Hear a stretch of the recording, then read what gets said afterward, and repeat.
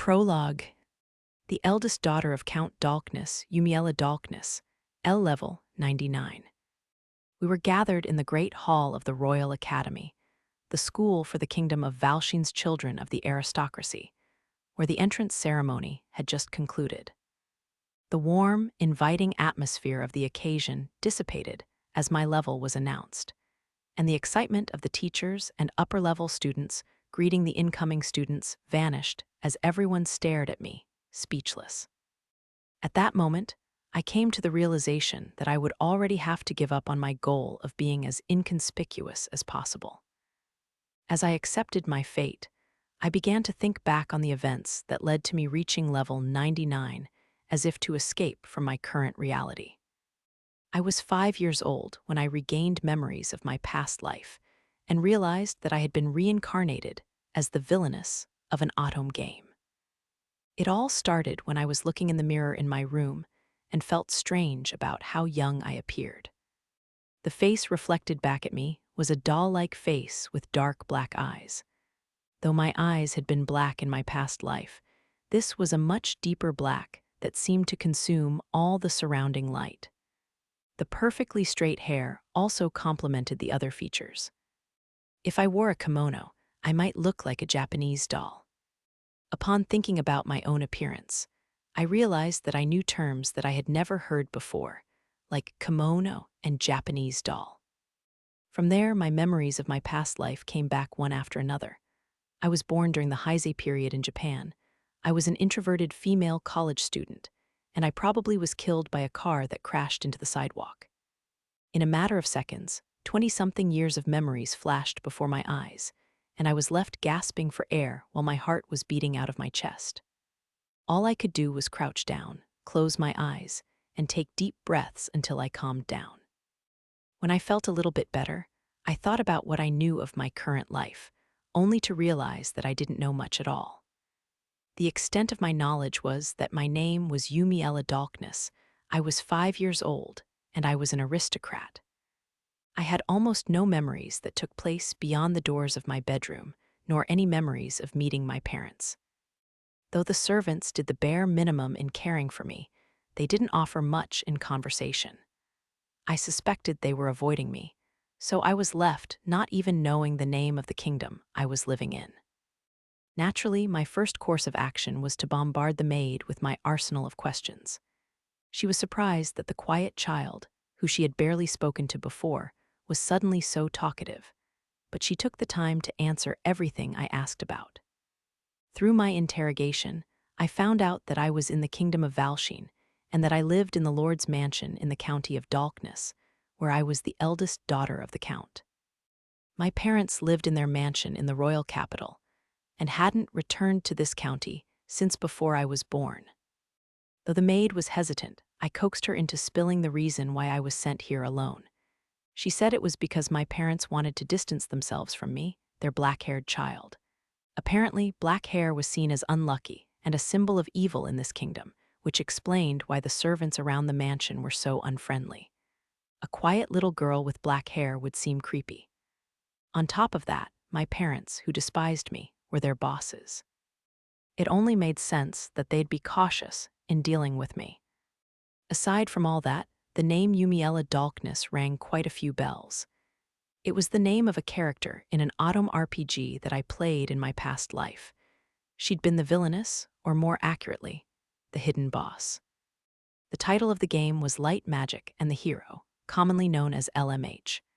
It was a world with swords and magic, and despite being a commoner, the main character could use light magic. Thus, she was allowed to attend the Royal Academy, where she worked together with her love interests to grow stronger and eventually defeat the Demon Lord.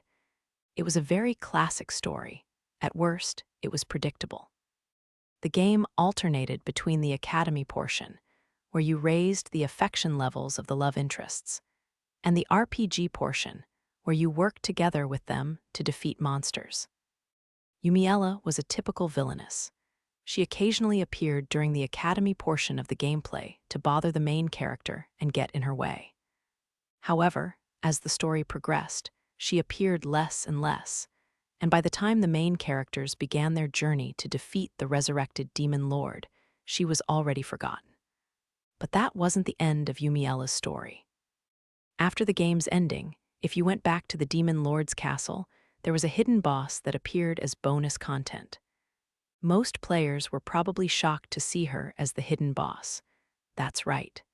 The hidden boss was Yumiella Dolkness, also known as me. Of course, as a hidden boss, she was much stronger than the final boss. As most players probably experienced when going up against her with a party that just barely defeated the final boss, you'd get your ass kicked and end up having to flee the scene. Wearing equipment with dark magic resistance, and then using light magic to weaken the damage you take from the dark magic may have worked on the Demon Lord, but Yumiella would just hit you with a physical attack and kill your whole party. If you took the opposite strategy of defending against physical attacks, you'd only be left vulnerable to her strong dark magic. The RPG portion of LMH was actually quite well balanced for an autumn game. All of the enemies had weaknesses to physical or magical attacks of various elements, and exploiting them was the key to beating the game. But Yumiella, there was no other strategy other than to level grind and beat her with brute force. She was the embodiment of unreasonableness. Players called her the balance breaker. According to a member of the production team, she was only added in because they felt that the villainess didn't have enough screen time. She was built to be strong enough that grinding to the maximum level was the minimum requirement to defeat her. In contrast, players only needed to be around level 70 to defeat the Demon Lord. The developers made Yumiella detest the heroine for getting closer to all the love interests so much that she awakened the ability to use dark magic. The reason wasn't that deep. They probably didn't put too much into it, since the hidden boss was just bonus content added after the fact. I was someone who loved level grinding in my past life, so of course, I'd beaten her once.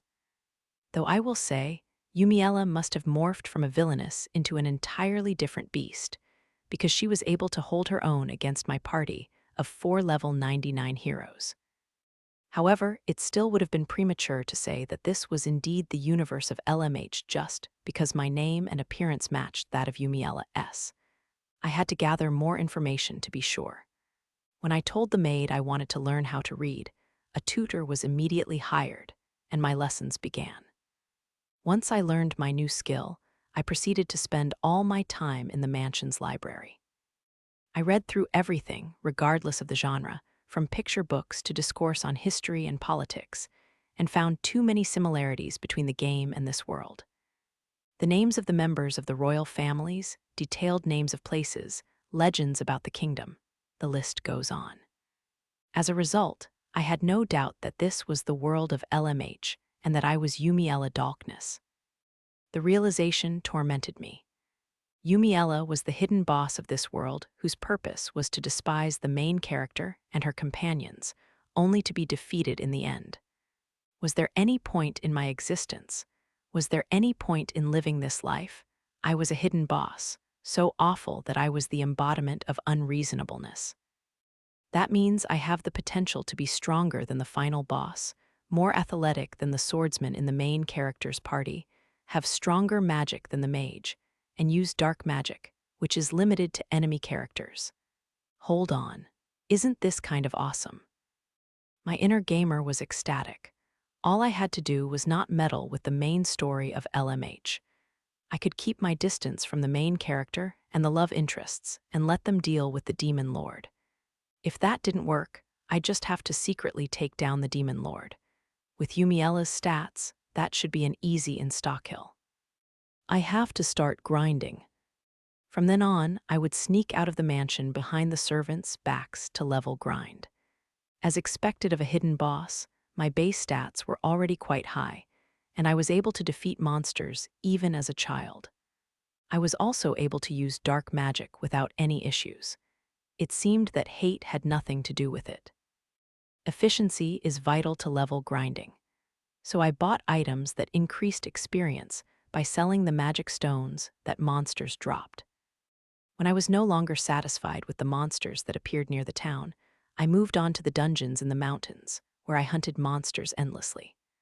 I spent roughly 10 years level grinding, and when I turned 15, I received a letter from my father. It was the first message I received from my parents in all my years of life, and the gist of it was, attend the Royal Academy. While you are at the Academy, become acquainted with as many high-ranking noblemen as possible. Your future partner will marry into our family and be my successor, so he doesn't need to be the eldest of his family. I was immediately taken to the royal capital by carriage and promptly thrown into the Academy dormitories. Really, guys, is this okay with you? Your own child doesn't even know what you look like. Every noble child attended the Royal Academy for 3 years, starting at age 15. The Academy was tied to the origins of this kingdom, as it was founded by the hero and saintess who defeated the demon lord.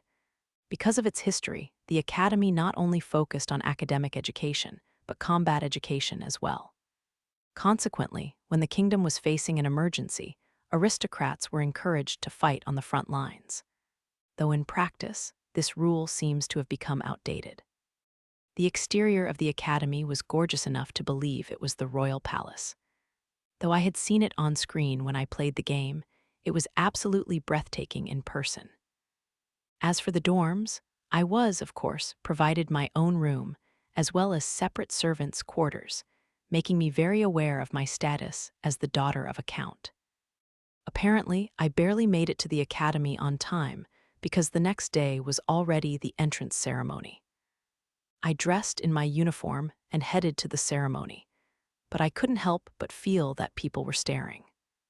I've learned enough etiquette to not be laughed at, so it shouldn't be that. Could it be my face? I know I'm not a doe-eyed child anymore, but I don't think I look particularly evil. After some time, I came to the realization that everyone was staring at my head. It was my black hair that was attracting all the attention. Some were very obvious about their disgust, not even trying to hide it, which made me a bit worried about my future at the Academy. The disdain for black hair in this kingdom seemed to run very deep. It may have been because some legends said the demon lord had black hair, and all the villains in the fairy tales of this kingdom were always dressed in black from head to toe. It was no wonder that everyone subconsciously equated the color black to evil. I was planning to hide my powers and act like an NPC, but I wasn't sure if I could after standing out that much on my first day. As long as I don't interact with the main character and the love interests, I should at least be able to avoid the hidden boss route. The entrance ceremony began and proceeded without any issues.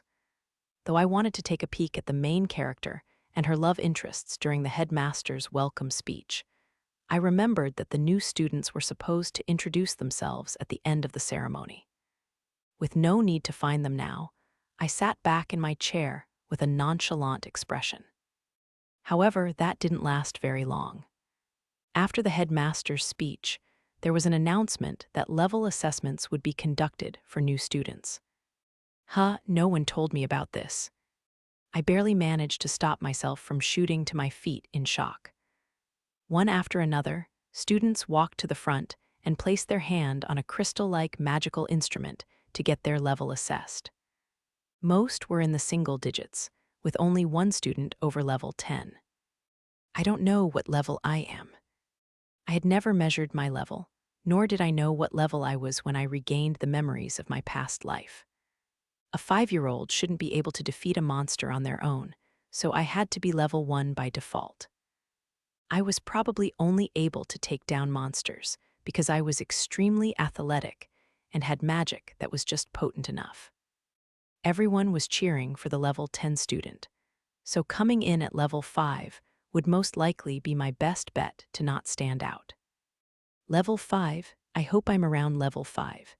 I would be so happy if I was around level 5. But I had been level grinding for the last 10 years.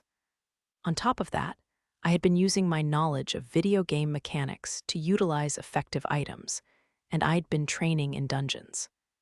Of course, there was no mercy for me, and eventually my turn came just like everyone else's. I walked up to the front, but froze in front of the magical instrument. The elderly headmaster spoke kindly and reassured me that there wasn't anything embarrassing about being level 1 as a new student, but that wasn't the problem. I prepared myself for the coming result and made a selfish wish. Please, O magical instrument, malfunction, and give me a one-digit level. Alas, my wish went unanswered, and we now return to the beginning. Chapter 1. The hidden boss enters the academy, the first to speak up, after silence had taken over the academy's great hall, was the headmaster. I'm sure it just malfunctioned.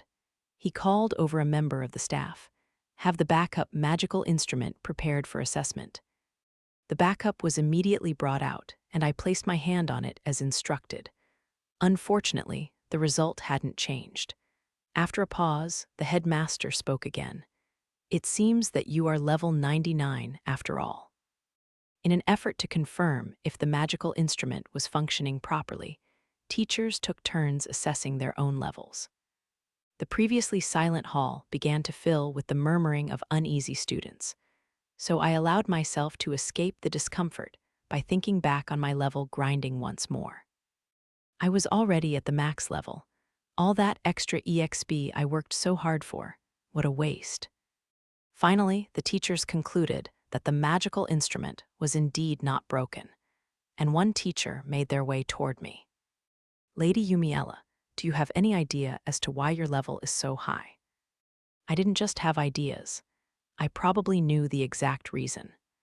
For a moment, I considered coming up with an excuse, but the thought of having everyone suspicious of me for 3 years made telling the truth sound like the better idea. I'd rather take action now than spend my days terrified of the truth coming out. Yes, I can think of a few reasons why this assessment is correct. The magical instrument itself is working properly. You must have done something to meddle with it, did you not? No, I did not. Level 99 should be my correct level, I said tentatively. You may not know this, but in order to increase your level, you must defeat monsters. We'll know if you're lying, so just tell us the truth. I was telling the truth, and yet I was under suspicion for falsifying my level. It's a hard world out here for honest people. All of a sudden, the headmaster spoke up in a powerful voice that reverberated throughout the entire hall. Everyone, please settle down. Whether or not she speaks the truth will become clear when classes begin. With the teachers not any closer to an explanation that would satisfy them and the students, unease increasing, he probably felt he had to say something. The headmaster turned to address me. Lady Yumiella, finish your introduction and return to your seat. I could see his glare in my peripheral vision. It seemed that even the headmaster was suspicious of me. Would they believe me if I blew up the school with magic? I gave up on trying to explain my situation with words and decided to keep my introduction short. I'm Yumiella Dolkness. It's a pleasure to meet you all. As I returned to my seat, I began to mentally prepare for the worst-case scenario. I'll just leave the kingdom on my own. I can probably strong-arm my way through the borderlands. The level assessment and introductions continued in the apprehensive atmosphere. If things had progressed according to the game's story, the main character should have stood out as the only commoner in the incoming class. However, her assessment and introduction took place with no particular attention drawn toward her, and the entrance ceremony came to an end. Sorry about that, Miss Heroine. It should be noted that, just like in the game, she was at level 1. After the entrance ceremony, a buffet party was held to welcome the new students. Since I didn't know anyone, and no one seemed to want to get to know me, I hung back in the corner of the venue. I should start thinking about my plans for my future here. If nothing else, I didn't want to get involved with any drama related to the revival of the Demon Lord. I would need to keep my distance from the main character and love interests to make sure that didn't happen. I'll just wait a bit longer, and then say I'm not feeling well and head back to my dorm. Just as I was finished coming up with my escape plan, I locked eyes with someone making their way toward me. Speak of the devil. The clearly angry male with fiery red hair making his way toward me was one of the love interests. His name was William Aries, the swordsman of the hero's party. He had an extra strong sense of justice and a short temper. In other words, he was a hothead. Without any sort of preamble, William loudly snapped, "You with the black hair. What kind of trick did you use? Aren't you ashamed of yourself, pulling a stunt like that?" Are you talking about the level assessment? What else would I be talking about? I don't know if you just wanted attention or something, but don't you have any pride as an aristocrat? William, who seemed to be a second away from taking a swing at me, was stopped by someone who came chasing after him. "Calm down, Will. I understand how you feel, but don't cause a scene at the party." It was Edwin Valsheen, the second prince of this kingdom and the main hero of the story, complete with his sparkly blonde hair. He was a magic swordsman, proficient in magic, and competent with a blade. Realizing that I was in the presence of the prince, I hastily curtsied. "It's a pleasure to meet you, Your Highness. I am Yumiella Dolkness." "The Dolkness family. So, a pseudo-centralist," Edwin whispered to himself. He looked up to address me. "Lady Yumiella, Will has worked harder than anyone on his swordsmanship from a young age, and he finally reached level 10 just before entering the academy. What you did made a mockery of his efforts. Why does everyone keep assuming I cheated? Maybe they'll start believing me if I go on a magic shooting spree. I'm sorry, but my level being 99 is the truth. As the headmaster said, I'm sure you will understand once classes begin." Prince Edwin was unable to hide his irritation as he spoke. "So you're going to feign ignorance until the end, are you? Are you saying that you're stronger than me? You're lucky I don't have a gauntlet to throw down," William lashed out. "Is he trying to challenge me to a duel?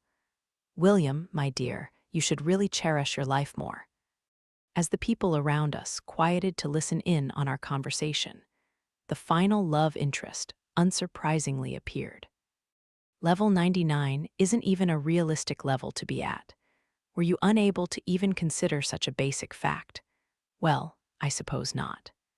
This fellow with the insulting attitude was Oswald Grimsard, a blue-haired mage with glasses. The three love interests were childhood friends, so close that they called each other by the nicknames of Ed, Will, and Oz, the golden, orthodox prince, the red, fiery swordsman, and the blue, cool mage. This world was full of attractive people, but these three were on another level. However, while they were all good-looking, interacting with them was quite troublesome. Welp, all the love interests are here now. Just my luck. This might have been exciting for a fan of the game, but I was only into the RPG portion. "Hey, why don't you say something?"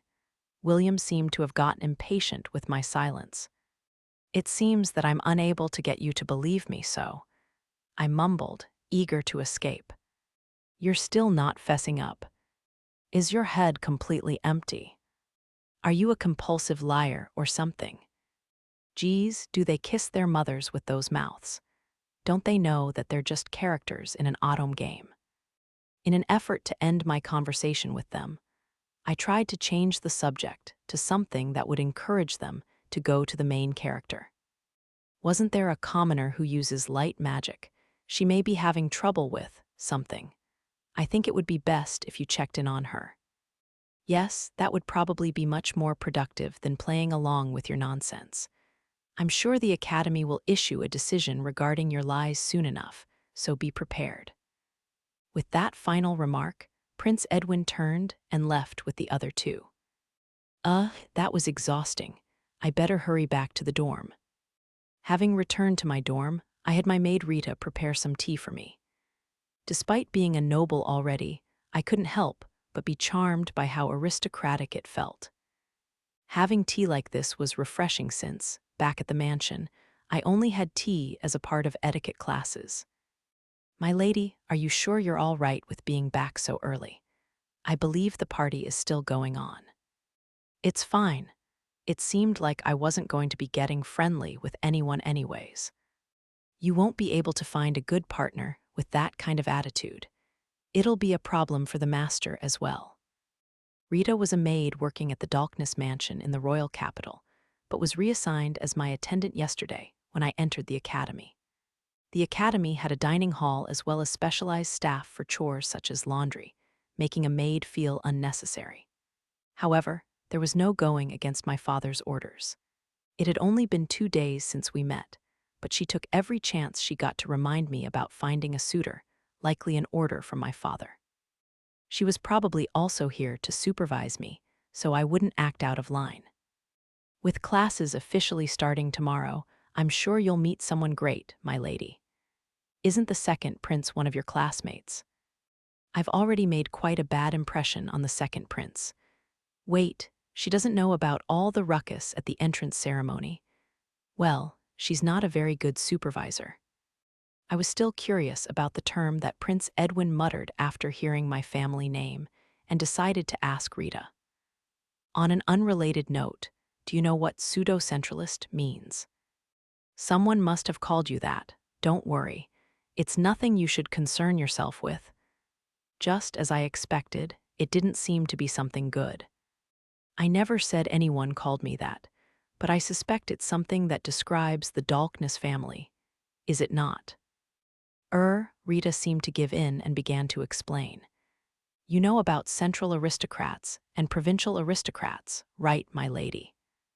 Yes, I believe the Dolknesses are provincial aristocrats, since we don't hold any official positions at the royal capital or anything like that. That's correct. With regards to that, pseudo-centralist is a derogatory name for provincial aristocrats who spend all their time in the royal capital without a central position. I see, so basically, it refers to good-for-nothing aristocrats who leave their domain to a deputy and spend their time partying without working in the royal capital. As an employee of said good-for-nothing aristocrat, Rita kept her mouth shut and scowled. As the daughter of said good-for-nothing aristocrat, I let out a heavy sigh. Classes officially began starting today. It seems the basic schedule was lectures during the day and practical lessons in the afternoon. I was, of course, a total loner in the classroom. No one wanted to get on the prince's bad side by interacting with me. As a result, everyone avoided eye contact. This could actually make things easier for me. Spending 3 years as decor doesn't sound too bad.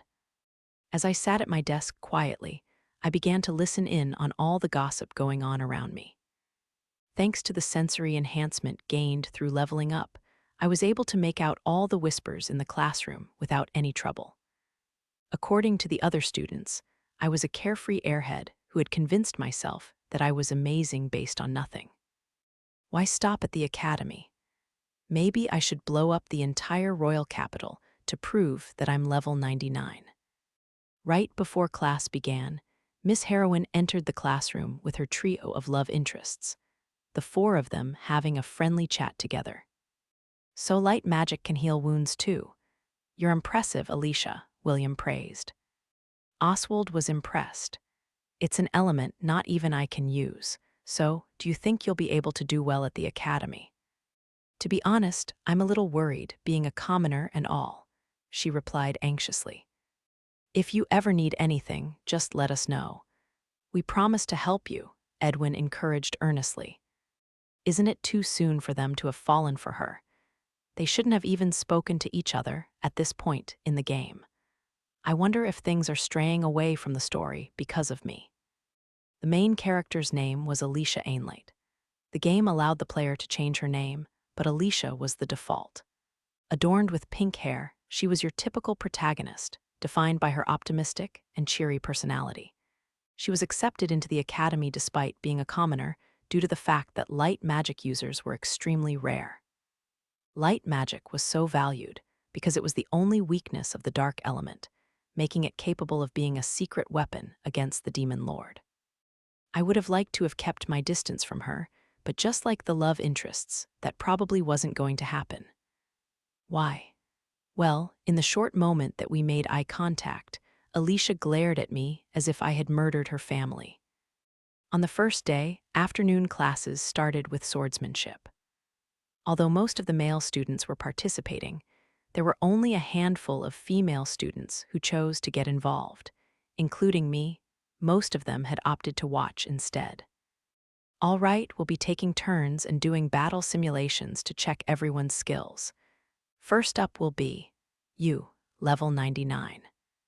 Jeering laughter erupted from the surrounding students.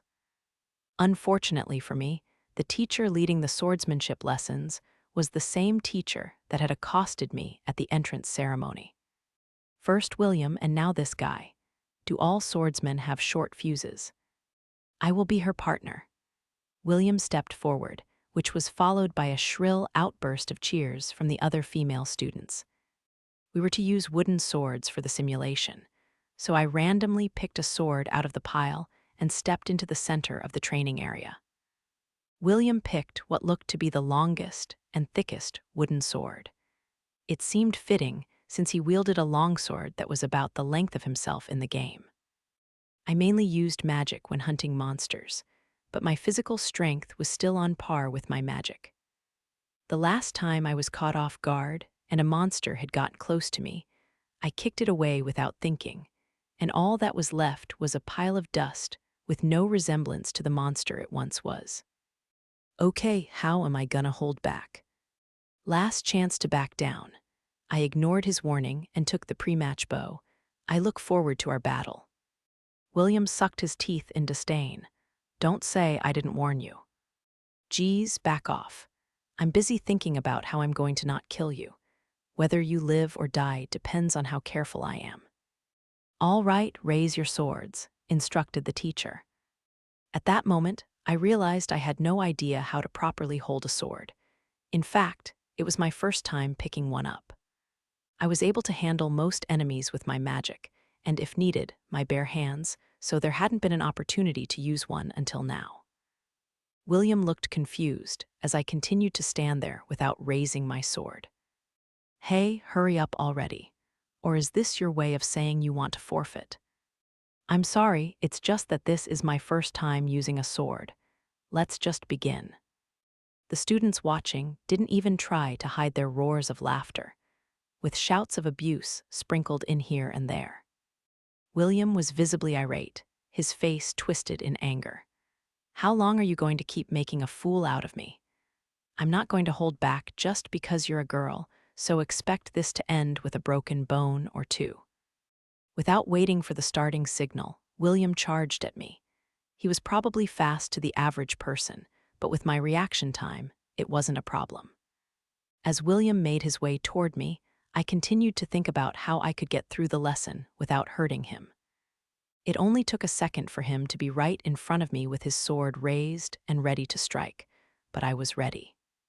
The moment before the wooden sword swung down, I swiftly ducked to the side and positioned my wooden sword by his feet.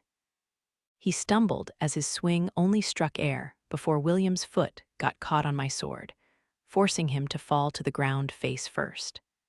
Sorry about that. I didn't expect you to tumble so magnificently. Everyone fell silent, confused at what had just happened. I turned to the teacher and spoke. Is that it, or should I continue? I vigorously spun the wooden sword in my hand while waiting for an answer, which created a gust of wind in the training area. The teacher finally came to his senses and declared, the winner is Yumiella Dolkness. William jumped back up from his fall and objected. No, not yet. I was just caught off guard. Pretending to be an amateur, you're a coward through and through.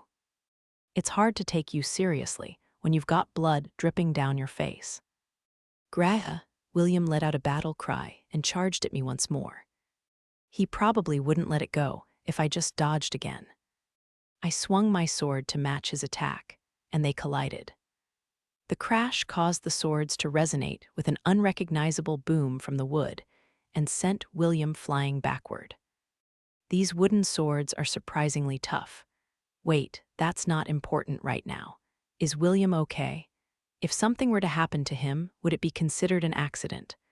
All right, if anything happens, I'll just hold the teacher responsible since they were the supervisor. As I contemplated my liability, the training area was filled with screams like he was dead. I hurried over to check on William, only to find him unconscious, probably from hitting his head. His breathing was stable, so I was most likely in the clear. At worst, he was maybe a little less intelligent. Oh, should I carry him to the nurse's office? I held William up by his collar, which caused the teacher to panic. No, no, that's fine. I'll take him, so just hand him over, all right. What is this, a hostage negotiation? Though I was a bit offended, I released William to the teacher. I'll be taking William to the nurse's office. Everyone, practice your swings on your own until I return. Do not, under any circumstances, have any matches. With that, the teacher ran out of the training area. Since I was new to swords and had no idea how to practice my swings, I decided to just copy the others. Upon looking around for someone to show me what to do, I realized that no one was moving. Everyone who made eye contact with me let out a small gasp, and the female students who came to watch were gone. There's no need to be that scared. I made sure I held back. The fact that William wasn't ground meat was proof of that. With nothing else I could do, I attempted to practice some sort of swing, making motions based on what I thought was close enough. The class passed by like that, and the teacher didn't return until the end of the lesson. The next class was magic. The magic training area was lined with scarecrows dressed in metal armor with roofing only over the targets, similar to an archery range. The teacher arrived right on time and took a look around at the students before saying, "Let's begin with everyone showing me their magic skills. All you must do is hit the target with at least one element." Similar to the swordsmanship class, we were to take turns performing magic in order to assess each student's skill level. There were 4 main elements: fire, wind, water, and earth. There were very few people who could use light or dark magic. One by one, students stepped forward to perform their magic, but surprisingly, there were only a few students who passed. For most, their magic went flying in unintended directions or didn't reach the target. Even those who were able to hit the target could only manage to do so with up to 2 elements. The targets don't seem like they're taking damage at all. I wonder if their magic just isn't potent enough. Alicia missed the target on her turn, but people exclaimed in awe because she used very rare light magic. Oswald was able to use all 4 of the main elements to hit the target each time. Though his magic looked more potent than the others, the target still wouldn't budge. That target must be really sturdy. Wonderful, I expected nothing less of you, Oswald. It's no wonder you're hailed as a magical genius, the teacher enthused. It's only natural to be able to do this much. Oswald then turned to me. It seems that she's the only one who hasn't shown her magic yet. I wonder what kind of amazing magic she'll perform for us. He pushed up his glasses, looking at me mockingly. Oh, right, he didn't participate in the swordsmanship lesson. I guess he doesn't know that I sent William flying. As I stepped forward, the students who had participated in the swordsmanship class stepped back in anticipation of something happening. There's no need to be so cautious. The truth was, I couldn't properly use any of the 4 main elements. At most, I could produce a flame as strong as a lighter or create a gentle breeze.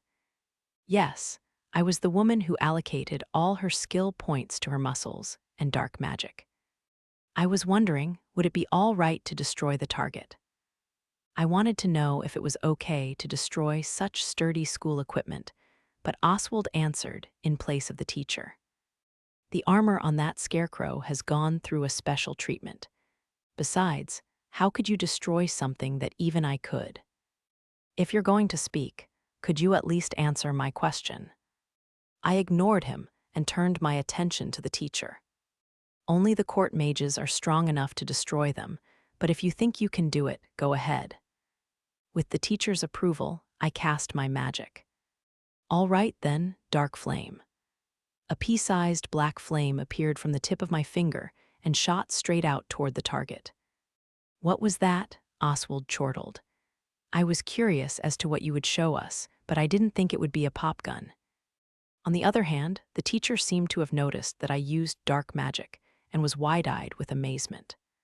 The pea-sized flame finally landed and immediately upon contact set the entire target ablaze. Now engulfed in flames, the armor began to melt into a viscous mess. Dark flame was a spell that I used often. Though it produced no heat, just like its name suggested, it was magic that looked like fire, even though the way it melted stone and metal looked more like acid than a fire. Using it on a monster led to quite a grotesque result. The scarecrow, once protected by the armor, had completely dissolved, and the black flame dissipated. The training area fell silent for a few moments, but then someone spoke up. "Is that dark magic?" they muttered. "Yes, it is," I replied without hesitation. "It seems to be the only element I'm any good at." "Be brilliant work, Lady Yumiella." "Oh, there have even been some court mages who were dark magic users, so try not to be biased toward it," the teacher explained with a slight stutter. I hadn't realized that dark magic had such a negative connotation. Come to think of it, most villains in picture books had black hair and were dark magic users. Am I a villain? Oh, right, I'm the villainous and hidden boss, duh.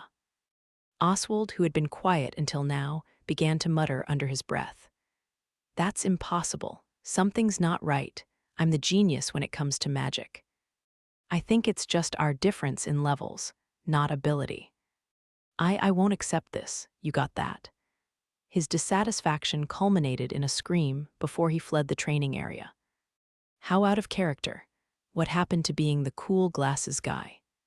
As I stood there, put off by Oswald's behavior, Prince Edwin appeared with the headmaster, just barely missing his friend. "Yumiella Dolkness, the paperwork for your expulsion has been completed. You aren't fit for the Royal Academy." Prince Edwin had apparently been making preparations for my expulsion. So that's why I hadn't seen him since this morning. What a busy day you've had, Your Highness."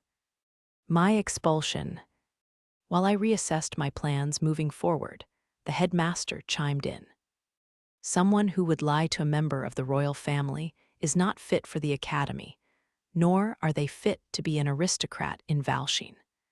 If you are expelled, it will be quite difficult to remain at your current standing." Maybe a vacation would do you some good. Perhaps foreigners would treat you better, Prince Edwin chimed in. Is he implying that I should be exiled to a different kingdom? Just then, the magic teacher spoke up in a panic. "Why, Your Highness, Headmaster, please hear me out. She's able to use the very rare dark magic and was able to destroy a target that even a court mage would struggle with. She may be telling the truth about being level 99.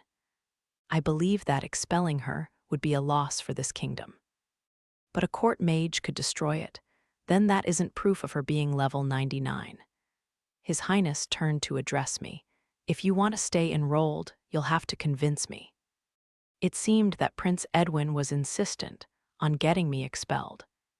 Wouldn't it be a problem if a member of the royal family were to hand someone as strong as a court mage over to another kingdom, Your Highness? I wonder which would be better, going into exile and being harbored by another kingdom, or hiding my identity and living as a commoner. While I weighed the pros and cons of each, the magic teacher begged me to prove my innocence. "Lady Yumiella, that magic that you performed earlier wasn't your full strength, was it? Please, show us what you can do at full power." He seemed to be ready to prostrate himself if necessary. Perhaps it was his loyalty to his kingdom that drove him to such desperation, but I couldn't turn down someone pleading so earnestly. "Very well, I will launch a spell into the sky." I turned to face the prince. "Your Highness, would it be all right if I used my magic?" "Do as you wish, it doesn't matter to me." "Are you really sure about that?" "Stop talking and get on with it. The thing is, if something were to happen, I would need someone to take responsibility. I don't want to be liable, you know. Why would something happen when you're aiming for the sky? Fine, I'll take responsibility." "All right, gonna hold you to that, Your Highness." Pushing responsibility onto the prince is my best option, considering what's about to happen. "In that case, let us move to an area with no roof." I left the training area, and the prince, the headmaster, and the magic teacher followed suit, with the other students anxiously trailing along. Though I said I would showcase my full power, I wasn't planning on actually going all out. I had refrained from using my full magical power since an incident in the past where I left a forest with a crater. As I had most definitely grown since then, my current full strength was beyond even my own imagination. Regardless, I decided to use the strongest dark magic spell, a spell that could only be used by the demon lord and myself in the game. Black Hole. In the blink of an eye, the Royal Academy was enveloped in darkness. If someone were looking in from far away, it would have looked like a black orb appeared above the academy. It was large enough to be spotted from anywhere in the royal capital. All the sunlight was completely obstructed at the academy, making all the surroundings as dark as night. However, it only lasted for a moment before the black orb shrank before everyone's eyes. Once it had disappeared, it was quickly followed by a strong gust of wind blowing up toward the air. Black Hole was a spell that unconditionally obliterated any matter within its range. In other words, the air above the academy had been eradicated in an instant. This caused the atmosphere in the area to become a vacuum and pull in all the surrounding air. Once the violent winds had subsided, I did my best to put on a kind face and addressed the prince. "How was that, Your Highness? Was it enough to prove that I am level 99? Eek was all he managed. Though he was scared stiff, Prince Edwin was desperately trying to run away from me. Goodness, there's no need to be so scared. The day after I made a black hole appear above the academy, I was called to the royal palace to have an audience with His Majesty, the King. Although the orb floating in the air yesterday had quickly disappeared, many people had witnessed it, causing a bit of a stir in the royal capital. Knights were dispatched to the academy to investigate the situation. Naturally, I was questioned, but of course, I made sure to emphasize that Prince Edwin was responsible for the entire situation. Along with the prince and the headmaster, other academy teachers and students who watched it happen were questioned as well. When I was called to the royal palace, I learned that the academy uniform was on the same level as a military uniform, and I was able to appear as is for my audience with the king. Not only is it comfortable, but I can wear it almost anywhere. This is great. From now on, I'm always gonna be in uniform. The heavy doors to the audience chamber opened, and the knight who had guided me here prompted me to enter. The room was adorned with lavish furnishings and a red carpet, with a handsome, mature-looking man seated in the back. It was the king himself, and the queen was seated next to him. They were surrounded by people who looked to be prominent figures in this kingdom. I was knowledgeable about the principal aristocrats, but I couldn't put any names to the faces in front of me. Upon seeing me, they began to whisper among themselves. "My hair again, this is getting old." However, the king and queen's expressions were free of that sort of disgust. Perhaps they were just good at hiding how they felt, but for now, it was reassuring. I stepped forward to the center of the audience chamber and bowed to the king and queen. "Yumiella Dolkness, raise your head," His Majesty called out. He refrained from continuing until I lifted my head up. "I am aware of what happened at the academy. It seems that my son and the teachers at the academy behaved rudely. You have my apologies, Lady Yumiella." Though it was just a small bow from the king, the audience hall echoed with gasps of shock, and I was just as surprised to be receiving an apology from the king himself. "It's all right. There's no need for you to apologize, Your Majesty. I was the one who caused trouble for everyone by conducting myself abnormally, and for that, I sincerely apologize." The king responded to my panicked apology in a kind voice. "Lady Yumiella, please raise your head. There were a variety of methods that could have been used to confirm your level, such as a physical assessment or a simple display of magic. I find it unreasonable that they made accusations based on their one-sided assumptions. However, it is also true that many would find it hard to believe that a petite young lady such as yourself was level 99. Some of my vassals are suspicious of your level as well, which is why I would like for Adolf to decide the truth. A decision from him should satisfy everyone." As His Majesty spoke, a strapping man who appeared to be around the same age as the king stepped forward. "So you're Adolf, commander of the Knights' Order." He was considered to be the strongest knight in the entire kingdom. If I remembered correctly, he was around level 60. To put that into perspective, the recommended level to take on the Demon Lord was around 60 to 70. He was definitely strong. In honor of your attainment of the highest level of human achievement, I will deliver a strike with my full strength. Adolf stood before me and unsheathed his sword, immediately swinging it sideways toward my throat. We're starting already. I wasn't sure if it was appropriate for me to counterattack, but it felt wrong to use magic without permission in front of the king. The king didn't say I should fight, but he also didn't tell me to block the attack. I guess I should just dodge it. All of my thoughts took place within a split second, allowing me to evade the attack with a curtsy. The sword had barely missed the top of my head. I raised my head to prepare for the next attack, but Commander Adolf had already sheathed his blade, looking slightly disappointed. Not even members of the Knight's Order can handle that strike, he confessed. On top of that, it appears you even had time to think about how you would dodge the attack. There is no doubt that you are level 99. It was only after Commander Adolf finished speaking that the others realized he had even swung his sword, once again filling the chamber with whispers. "I'm sorry about that, Lady Yumiella," Adolf apologized. He spoke quietly, so only I could hear. "As a knight, I'm ashamed to have surprised you with an attack like that, but I can't go against His Majesty's orders." So the king had instructed him to do that in advance. "I apologize for testing you so suddenly, Lady Yumiella. I'm glad that you weren't harmed." Once Commander Adolf had returned to his position next to the king, His Majesty asked, "Would you please show us some magic as well? You are free to use any small-scale magic right here." "Yes, I'll go right ahead then." I decided to cast Shadow Lance in an effort to use a spell that presented the least amount of danger for everyone in the room. Slowly, several black lances rose from my shadow, causing a commotion. "Dark magic, how interesting. Court Archmage, is there anything dangerous about the element of darkness?" An elderly man dressed in robes spoke up to answer the king's question. "Darkness is merely an element, just as the four main elements and the light element are. It is weak to light but strong against water, earth, wind, and fire, making it a very powerful element. It is up to the user to decide how to use it. Dark magic is used by high-ranking monsters. Are you sure it's not something evil? There are also monsters that wield the four main elements. Though I cannot confirm if it is true, there are written records of monsters using the light element as well.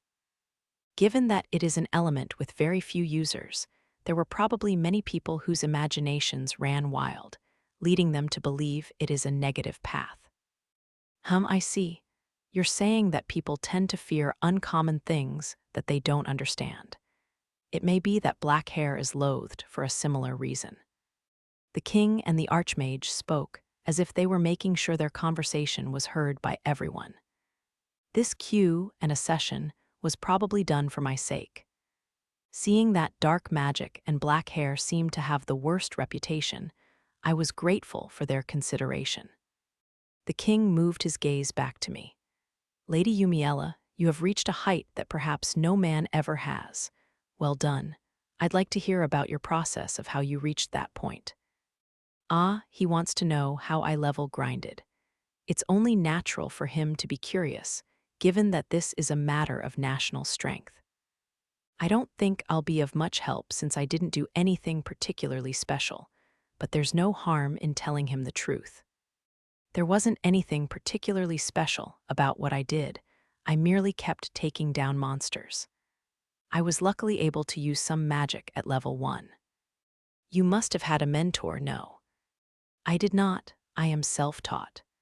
I started with the monsters in the forest in our county, and once I got comfortable, I continued my training in a dungeon." I was unaware that there was a dungeon in the county of Dolkness, His Majesty mused. "Yes, we have a dungeon nearby. It's not very popular because it's disadvantageous for the four main elements due to the considerable number of dark-type monsters that appear. Come to think of it, I've never seen anyone else in that dungeon. In the game, it's actually a bonus stage for the light-type main character. So you had no mentor. Does that mean you had no battle training? That is correct. I thought I could get stronger by focusing on defeating monsters and increasing my level. Oh, I see. The king seemed disturbed by my response. Apparently, the standard procedure in this kingdom was to have plenty of training before taking on a monster. Did no one in your household try to stop you from doing something so dangerous? This is a bit embarrassing to admit, but the truth is, I was sneaking out to train. No one noticed as long as I was home on the days that the tutors came by. Your parents didn't. Oh, I'm sorry, you can disregard that. The king must have remembered that my parents never left the royal capital, as his expression had turned to one of pity. Don't feel bad, Your Majesty. It was honestly a pretty fun and fulfilling childhood. I should probably change the subject, though. I don't think there was anything else I did. Oh, wait. Yes, I had an amulet of growth with me. You didn't carry an amulet of protection. Amulets were a type of equipable item with various effects. The amulet of growth was an item that doubled your experience points. In the game, it was only available for purchase after defeating the demon lord, but in this world, it was just another item at the shops. The amulet of protection could block one fatal strike. It wasn't used much in the game, but it was probably very useful as a real-world item. Its price in the shops reflected that as well, as it was the only expensive item by a large margin. The only drawback was that amulets seemed to cancel each other out, because carrying more than one negated their effects. I also used a monster summoning flute. I would play it as loud as I could in the forest and dungeon. The monster summoning flute was an item that would force an encounter with monsters. It was an extremely helpful item since I couldn't just spawn enemies by walking around like in the game. Adolf, would you be able to do the same? I could not part with my amulet of protection, nor could I do something as frightening as playing a monster summoning flute while alone, he answered seriously. The king and Commander Adolf stared at me as if I were deranged. All I did was try to level grind efficiently. This feels like an overreaction. I did have some near-death experiences, though. The king cleared his throat and spoke in a rigid manner. Yumiella Dolkness, I hope you will employ your strength as this kingdom's sword. Yes, Your Majesty, I said, nodding. As one of your vassals, I intend to be the kingdom of Valshin's shield, I continued, having swapped the phrase kingdom sword for kingdom shield nonchalantly. Very well, you shall utilize your strength in the event of a national emergency. I was relieved to see that my intentions were understood and agreed to by the king. However, my relief was short-lived, as my audience with the king didn't seem to be over. His Majesty seemed to be sizing me up, his gaze still piercing. Well then, I would like to reward you for your unprecedented achievements. Feel free to speak honestly about your desires. We can arrange for you to have a title, a domain, or even a national treasure. Welcoming you into the royal family wouldn't be out of the question either. The audience chamber buzzed with shock at the king's generous words. Ah, this must be a test. The king wants to know whether I'm seeking wealth, honor, or even the prince's hand in marriage. Unfortunately, Your Highness, I don't want any of those things. I am very fortunate and grateful for this unexpected gift. As for my desires, I wish to lead a peaceful life. If there is peace in the kingdom and my surroundings, and enough food, clothing, and shelter for all, there would be nothing else I could want for. I see, then I shall vow to strive for your peace. I must say, you are quite non-acquisitive. If you ever desire anything else, let me know, and I shall arrange what I can. The king spoke as if he was satisfied with my answer, but there was also a hint of displeasure. I figured he was bothered by the fact that he couldn't prepare chains to shackle me to this kingdom. You're right to be worried. If I ever get sick of this place, I'm out of here. Thus ended my time with His Majesty, and I exited the audience chamber. Glad that's over. It was quite nerve-wracking. I was glad to find that the king was someone who could be reasoned with. I had even anticipated being unfairly assigned to the military and forced to participate in war. If it had come to that, I would have done everything I could to escape. I followed the knight who had guided me here, excited to finally return to my dorm. Wait, this isn't the way we came. The knight continued to guide me farther into the depths of the palace. We seem to be going in a different direction than the exit. Yes, you have been invited to have tea with Her Majesty, Lady Yumiella. Darn, looks like my time at the palace isn't over yet. I was brought to the royal family's personal quarters deep in the palace, and taken into a room where the queen most likely awaited me. The room had a relaxed feeling to its design, and inside awaited the queen and a maid, with tea already prepared. Thank you for coming, Lady Yumiella. I would have loved for His Majesty to join us, but he is a very busy man. The queen had a calm and mature-like quality to her, yet she maintained an air of youthfulness. My name is Yumiella Dolkness. Thank you very much for inviting me, Your Majesty. This is unofficial business. There's no need to be so polite, the queen said with a soft smile before glancing over at the maid. The maid finished making my tea and left the room. I want you to know that our conversation here won't leave this room, especially since I have some sensitive matters to discuss. What? This is starting to smell like trouble. I just want to go home already. Heh, there's no need to be so guarded, sweetie. The king and I both are actually quite fond of you. Your answers during your audience were brilliant. It's a relief to know that someone like you was the one to obtain such a strong power. Thank you. I was surprised at the unexpected glowing review. Lady Yumiella, you consider having power to be a hassle, don't you? Furthermore, you seem to be sharp-witted. If you had been either an ambitious or empty-headed person. The thought gives me chills. Why do you trust me so much? Well, there are many aristocrats who pretend to be non-acquisitive to get close to the royal family. Eventually, I started to be able to tell the difference. You don't want to get involved with the royal family, do you? Unfortunately, the only people I can trust are those who feel that way. There was no way I was going to admit to her face that I didn't want to get involved with the royal family, so I stayed silent. Let's move on to the main topic, the queen continued. Keep in mind, this is information that only the royal family and very few aristocrats are privy to. In 2 years, the demon lord will be resurrected. I was shocked to hear the queen state it so plainly.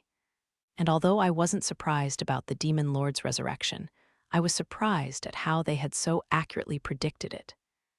In the game, without any warning, the demon lord resurrected as soon as the main character began her 3rd year, which would be 2 years from now. The royal family must have information on the demon lord that wasn't revealed in the game.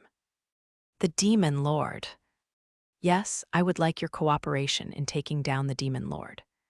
The military will have their hands full with holding off the army of monsters, so we need a team of a select few to defeat the demon lord. Understood. I will, of course, help the kingdom during this crisis. I had already been planning to take down the demon lord myself, if necessary, so I accepted immediately. Thank you, Yumiella. There's just one thing. I feel terrible saying this when you would be risking your life, but it wouldn't be good for the kingdom if you were to take down the demon lord. It would be inconvenient for the kingdom if I defeated the demon lord. I pondered what the queen meant by her statement, and only one answer came to mind. Is that because it would bring to question the king's legitimacy? The kingdom of Valsheen was founded by the hero and saintess who sealed the demon lord, and the royal family were their descendants. This fact was the reason the king ruled this kingdom. If someone unrelated to the royal family were to defeat the demon lord, this reasoning would falter. I'm impressed, that is correct, she said, eyebrows raised. I'm sorry, Your Majesty, I cheated a little. I only knew that because the prince participated in taking down the demon lord in the game. Being the descendant of the hero is merely the official reason, but having a justification itself is important to a king, the queen continued. We plan to send Edwin to defeat the demon lord. It would be wonderful if you could join the battle as a saintess. If I were to be worshipped as a saintess who helped defeat the demon lord, I would have to marry Prince Edwin. No, thank you. Marrying into the royal family sounds exhausting. There is a new student in my same incoming class who uses light magic. I believe she is much more suited to be the saintess rather than a dark magic user like myself. She already seems to be getting along with Prince Edwin at the academy. Miss Heroine, I sacrifice thee. How unfortunate, though I did expect you to turn me down. It's all right that you don't want to. You can be honest with me. Oh, and if you don't like Edwin, would you consider marrying Morris? The queen asked, referring to the first prince. No, I declined without hesitation. I mean, she was the one who said to be honest. Ha ha ha, there's no need to be so opposed. I won't force you. The last thing we want is to drive you out of the kingdom. However, I do wonder how my sons would react to hearing how clearly opposed you were to the idea of marrying them, the queen laughed. The fact that I so flatly rejected the princes must have amused her. Once her laughter had calmed down, Her Majesty regained her composure and began to speak on a new topic. We can discuss the Demon King in more detail at a later date. The more immediate problem you will face will be the aristocrats trying to persuade you to join their political factions. Unfortunately, the news about you being level 99 has already spread. I believe their maneuvers to draw you in will begin tomorrow. Wouldn't joining Your Majesty's faction solve the problem? The king and I are members of the dominant faction, who are also known as moderates or royalists. The problem is that the faction isn't a monolith, so members of the dominant faction would fight over you. Though, we aren't also known as moderates for nothing. There wouldn't be as many issues, and you would probably be able to handle it yourself. The Queen's lecture on the political factions of aristocrats, a topic I lacked knowledge about, continued. You must look out for the radicals led by the Duke of Hillrose. They have proposed wars of aggression on other kingdoms. Try to keep your distance from them. You should also be wary of being contacted by agents from other countries. If you are ever given an enticing offer, let me or the king know. I promise you we will arrange something beyond their offers. The thorough and complete support from this kingdom made me fully aware of how I had become a living strategic weapon. I then realized that I had no idea what faction the Dolkness family was a part of, so I decided to ask the Queen. Her Majesty looked hesitant but answered, the Dolkness family, or should I say, aristocrats that are called pseudo-centralists, are radicals. The Duke wishes to grow the radical faction as much as he can, and they want to be a part of the centralists' factions. It is a result of their agendas aligning. To think that we were radicals. My family is probably wrapped around the Duke of Hillrose's thumb.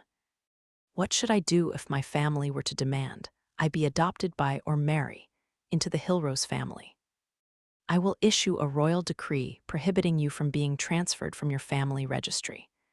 Without the ability to be added to another family's registry, it will be impossible for you to be adopted or married against your will. However, there will be people who oppose this, so I'm afraid I can only keep the decree active until you graduate. Thank you, Your Majesty. That is plenty sufficient. I'll have to do something about my relationship with my family before I graduate. Yumiella, I was wondering, what do you think of your parents? The Queen asked as if reading my thoughts. I have never met them, so I couldn't say. It seems that they aren't very good people, so if possible, I would like to cut ties with them. The Queen must not have expected me to say I'd never met my parents. She gasped, her face now filled with sadness. I see, if you would like, you could become my... She cut herself off. No, you would probably refuse. In any case, you can think of me as your own mother. If you are ever in need of some attention, please feel free to stop by. The offer was sweet, but as someone whose mental age was over 30, it was a bit of an awkward situation to be in. Thank you, I appreciate the offer, but your kind words are more than enough. Afterward, we discussed my life in Dolkness County. As the story of my life progressed, the Queen's expression became increasingly sorrowful. By the time we reached the dungeon arc of my fun level grinding times, tears were streaming down her face. We will be sending one of the king's men to the academy. If you are ever in trouble, please let him know. For some reason, the Queen seemed to feel the need to protect me. As mothers often did for their visiting children, I was sent home with an abundance of treats. Interlude 1. The king, a black orb, suddenly appeared in the sky above the Royal Academy, then instantly disappeared into thin air. The king of Valsheen was unsure if it had been an attack from an opposing nation, a new kind of monster, or if the demon lord had been resurrected 2 years earlier than they had anticipated, so he immediately ordered the Knight's Order to investigate the situation. The truth came to light in no time at all.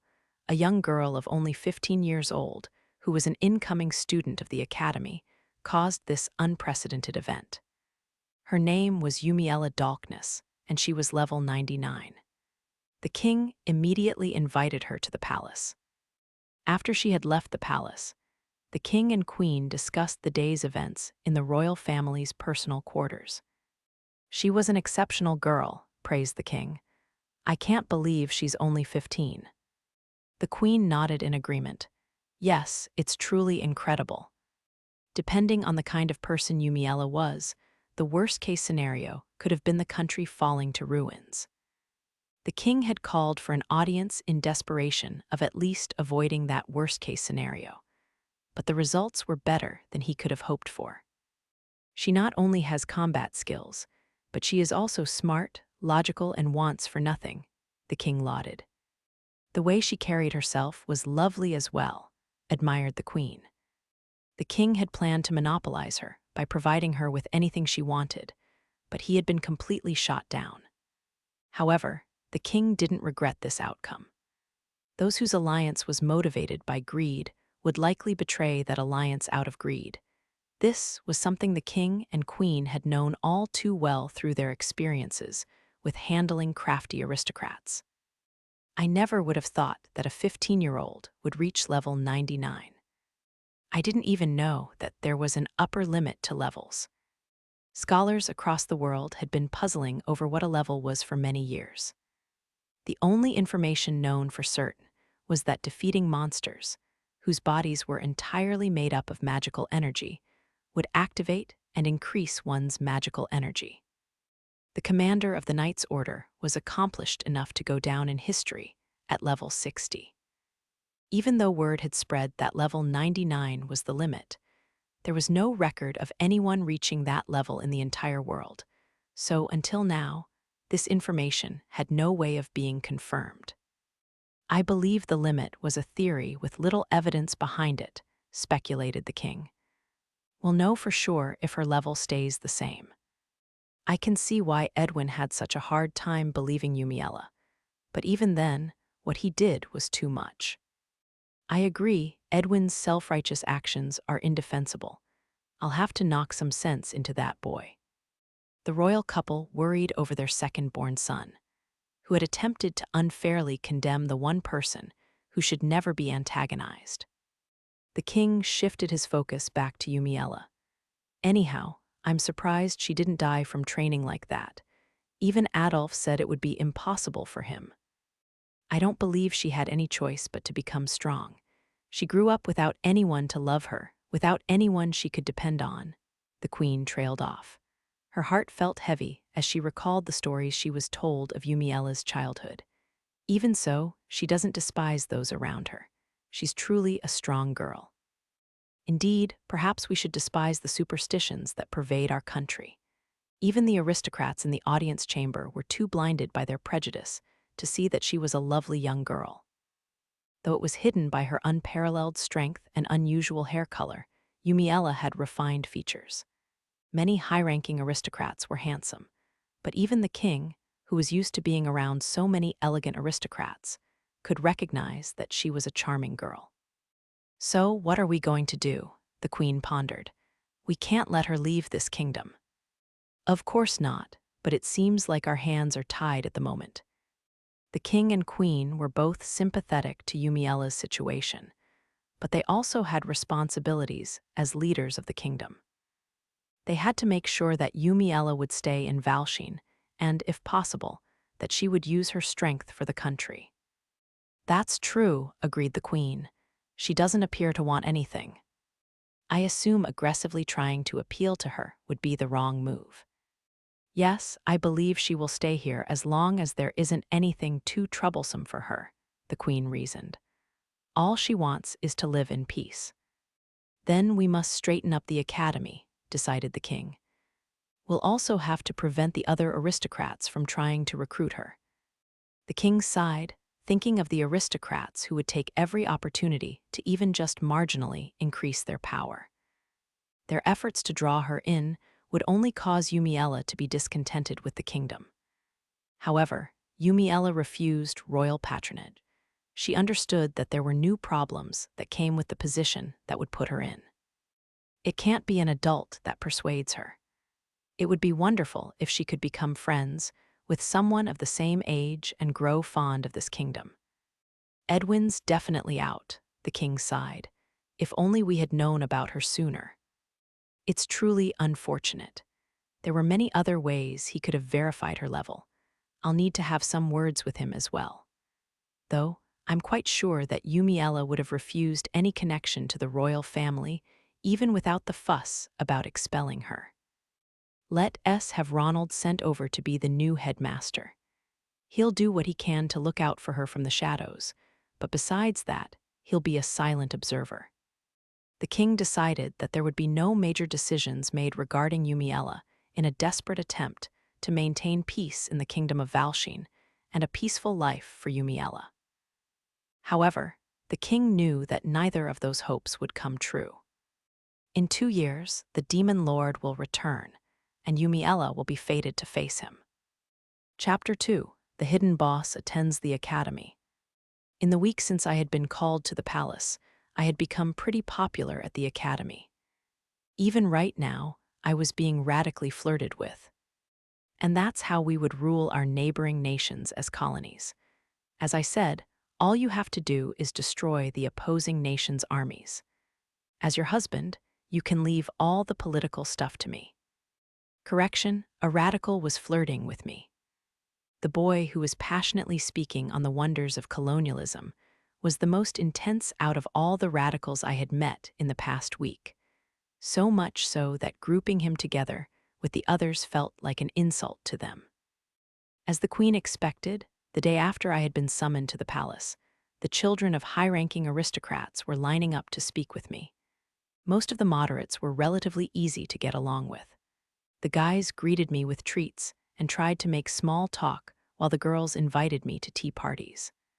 I assumed their goals were to maintain some level of contact, but they never openly discussed any political topics. Once I began interacting with the upper-level students, my fellow first-years, who had been avoiding me since the incidents of the previous days, slowly began to talk to me. Up until that point, they had apparently thought I was a dangerous person who couldn't be reasoned with. On the other hand, the radicals began aggressively attempting to recruit me. One person tried to gift me expensive gemstones, while another asked for my hand in marriage. Naturally, I politely declined both offers. Through Rita came a message from my parents regarding an arranged marriage. The royal decree had only prohibited marriage, not engagement. Of course, my parents included that hair-splitting point in their message as well. I naturally ignored it but felt sorry for Rita, who was caught in the middle. While speaking with some of the radicals, I came to the understanding that their faction was just made up of a group of people who were unhappy with the way things currently were. It felt like they mostly wanted me to make their house stronger, rather than to win wars. They were probably only advocating for war in the first place, so they could get credit for some accomplishment or obtain a new domain.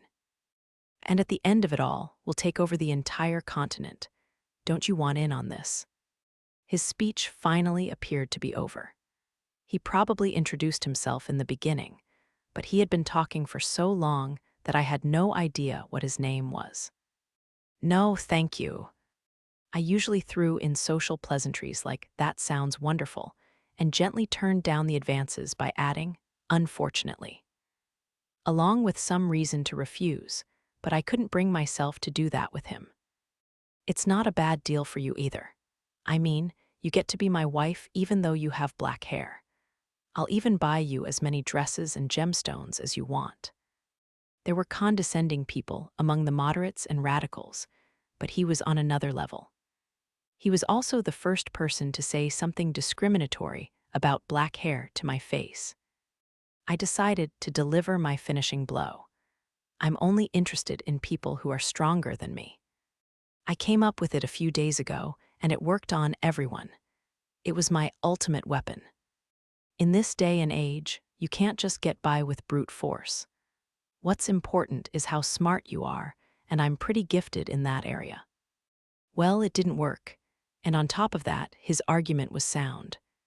It's kind of pissing me off that he's right. Why is the guy trying to use me as a human weapon saying something logical? I see.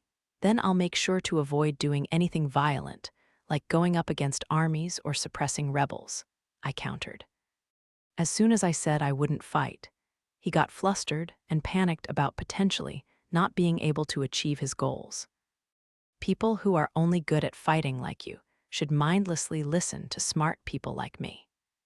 You say that you're smart, but are you at the top of your class? I asked, slightly sarcastically. That shut him up for a moment. Intelligence can't be determined by test scores, he mumbled. He's still not giving up, huh? Let's try a different approach then. You mentioned taking over the continent, but who exactly would be in charge once that happens? Me, of course, he said with a smug look on his face. I'm confident in my governing skills. Governing, so you would rule over the entire continent. Exactly, and that would be possible if you were to become my wife. Ruling over the entire continent means you would be ruling over the royal family, the rulers of this kingdom, correct? What? That would mean you plan to commit treason against the royal family of Valsheen. His eyes widened. W8, no, that's not. According to the laws of this country, I believe treason is punishable by death. My line of questioning led him right into my trap. He became pale and was frantically looking around to see if anyone had been listening in on our conversation. I didn't think he'd fall for it that easily. I'm glad the self-proclaimed genius is actually quite stupid. Don't worry, I'll pretend this conversation never happened. There may be some people who overheard us, though, so it's probably best if you refrain from interacting with me, I said seriously. Otherwise, you may be falsely suspected of something just by being with me. Why, you better not repeat this conversation to anyone, he said, terrified. With that, he ran off down the hallway. He must have bumped into someone when he turned the corner because I heard a pathetic scream soon after. Now that I've finally gotten rid of that annoyance, I should get back to my dorm. Though, holing up in the library sounds good too. As I thought about my plans, I ran into a group of female students led by Eleanora Hillrose, the daughter of the premier radical, the Duke of Hillrose. She had blonde ringlets and was adorned with a variety of resplendent accessories. Even in uniform, she didn't look anything like a student. Oh, Yumiella, what a coincidence. I was just thinking about how I wanted to speak to you. You have some time right now, don't you? Her ringlets bounced around as she spoke in a tone that insinuated she wouldn't take no for an answer. It would have been easy to run from her, but I couldn't keep avoiding my classmate. Better to accept my fate now, rather than later. I did my best to hide my displeasure as I responded. Yes, I was actually just thinking about what I would do with my spare time. Splendid, we're having a tea party prepared in the parlor. Please join us. Thank you so much for the invitation, Lady Eleanora. We had made our way to the academy parlor and were now chatting with tea in hand. I didn't have much social contact growing up, but I could at least keep up with simple conversation. By making use of "really? That's wonderful. And please tell me more," I was able to keep up with any topic that baffled me, such as dresses or perfumes. In fact, these phrases were how I got through the last week. "I only use perfumes from Parfum." "Really?" I was quite impressed with the founder's vision. "That's wonderful." The story of when he created his first perfume is very romantic. "Please tell me more." Behold the 3 sacred treasures of small talk. Incredible. I barely heard a thing she was saying, but a perfectly acceptable conversation was taking place. Did she really invite me just to chit-chat? I stared intently at Eleanora as she continued talking. With her long blonde ringlets and entourage surrounding her, Eleanora looked much more like a villainess than I did. I would have loved to loudly point out this casting error. There was no end in sight to the current topic, that is, until one member of her entourage whispered something in Eleanora's ear. She immediately stopped talking about perfume, and a serious expression came over her face. Looks like we're finally getting to the main purpose of this invite. "Yumiella, you must give up on getting with Sir Edwin." "Are you talking about Prince Edwin?" "Who else? If you give up, I will allow you to join my faction." A puzzled look came over my face. I had no idea what she could be talking about. "Don't play dumb," Eleanora exclaimed. "I know that His Majesty proposed that you get engaged to Sir Edwin. You aren't worthy of him. If you don't concede, you'll be making an enemy of me. I think you should be having this conversation with Miss Heroine, not me." I hadn't spoken to Alicia directly yet, but every time we made eye contact, she would glare at me as if she was trying to shoot me with her mind. Even though she hated me, I had no recollection of doing anything to make her despise me. The whole situation was baffling, but unfortunately, I ended up speaking to the love interests at the entrance ceremony, so my grand plan to avoid the game characters as much as possible had essentially already failed. I should probably focus on clearing up this misunderstanding with Eleanora. I opened my mouth hesitantly. Regarding the engagement to His Highness, I have already told His Majesty that I respectfully decline his offer. "You're lying. After your audience at the palace, you met up with the Queen, didn't you? You must have told her then that you wanted to marry Sir Edwin." "No, I did not. As proof, it's been 1 week and there hasn't been anything announced. I haven't even spoken to His Highness." The last part was a lie. A few days after my audience, I had spoken with Prince Edwin just once. Accompanied by William and Oswald, he begrudgingly apologized and left before I could say a word. Bringing that up would only make things more complicated, so she doesn't need to know that small detail. After a pause, Eleanora spoke again. "That's true. You do seem to know your place. Very well. If you vow to stay away from Sir Edwin, I will allow you to join my faction." Eleanora seemed to be easily convinced, so now, all that was left was turning down the invitation to her faction. "That sounds wonderful, but I would like to respectfully decline this offer." She looked at me in disbelief. "What? Why? I am possible. You're just pretending to be uninterested so that you can still go after Sir Edwin, aren't you?" Geez, what's her problem? She's so annoying. According to her, marrying the prince and joining the Duke's faction were of equal value. I don't want to do either. What a pain. I believe there are people much better suited for Prince Edwin than I am. I think you and His Highness would make a lovely couple, Lady Eleanora. Well, you certainly have good judgment. In fact, I have danced with Sir Edwin on multiple occasions, and each time he's been absolutely wonderful and... My completely disingenuous flattery immediately put her in a good mood, prompting her to endlessly list all of Prince Edwin's wonderful qualities. It appeared as though she really was in love with the prince. She hadn't approached me because of her family. It was simply because of her crush on the prince. Well, that was easy. Sorry for calling you a pain. I continued to listen to Eleanora's ramblings about Prince Edwin, and the tea party eventually came to an end, with the matter of joining her faction left ambiguous. I ended the day exhausted after dealing with two very intense people, but I hadn't considered the possibility that an even bigger pain could be waiting for me tomorrow. As I was having lunch in the Academy dining hall, Alicia, the main character, appeared. Her pink hair swayed adorably with each step she took in her march toward me.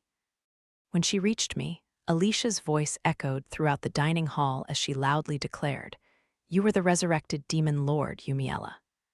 I won't lose to you." Everyone in the dining hall, including myself, seemed stumped. How does she know that the demon lord is going to be resurrected? Could she have memories of a past life and knowledge of the game like I do? The resurrection of the demon lord was something only a handful of people were supposed to know about. Seeing that we were in a public setting, I pretended to be clueless about it. "The resurrected demon lord," I looked at her questionably. "What are you talking about?" "Don't play dumb. Ed told me that the demon lord will be resurrected in 2 years. Ed, oh, Prince Edwin. It's only been a week since you met, and you're already using nicknames. Aren't you moving kind of fast? But that's beside the point." Looks like the idiot prince blabbed about classified national information to Alicia. "By Ed, do you mean Prince Edwin? Did His Highness say that I am the demon lord?" "No, he didn't. He just said that in 2 years the demon lord would be resurrected, but I can tell. You're the demon lord, aren't you?" "Nope, I may be the hidden boss, but I'm not the demon lord." The entire dining hall buzzed in response to hearing that the prince said the demon lord would be resurrected. Although some people seemed to believe her, most thought Alicia was lying. So I leaned into that to cast even more doubt. "I have no way of knowing if His Highness really said that, but the resurrection is supposedly happening in 2 years, no. Do you have any proof that I'm the demon lord?" "I mean, you have black hair. Only bad people have black hair and use dark magic." Wow, I can't believe that the cheery and optimistic Miss Heroine is a bigot. I intently observed her as she spoke, but she seemed to be completely serious. I guess more than being a bigot, she just can't tell the difference between fiction and reality. In this world, the villains in picture books classically had black hair and used dark magic. They had a similar position to an evil queen in a fairy tale, or a man sitting in a large chair stroking a cat on his lap. "I think you may be mistaken," I said slowly, denying the accusation once more. "We aren't living in a picture book." But Alicia showed no signs of giving up. "But you have black hair, and you use dark magic. Are those two qualities her only pieces of evidence for proving I'm the demon lord? I was just born this way." "I guess the demon lord was born that way too, though I'm unsure of the specifics. Both the color of my hair and the element of magic I use are qualities I was born with. Are you implying that I was born evil? Have I been evil since I was an infant?" For someone like Alicia, who probably believed that people were born good, this was probably a difficult question to answer. "That's, you're going to become evil in 2 years. Do people with black hair become evil as they grow older? If that's the case, shouldn't people with black hair just be killed while they are still infants?" She gasped, "How could you say something so horrible?" Alicia seemed irate by my comment, but she was also saying horrible things. "You were the one who brought up black hair being the sign of evil. If you truly believe that I'm the demon lord, you should show proof of my evil deeds." As expected, she had no proof of any evil deeds. Alicia fell silent, looking down with teary eyes. "I haven't done anything illegal, yet." Wanting to avoid any more trouble, I thought about making my exit, but it seemed that I was too late. The 3 love interests had entered the dining hall. William, the hot-headed swordsman, was the quickest to notice that something had happened here. "Hey you, what are you doing? What did you do to Alicia?" If we're being honest, it's more like she did something to me. The other 2 quickly followed, immediately checking if Alicia was okay. "Now that we're here, there is nothing to worry about, Alicia," Oswald consoled her. The trio had been in low spirits after the incidents on the first day of classes, but Alicia had apparently cheered them up. They still avoided me over the past week, but seemed to be back to their usual selves. She was making preposterous claims, saying the Demon Lord is going to be resurrected, and that I am the Demon Lord. I merely denied those claims. The resurrection of the Demon Lord was to be kept under wraps. Even though Alicia said she had heard it from the prince, everyone would believe him if he denied it. Come on, just say that the stuff about the Demon Lord is nonsense. It is true the Demon Lord will be resurrected in 2 years, though it's something only a few know about. There was an uproar of confusion at the bombshell. The idiot prince had just dropped. Why would you admit it if you know that it's something only a few people are aware of? William and Oswald appeared to be unfazed by this information, likely having already heard it from Prince Edwin. I see, so you're the Demon Lord. The prince seemed convinced of Alicia's claims. As a member of the royal family of the Kingdom of Valsheen, I won't let you have your way with this country, he declared, pointing his finger at me. How was it possible that the idiot prince was pulling something like this again? I don't think he was this senseless in the game, though. Was he okay? No, I'm not, I denied again. Isn't the Demon Lord supposed to be resurrected in 2 years? I'm here right now, so how could I be the Demon Lord? You're probably going to commit acts of evil in the future. You can't fool me. The prince had developed a theory similar to one Alicia had earlier. Perhaps their similar thought processes were what led them to become friends. I sighed before responding. This country doesn't have any laws to try someone for future crimes, does it? It would be a different story if you uncovered a criminal plan of some sort. Don't try to muddle things with your technicalities. I'll punish you myself, William exclaimed, visibly irritated. William drew his sword, causing screams to erupt around us. Do you really think you can win against me? I wonder if he already forgot that I sent him flying across a room the other day. Oh, shoot, that kind of sounded like something a hidden boss would say. William must have also recalled the events of the first swordsmanship class, because he stilled and didn't try to attack. I gave up on trying to reason with the two idiots and decided to ask Oswald instead. Just to confirm, do you actually think that I'm the Demon Lord? If that's what Alicia claims, I will believe her. I guess cool-type glasses characters aren't smart after all. Why does she have such a hold on you? When I lost my confidence and felt like I had no magical talent, he continued, Alicia cheered me up. I want to believe her. In the game, he was a gifted mage, but was self-conscious about being physically weak. Alicia comforted him by saying he could just work on his strengths, or something like that. In Oswald's eyes, I was someone who not only had more physical capabilities, but who also surpassed him in the skill he prided himself on the most, magic. I get why he hates me so much, but I really think it's just because I'm a way higher level than him. I thought that Alicia was quick to get the love interests to fall for her. But I realized then that it had been the adversity, in other words, me, that caused the expedited feelings. Your strength would also make more sense if you were the Demon Lord. Actually, never mind. I can't argue with that when I pride myself on being stronger than the Demon Lord. I see, well, I'll be excusing myself now. I felt that continuing this banter would be pointless and tried to leave. Hold up, do you think you can just run from us? The prince spoke as if to stop me, but didn't actually move closer to me. The other love interests were equally frozen, so I decided to ignore them and make my exit. But then Alicia stood in front of me and blocked my path. Is she brave or just reckless? Don't run away. I sighed again. If I actually was the Demon Lord, what were you planning to do about it? Are you going to kill me? If that's the case, I will resist you with everything I have. I moved close to Alicia's face while I spoke, causing her to yelp and step back. You and those 3 over there are too weak.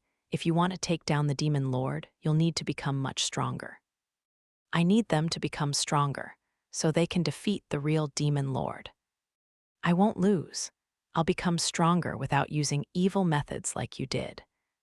I raised my brows. Evil methods. Ed, Will, and Oz all said that you had to have done something evil to get so strong. If defeating monsters is bad, then I guess they're right. I turned to the trio. Is that your excuse for losing to me? They all attempted to refute my statement at once, but couldn't seem to find the words.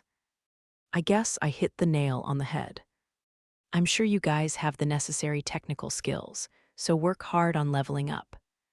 I've heard that the Demon Lord uses dark magic, so Alicia should work on her light magic as well, I advised them. Once again, I turned to leave the dining hall when I was plagued with a passing thought.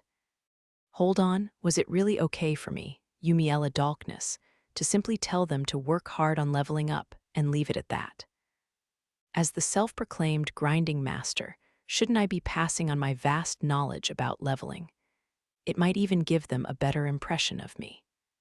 Alicia and the others looked confused as I stood in place, not making my exit. Prince Edwin was the first to speak up. Hey, what's wrong? Do you have something you want to say to us? I do. I'm going to teach you the basics of level grinding. What are you talking about? I began to explain the basics of level grinding to the scared group with an intentionally louder voice, so that the other students of the academy who were trying to eavesdrop could listen in. I gave them all my tips. Throw away the amulet of protection and carry an amulet of growth. Play a monster summoning flute as loud as possible and go solo for maximum efficiency. Alicia, who can use light magic, should train in a dark-type dungeon. Monsters specializing in offense can be defeated quicker than those specializing in defense. That's how I recommend raising your levels. I feel like I really did something here. Now, I get to feel accomplished and happy, and everyone here got useful information and was happy.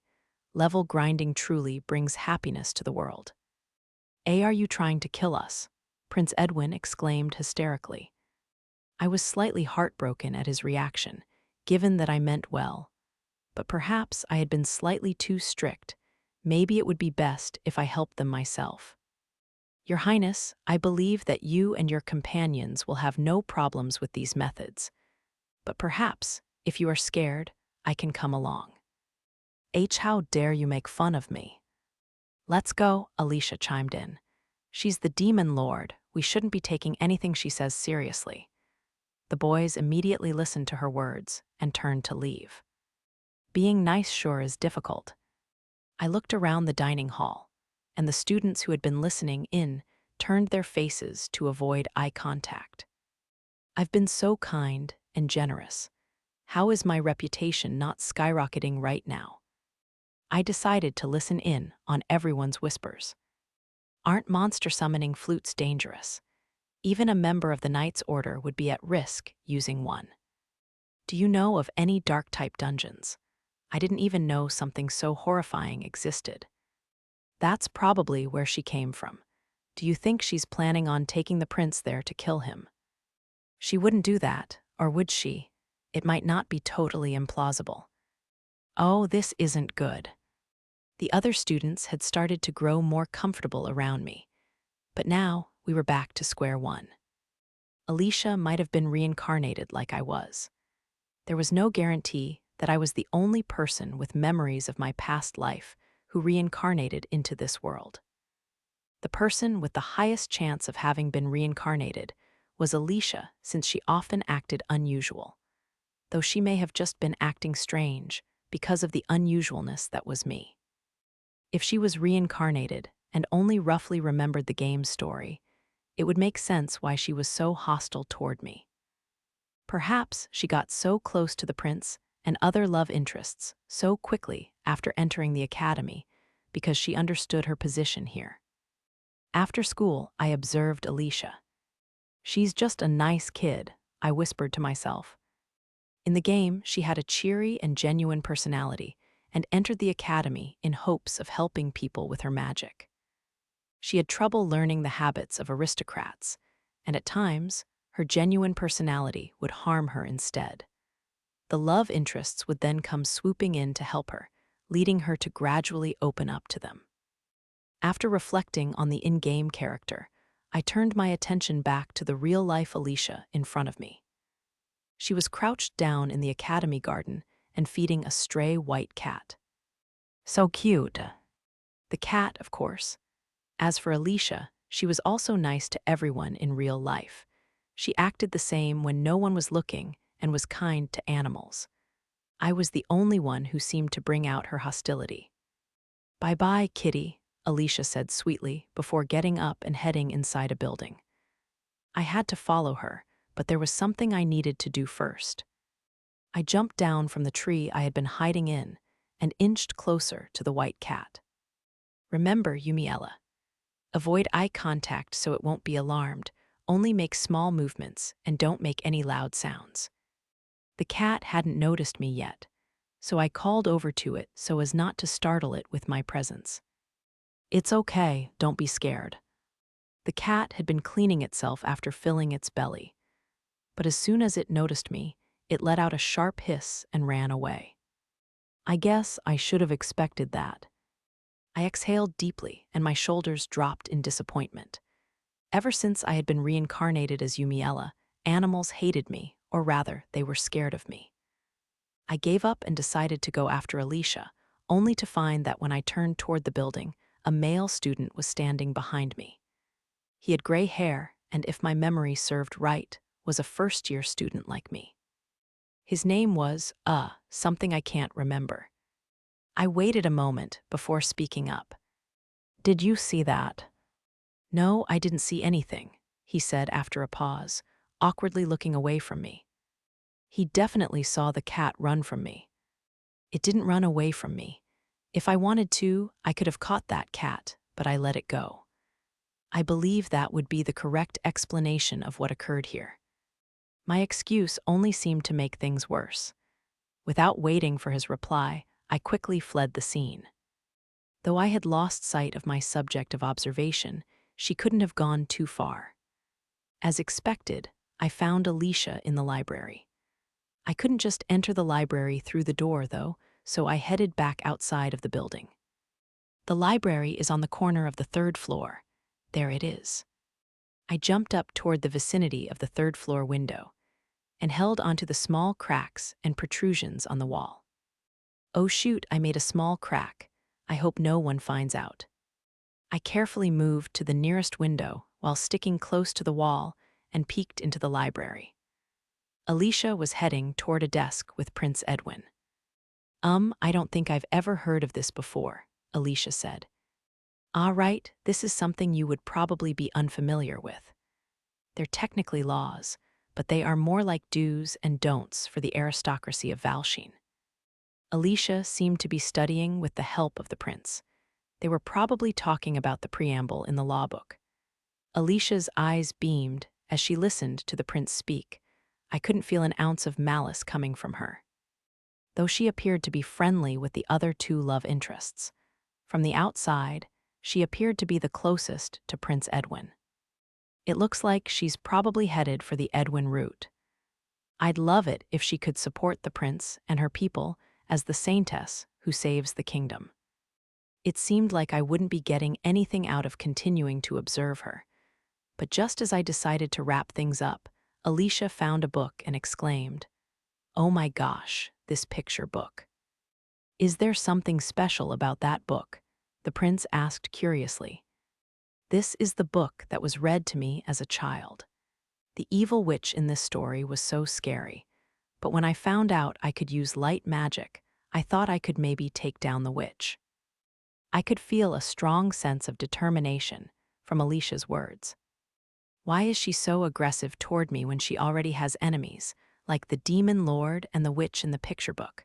Hold up, the witch in the picture book. It couldn't be, could it?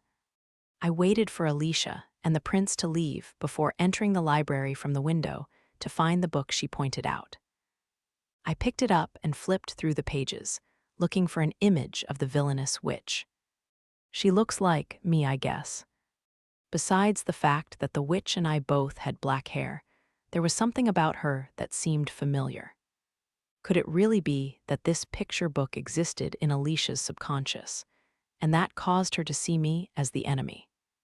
A wave of fatigue came over me as I realized that the result of all my observations was one measly picture book.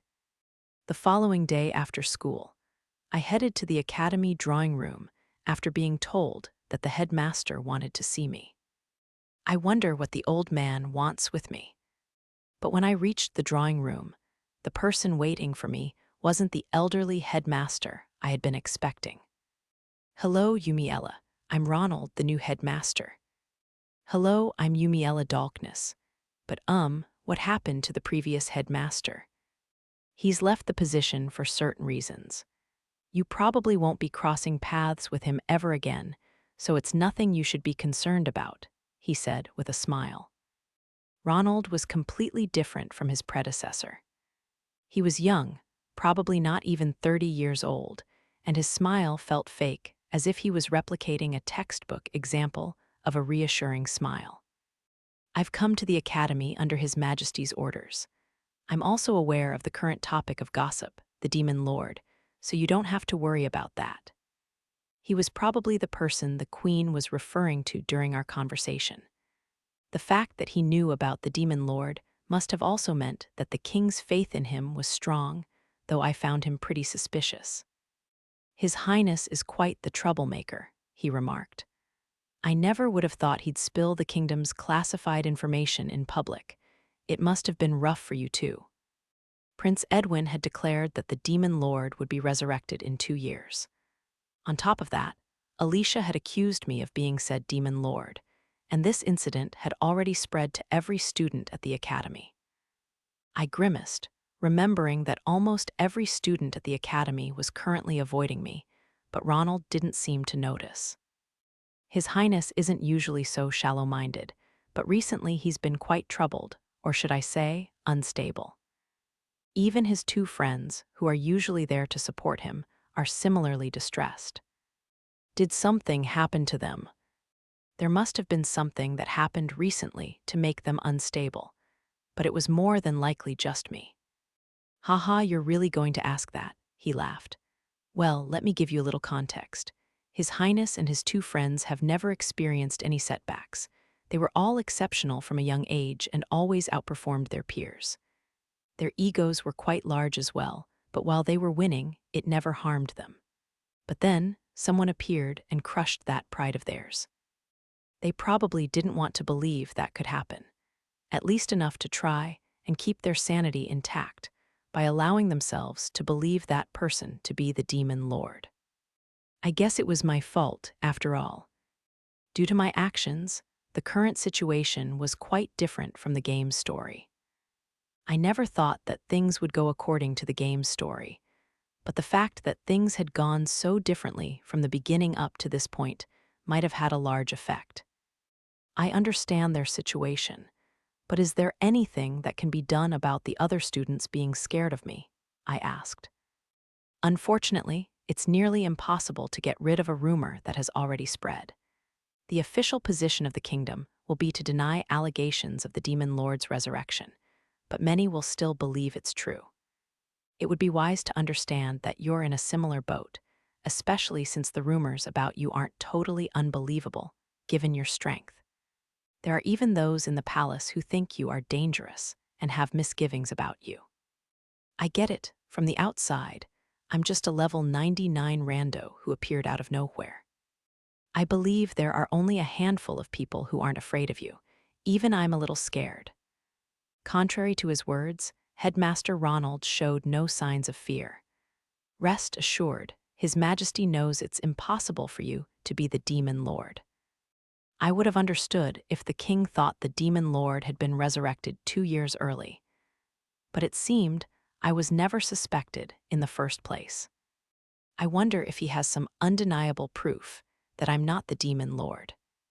I cautiously observed every movement the headmaster made, no matter how small, in an attempt to figure out his thoughts. It's useless. I can't tell what he's thinking at all. "Does the royal family have details regarding the Demon Lord?" I asked. No comment, he responded, his smile widening. Isn't that basically telling me yes? Headmaster Ronald knew about Prince Edwin's childhood, what the king was thinking, and information that only prominent figures of the kingdom would be privy to.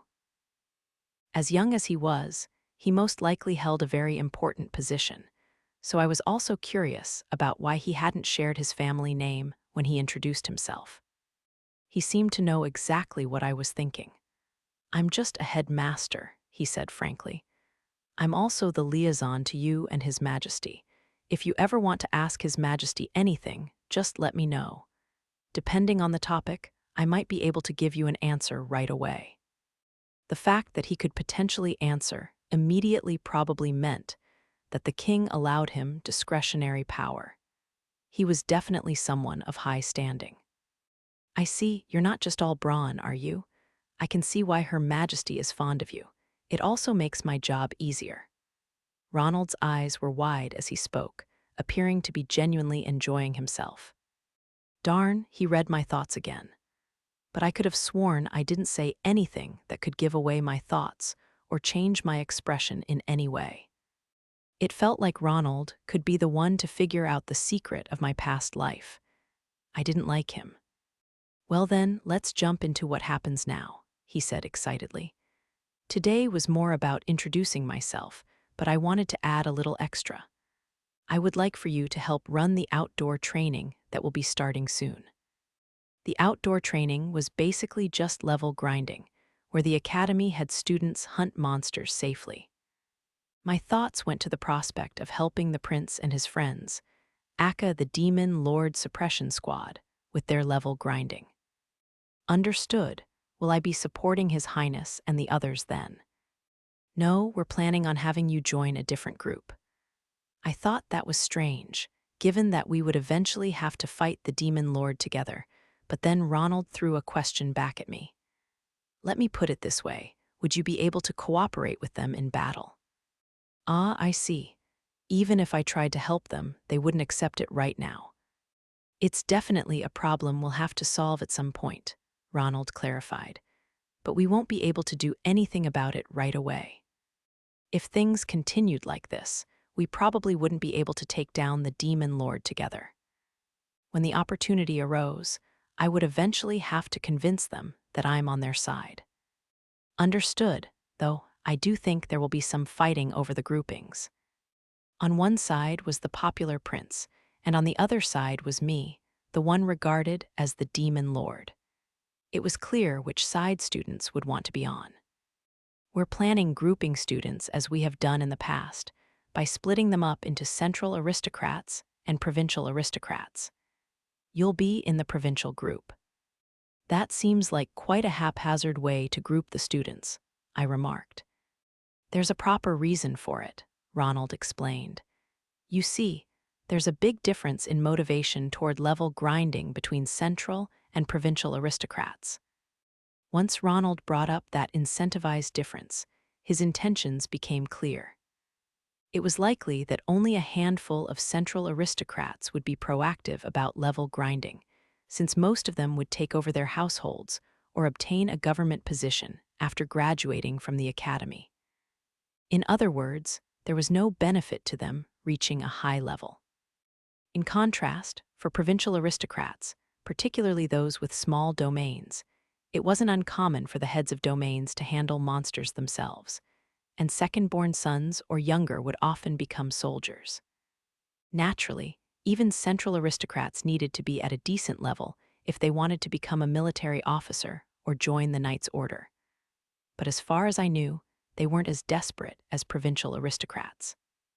Will His Highness and the others be all right in such an unmotivated group? We have a personalized plan just for them, so they'll be prepared in 2 years. We'll have them at level 40 by then, at the very least. Hearing that they would be level 40 to fight the Demon Lord made me nervous. In the game, the appropriate level was around 60 to 70. Level 40, it would be better if they could be at least level 60.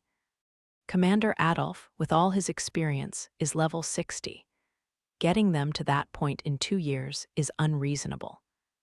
I guess if you put it that way. They'd be working extremely hard just to reach level 40. I nodded, I understand. So what exactly should I be doing? The training will be held in the forest just outside the royal capital, so there shouldn't be any issues, but I'd like for you to handle any emergencies with the lead instructor. The forest outside the royal capital, that's probably the first stage in the game. I'm pretty sure all the monsters there are weak, so I doubt there'll be anything for me to do. So I should just stand there and watch over the battle. You could say that. I heard that you have some fairly strange methods for level grinding, so try not to do anything too weird. What does he mean by strange methods? I guess not using an amulet of protection and battling solo could be considered a little strange. But it's normal to loudly play a monster summoning flute, right? The day of outdoor training had arrived, and I joined the provincial aristocrats, as Ronald and I had discussed. Everyone kept their space from me out of fear, so I stood alone and watched the training from a distance. I'm bored. There were around 20 students participating in the training, but only 3 wolf-type monsters appeared. On top of that, there was no tension from being in a forest because we had set up shop in an open field with a cliff and a great view. There were several students swinging at or landing multiple spells on a single monster. It felt like it was slightly overkill. I'm so bored that I might yawn, I thought aloud. Me too, this is definitely not efficient, a voice responded. Someone was listening. I turned in the direction of the voice to find a gray-haired boy watching the battle take place with disinterest, the same boy who saw the cat run away from me. This was our first conversation since then. I remembered his name from the entrance ceremony after my embarrassing encounter with the cat. It was Patrick Ashbatten. His father was a margrave, and just like William, he had reached level 10 before entering the academy. Relative to other students, he probably had more experience fighting monsters. I think there could be more monsters, I said, opting to act as if the incident with the cat hadn't occurred. I agree. If they split up into a vanguard and rear guard and worked together, I think they could handle a few more. He spoke normally, surprising me. A student willing to talk to me, in general, was a rare occurrence. I was slightly pleased to be talking to someone my age for the first time in a while. Do you split up into vanguards and rear guards when leveling at the Ashbatten mark? Yup, the vanguard will hold down the monster while the rear guard attacks. That's our standard formation. I titled my head in confusion. Experience points are distributed based on the damage done. Wouldn't that cause everyone's levels to increase unevenly? I voiced my confusion. Wouldn't the vanguard have trouble leveling up? We also switch it up and have the rear guard hold down the monster with magic while the vanguard attacks. Though it's less stable like that. I see, I've only explored efficient solo-level grinding, but things were different when done in a group. Would we be able to do that with the people here? I asked. I looked around, taking count of the students, and found there were roughly half who could be in the vanguard and half who could be in the rear guard. With everyone being aristocrats, there were potentially those in the vanguard who could use magic, making for a good balance of teams. I think we could do it, but it wouldn't matter since there are barely any monsters, Patrick responded, confused. If the lack of monsters is our only problem, then I have something that can solve it, I said, pulling out a monster-summoning flute from my pocket. The headmaster told me to just watch over the training, but it's probably fine for me to help out a little. Right. For some reason, Patrick had gone pale and began fumbling over his words. What is hold on? Is that a monster-summoning flute? Don't play that. But I didn't hear the rest, as I had already taken a large breath and started playing. The teacher was the first to notice the sound of the flute and attempted to jump in front of the students to protect them, but I stopped the instructor before they could. Even with the flute, this level of training is too tame. Besides, Patrick offered to take command, I said, pointing to Patrick. Upon being named, he hurried over to the other students and immediately began instructing them. Split up into a vanguard and rear guard. If you're in the vanguard, focus only on keeping the monsters in place. If you get hurt, immediately fall back and get healed with a potion. Those in the rear guard with more mana use area attacks. The vanguard will hold down any other monsters, and the rest of the rear guard will attack. As I stood there, impressed with Patrick's clear instructions, the bushes in front of us began to rustle. A herd of monsters was coming. As expected, everyone was able to survive the wave of monsters without any injuries. With Patrick commanding them, the students were able to coordinate with no unnecessary actions. Having no knowledge on group battles, I was continuously impressed throughout the fight. The students' energy appeared to be completely wiped out from the battle, with some even sitting down, looking like they had run out of mana. "Hey, Yumiella, why'd you go and do that out of nowhere?" Patrick exclaimed angrily, making his way toward me. Despite being in the vanguard and holding down more monsters than anyone else, he was still full of energy. What is he so upset about? Oh, right, he was in the vanguard. Maybe he's unhappy because he couldn't raise his own level. Don't worry, I'm sure there are students who ran out of mana, so I'll keep the monsters at bay. I smiled. Patrick stared at me quizzically, seeming confused at my reassurance that I would help the vanguard level grind. You really don't have to worry so much. I played the monster summoning flute loudly for the second time. Everyone turned to stare at me skeptically, so I explained my actions properly. I will stop the monsters in their tracks, so the vanguard can take their time finishing them off. The forest rustled, making everyone's faces twitch. It's the second time. They should be used to it by now. The monsters will be making contact soon. As soon as the words left my lips, droves of monsters appeared, far more than the previous round. The moment the monsters prepared to spring forward, their shadows began to make eerie movements, undulating as they spread before a myriad of black arms shot out. The black arms took hold of every monster, completely shutting down their movement. The monsters thrashed in an attempt to break free, but the spell I had used, Dark Bind, didn't budge. Go ahead and attack, I encouraged the students in the vanguard, but no one moved. Isn't it obvious that the monsters can't move because they're being held by the shadows? Those arms. It's my magic. The spell is called Dark Bind. I like it because it's not very deadly. They won't attack us. Don't worry, the monsters are completely immobilized, I confirmed. No, not the monsters. There's nothing else that could attack them besides the monsters here. As I tilted my head in confusion, Patrick slowly walked up to a monster and attacked, and then turned back to the students. See, there's no problem. The shadow arms are safe. Once Patrick spoke, the students who were in the vanguard began to swing at the monsters. Oh, I see. They were afraid of my magic. Is it that scary? I couldn't quite understand their point of view, because I had grown up playing rock, paper, scissors with Dark Bind to kill time. Once the monsters had mostly been taken care of, and the scent of blood had spread across the open field, the monster carcasses would soon disappear, leaving behind only magic stones. I'm pretty used to it, but I think it might be kind of hard to watch for aristocrats. I guess the magic stones will be divided up on a first-come, first-served basis then. Surprisingly, every student immediately began collecting the magic stones. Even female students were cautiously walking up to the monsters' carcasses to pick up the stones. I guess provincial aristocrats are pretty tough. I bet centralists wouldn't be able to do the same.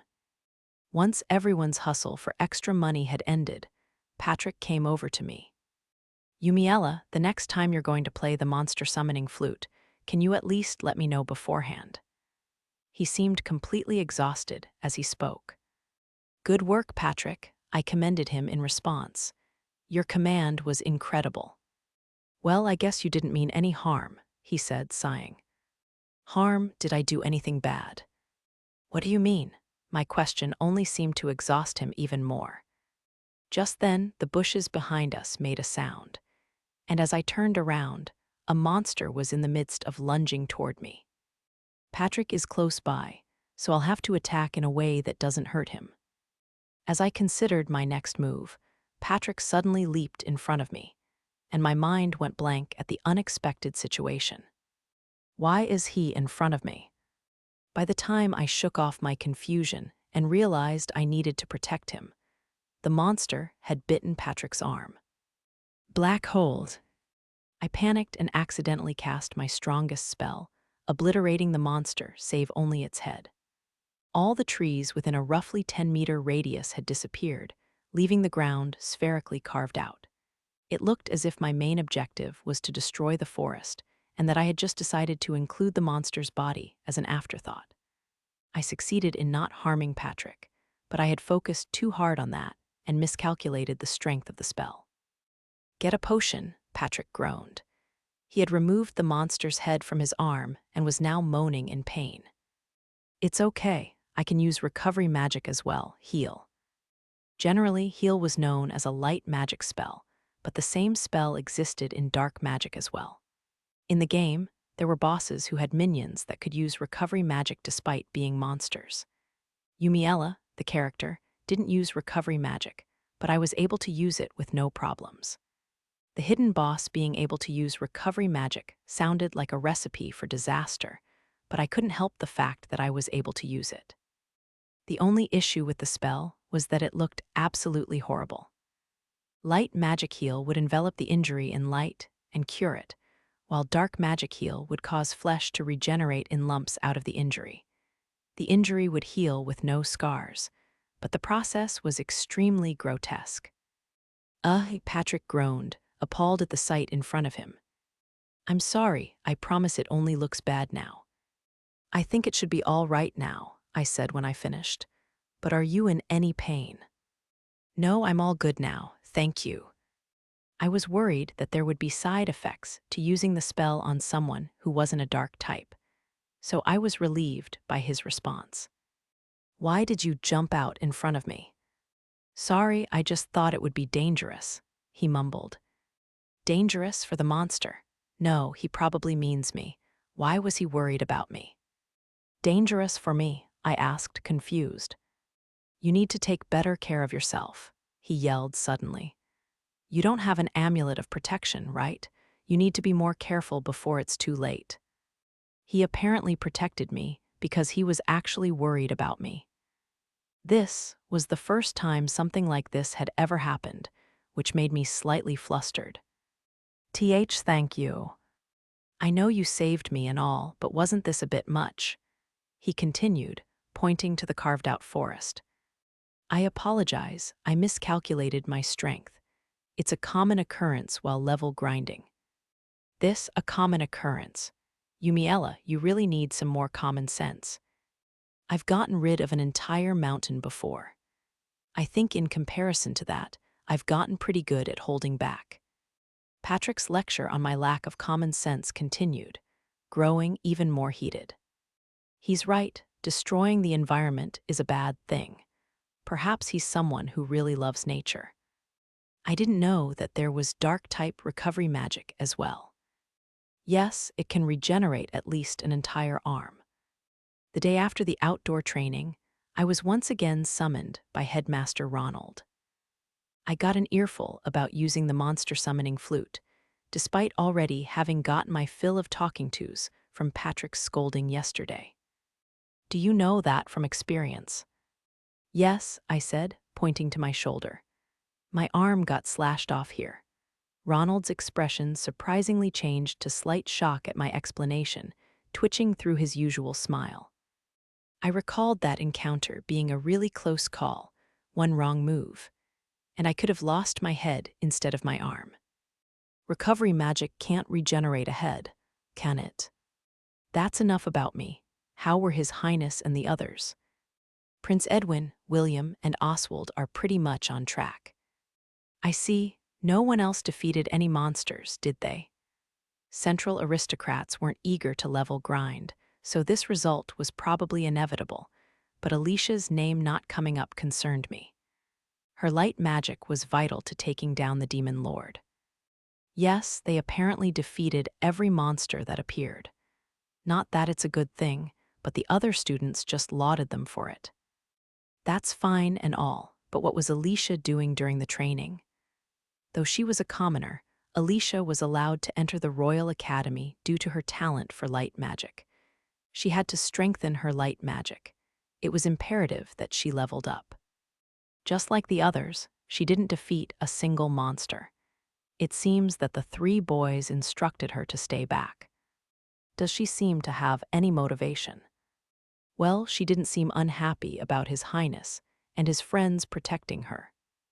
I sighed at his response. Alicia had been all over the love interests at the academy. If things continued like this, she might not ever voluntarily participate in battle. I guess she acts the same as when she's at the academy. She said she wouldn't lose to me, but I wonder how she plans to do that. I'm wondering too, but at the end of the day, we need Alicia to become stronger. His Majesty is planning to set her up to be a saintess. I might need your support, so be prepared. All right, if it comes to it, I'll just throw her into a dark-type dungeon. Be happy, Alicia. It's a dungeon where only monsters you have an advantage against appear.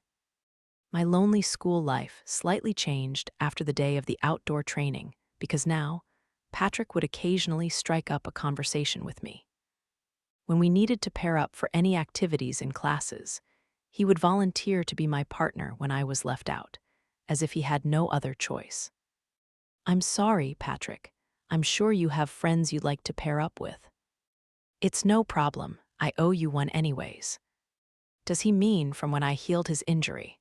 What an honorable person. Please don't worry about that. You probably had potions you could use.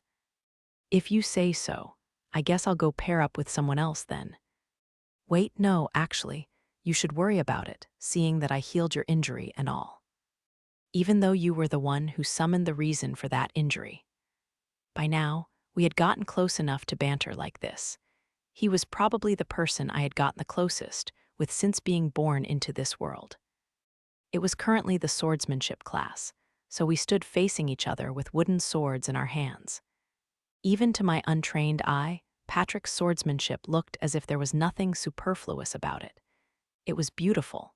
Perhaps pursuing efficiency led to beauty. It might not have been the most fitting word to use, but even the way he took command during training could be described as beautiful.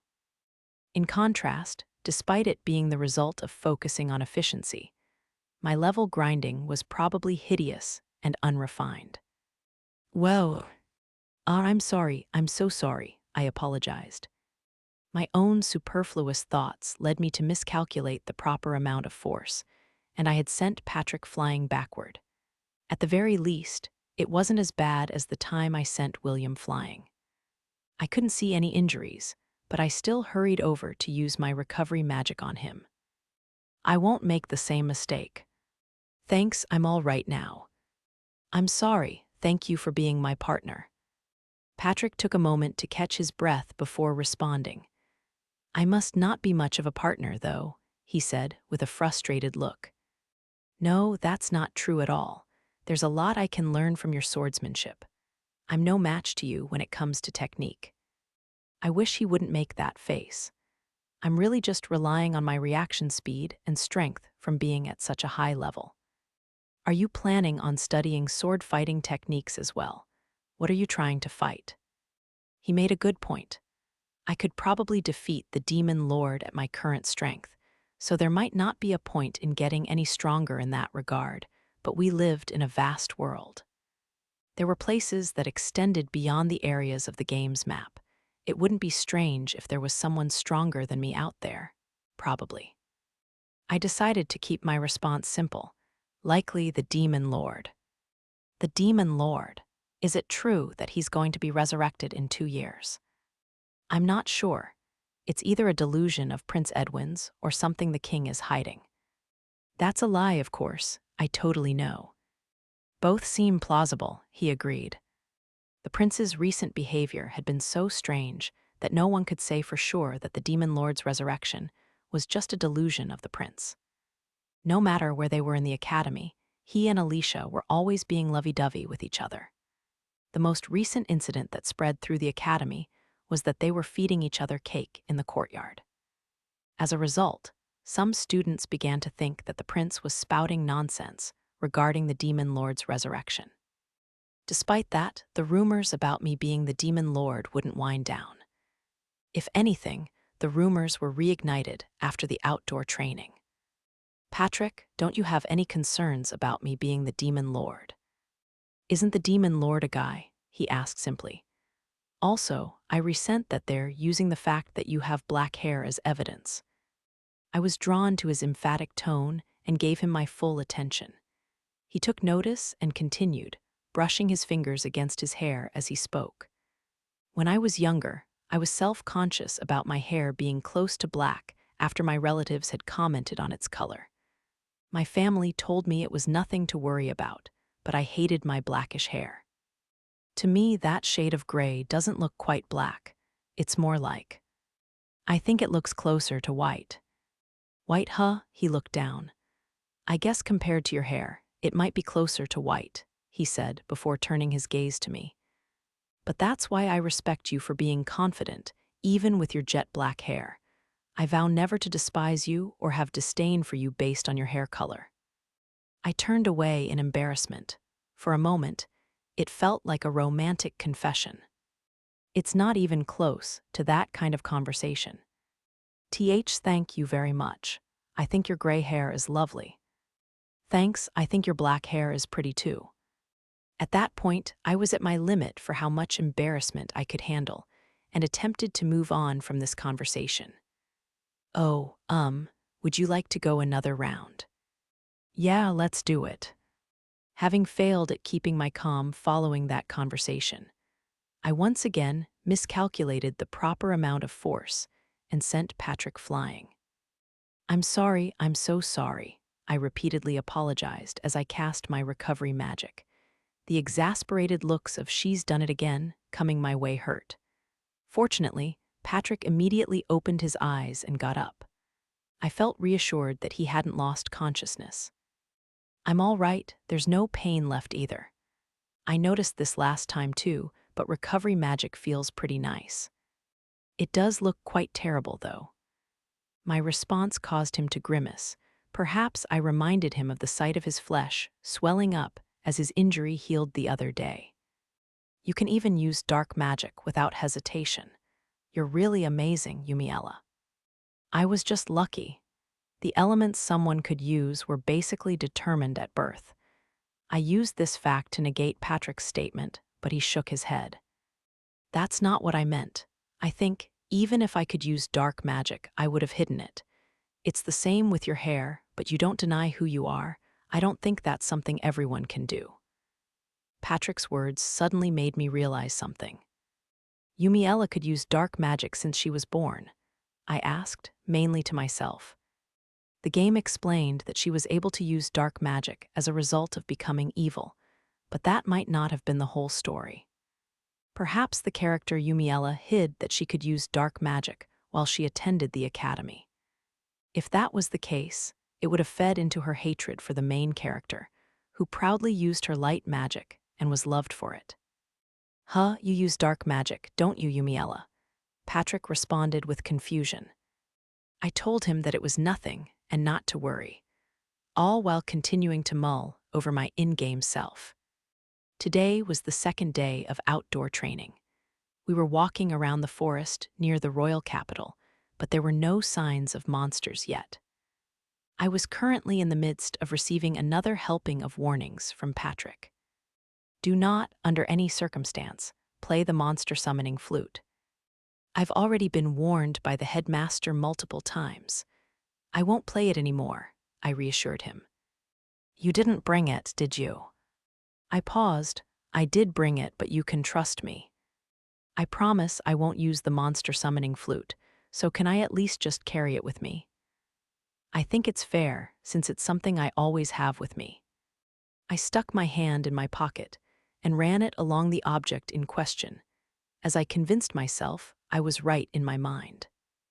You can't just burn down the forest because you're bored, all right, lectured Patrick. I know I'm here today as a healer. We finally arrived at the same clearing as the previous day of training. I was on standby, ready to use my recovery magic if necessary. But after some time, I found myself in the same position as last time. I'm so bored. I'm so tired of this. Maybe I could shoot some fireworks or something. Might as well go big or go home, right? I reached my hand up toward the sky before snapping back to reality. Oh, that was a close one. I'm supposed to be the healer of the battlefield. My provincial classmates were consistently defeating the sporadically appearing monsters, but it felt lacking in comparison to the pandemonium that was in the previous session. There was something relaxed about the air around them. In my experience, these situations were the most dangerous because it's when people get complacent. Watch out. Aga.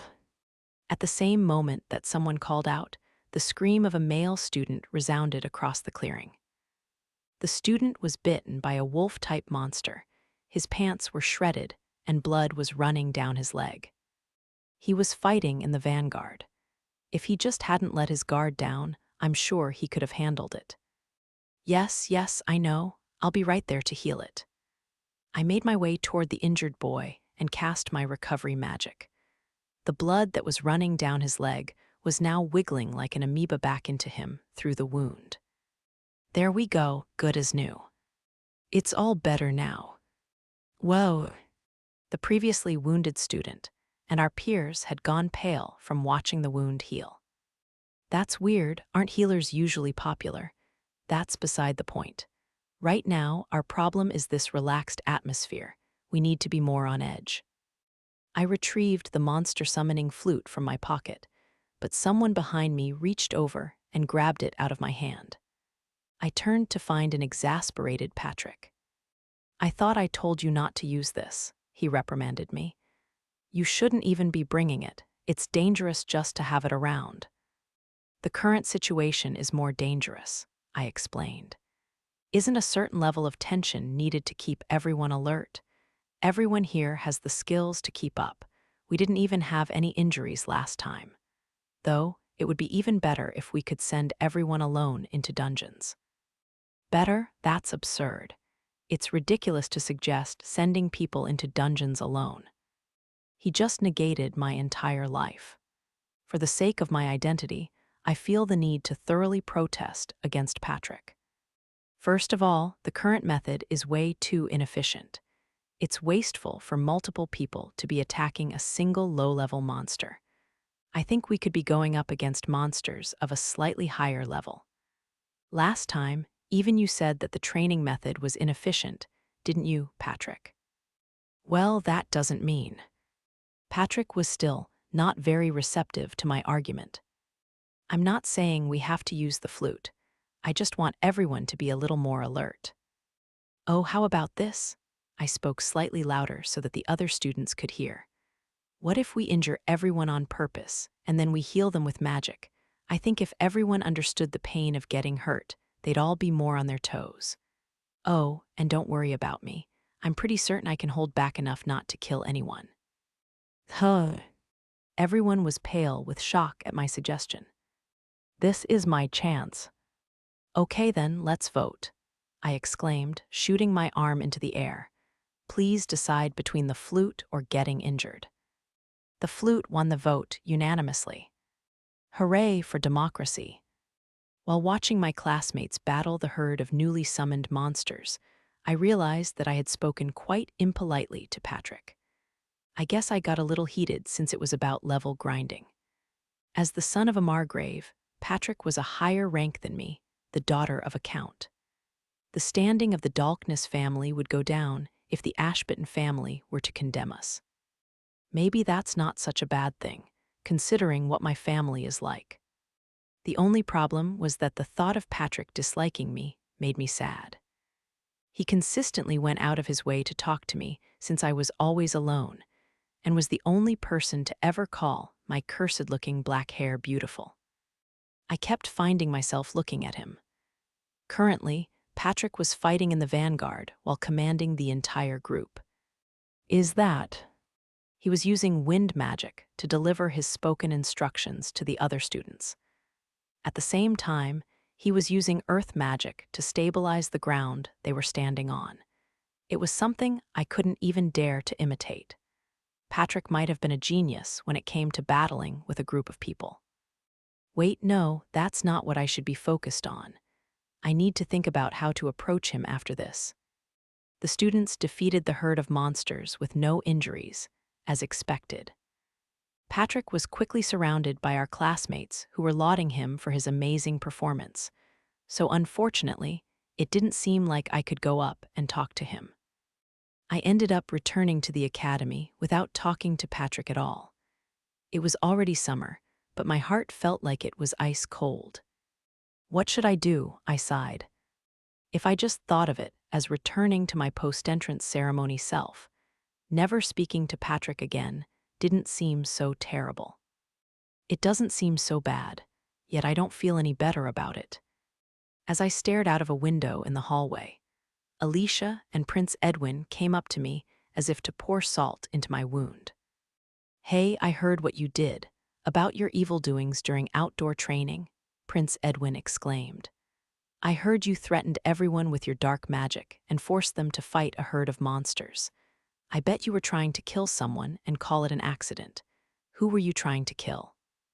It seemed that the events of our group's training had been exaggerated to the prince, but I was aware that I had gone too far and had no motivation to talk back to him.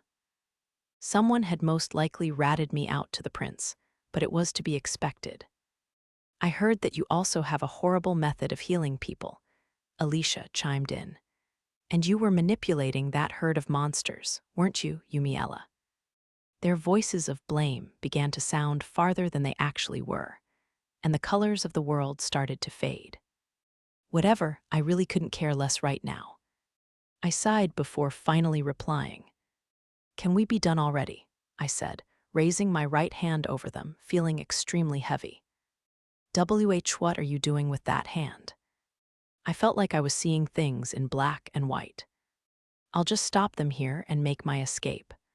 I'll have to get some inconspicuous clothes straight away and then find an unpopulated route out of this kingdom. What's next? My head felt heavy and my thoughts wouldn't stop whirling.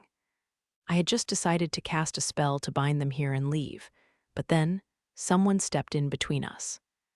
The student that had come between us had gray hair, a color that I could recognize even in this black and white world I was currently seeing. Please wait, Your Highness. Patrick Ashbatten, why are you defending Yumiella? Colors began to flood back into my world. Looks like my depressive episode is over. That was quick. It's true that Yumiella used a monster-summoning flute, but she did so out of concern for the students whose defenses were down, Patrick explained. She shouldn't be at fault. Well, I guess she kind of is. Patrick's defense started to fizzle out.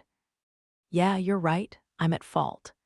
I just couldn't stand seeing such ineffective level grinding, so I took some extreme measures. It was only natural that I was reprimanded. I couldn't believe the victim complex I was experiencing a few moments ago. Man, I was acting like the entire world had rejected me. Why was I worrying so much? But I will say this, Patrick piped up loudly again. Yumiella's methods are somewhat popular with provincial aristocrats. She also hasn't gone against any rules of the kingdom or the academy, so I would appreciate it if you stayed out of this, Your Highness.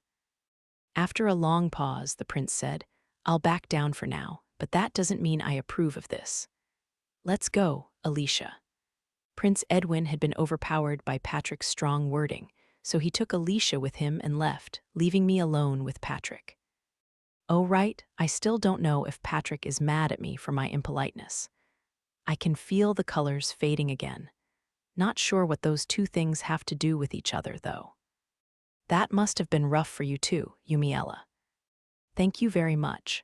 But was it all right for you to say that to His Highness? I am the son of a margrave, so the second prince hating me isn't a big deal. Also, are you not upset? I guess I'm more tired than upset. I just don't think he has enough self-awareness as a member of the royal family, he responded, complaining about the prince instead. Wrong person. I quickly corrected myself, causing an exasperated look to come over Patrick's face. You were worried about something like that. It's not like you're one of those big-headed centralists, so just speak to me in the way that's easiest for you. I won't mind. What do you mean, something like that? Hierarchy is important to the aristocratic society. Is it really okay to just disregard it like that? You have other things you should be more concerned about, he clarified. Oh, that's what you meant. I understand now. Thank you. Patrick fell silent for a moment before speaking up again. It's rare to see you smile like that, he said, slightly tense. I'm smiling right now. I guess I was pretty scared about being disliked by him. If possible, I'd like for us to be friends, but that's probably asking for too much. Interlude 2, Jessica Montford. Entering the Royal Academy was the biggest event of Jessica Montford's life, being a young girl who came from a small provincial family and was the daughter of a baron. There was the overwhelmingly bustling royal capital, the unbelievably grand construction of the academy, and on top of that, the second prince was one of her classmates. However, what surprised her the most wasn't any of that. It was a girl the same age as her named Yumiella Dolkness. Yumiella had stood out since the entrance ceremony. When her level assessment put her at level 99, she didn't panic, despite being suspected of fraud. If anything, she was acting as if it was natural for her to be level 99. It wasn't until the first day of classes that Jessica was truly afraid of Yumiella. Yumiella had sent her opponent flying in their swordsmanship class and painted the entire sky black in their magic class. There probably wasn't a single student who didn't feel fear after witnessing that giant black orb floating in the sky. The rumors started by Prince Edwin and Alicia that Yumiella was the demon lord were also suspected by Jessica's peers to be true. Though she didn't think much of it before, Yumiella's black hair began to feel sinister, and her expressionless face, making it impossible to read what she was thinking, scared Jessica. After the entrance ceremony, she spent her days keeping her distance from Yumiella, who now felt like a strange creature. But then, the students' feelings toward Yumiella began to change after the first round of outdoor training. When she had shrunk from being scolded by Patrick, Jessica felt like she was just a regular girl. Though she was curt, Yumiella would properly respond when spoken to and didn't use her strength blindly. Jessica started to wonder if maybe she wasn't such a scary person after all. But the first term passed without the fear in her heart ever completely disappearing, and she returned home for the summer break. After the first day of school, following summer break, female students of provincial families gathered in a first-year classroom. The girls who were detached from issues like the centralist faction wars were simply happy to be reuniting with their friends. Jessica was there as well. During long breaks, provincial aristocrats were allowed to return to their homes, but there were many who chose to stay due to the distance or cost of returning.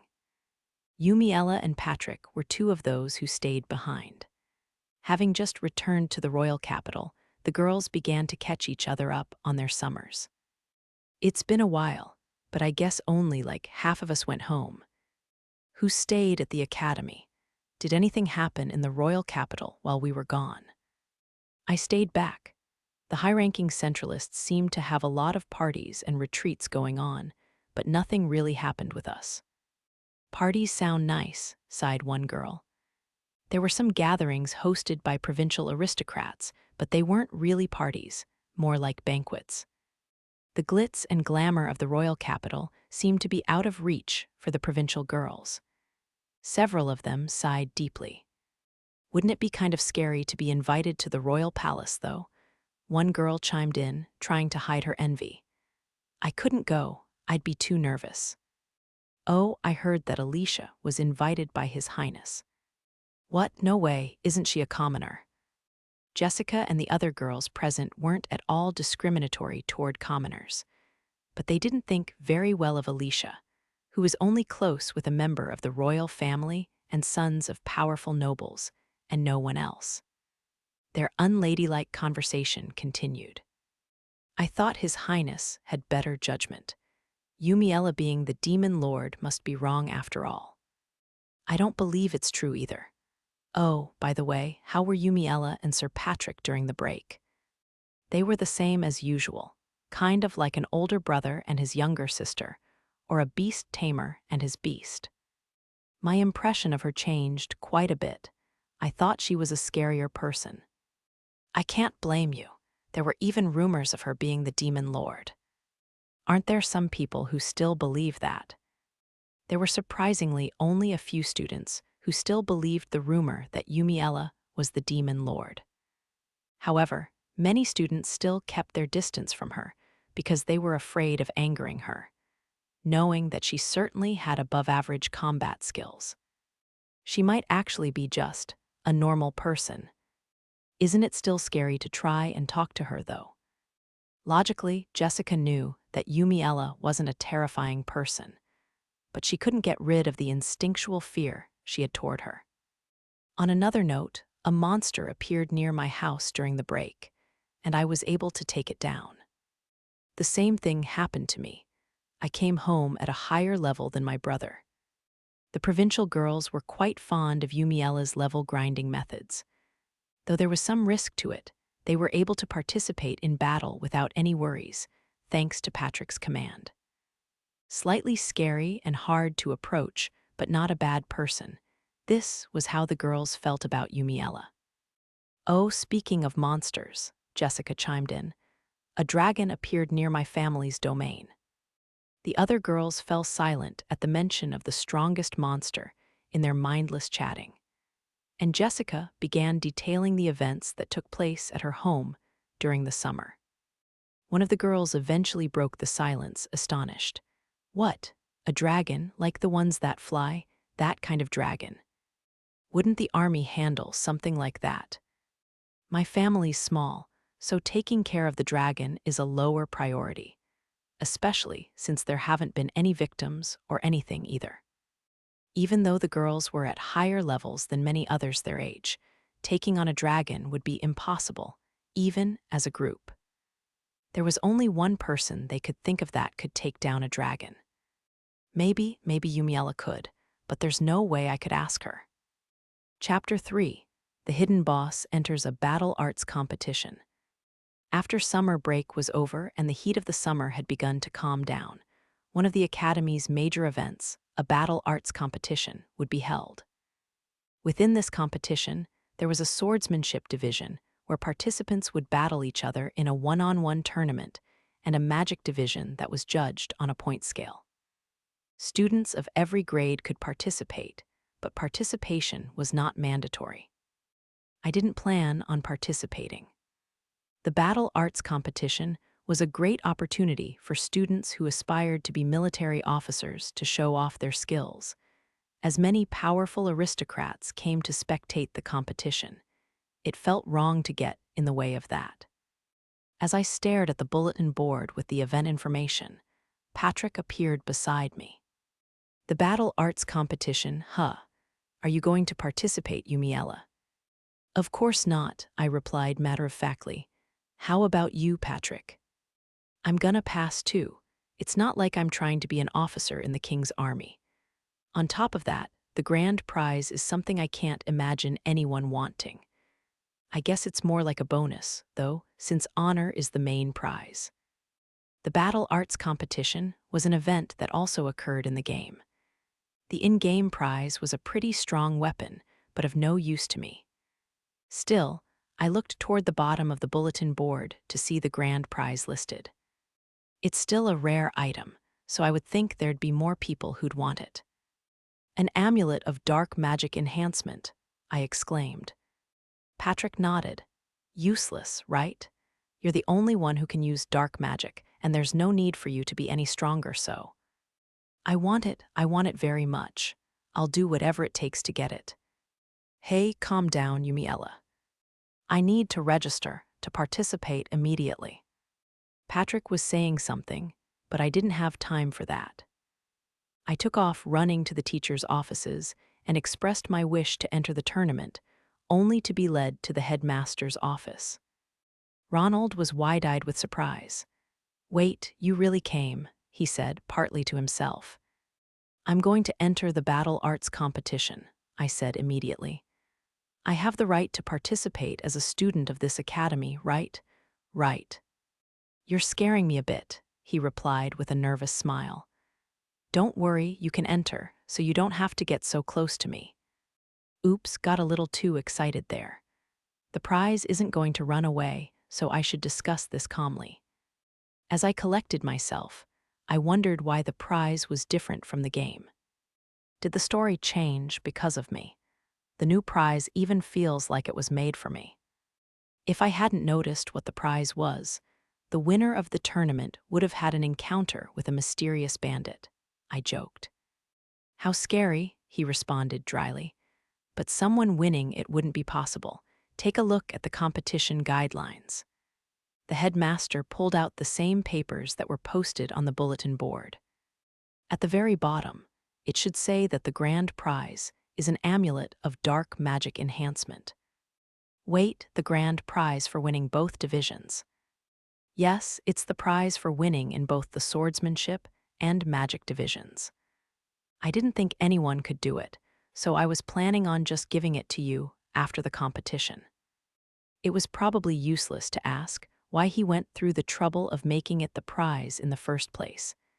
I had clearly fallen for the grinning headmaster's trap. "It's no problem then," I responded. "I'll enter both divisions." "I'm sorry, I didn't think you would actually go for it. His Majesty actually told me to just give it to you. I wonder if I'll get in trouble." "Ah, so the amulet is from the king. The headmaster could use a good scolding from the king." "I'm grateful to His Majesty.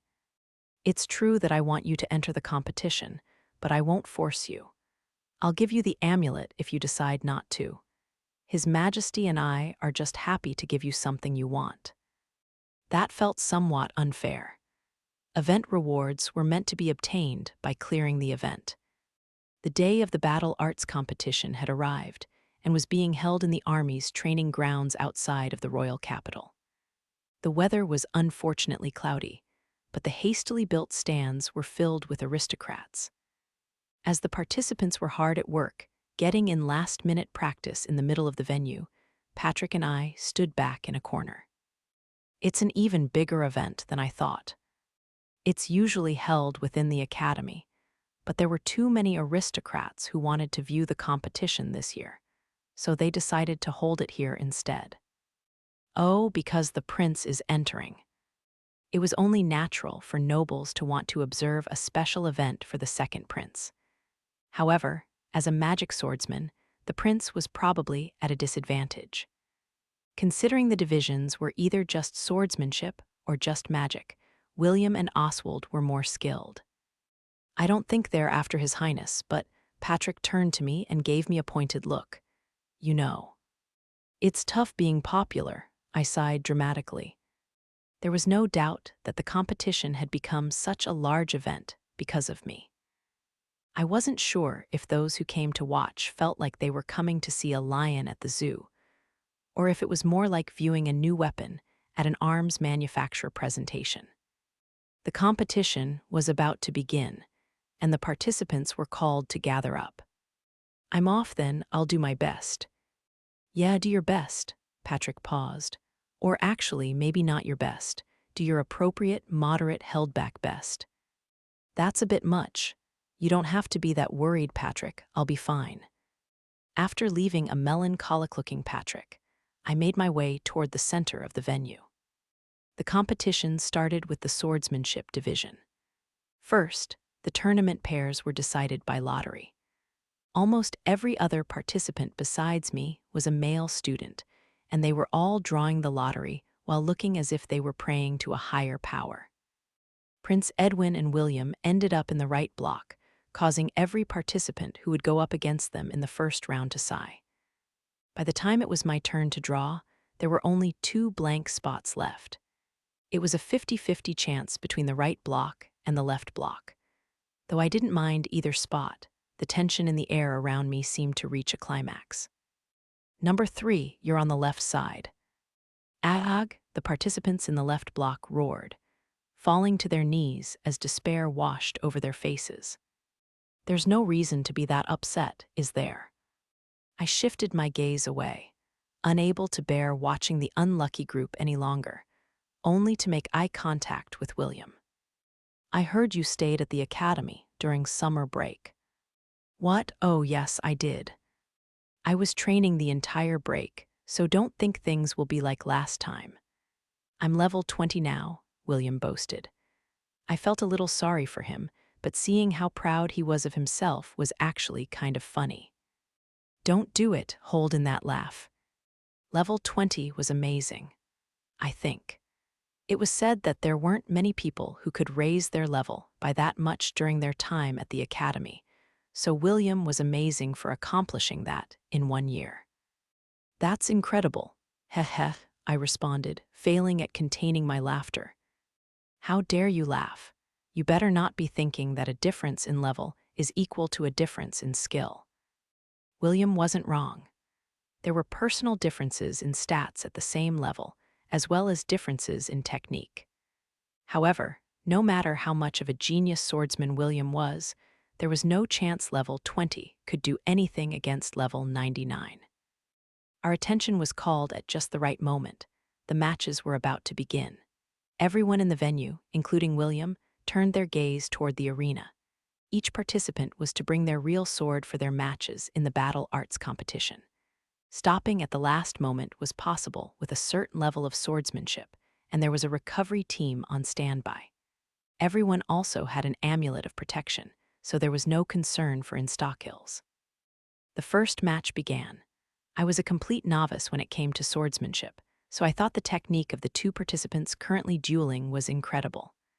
One was keeping a solid guard and only counterattacked at the right moment, while the opponent skillfully switched his posture and used a more technical approach with feints. My only gripe was they were both painfully slow. Their levels were low, leaving their bodies to be low spec. People in this country, or rather, people in this world, are making level grinding out to be more difficult than it is. They should focus on raising their levels before honing technical skills. The opponent, using the technical approach, won the first match. He had been enjoying his victory, but his expression clouded when he saw me.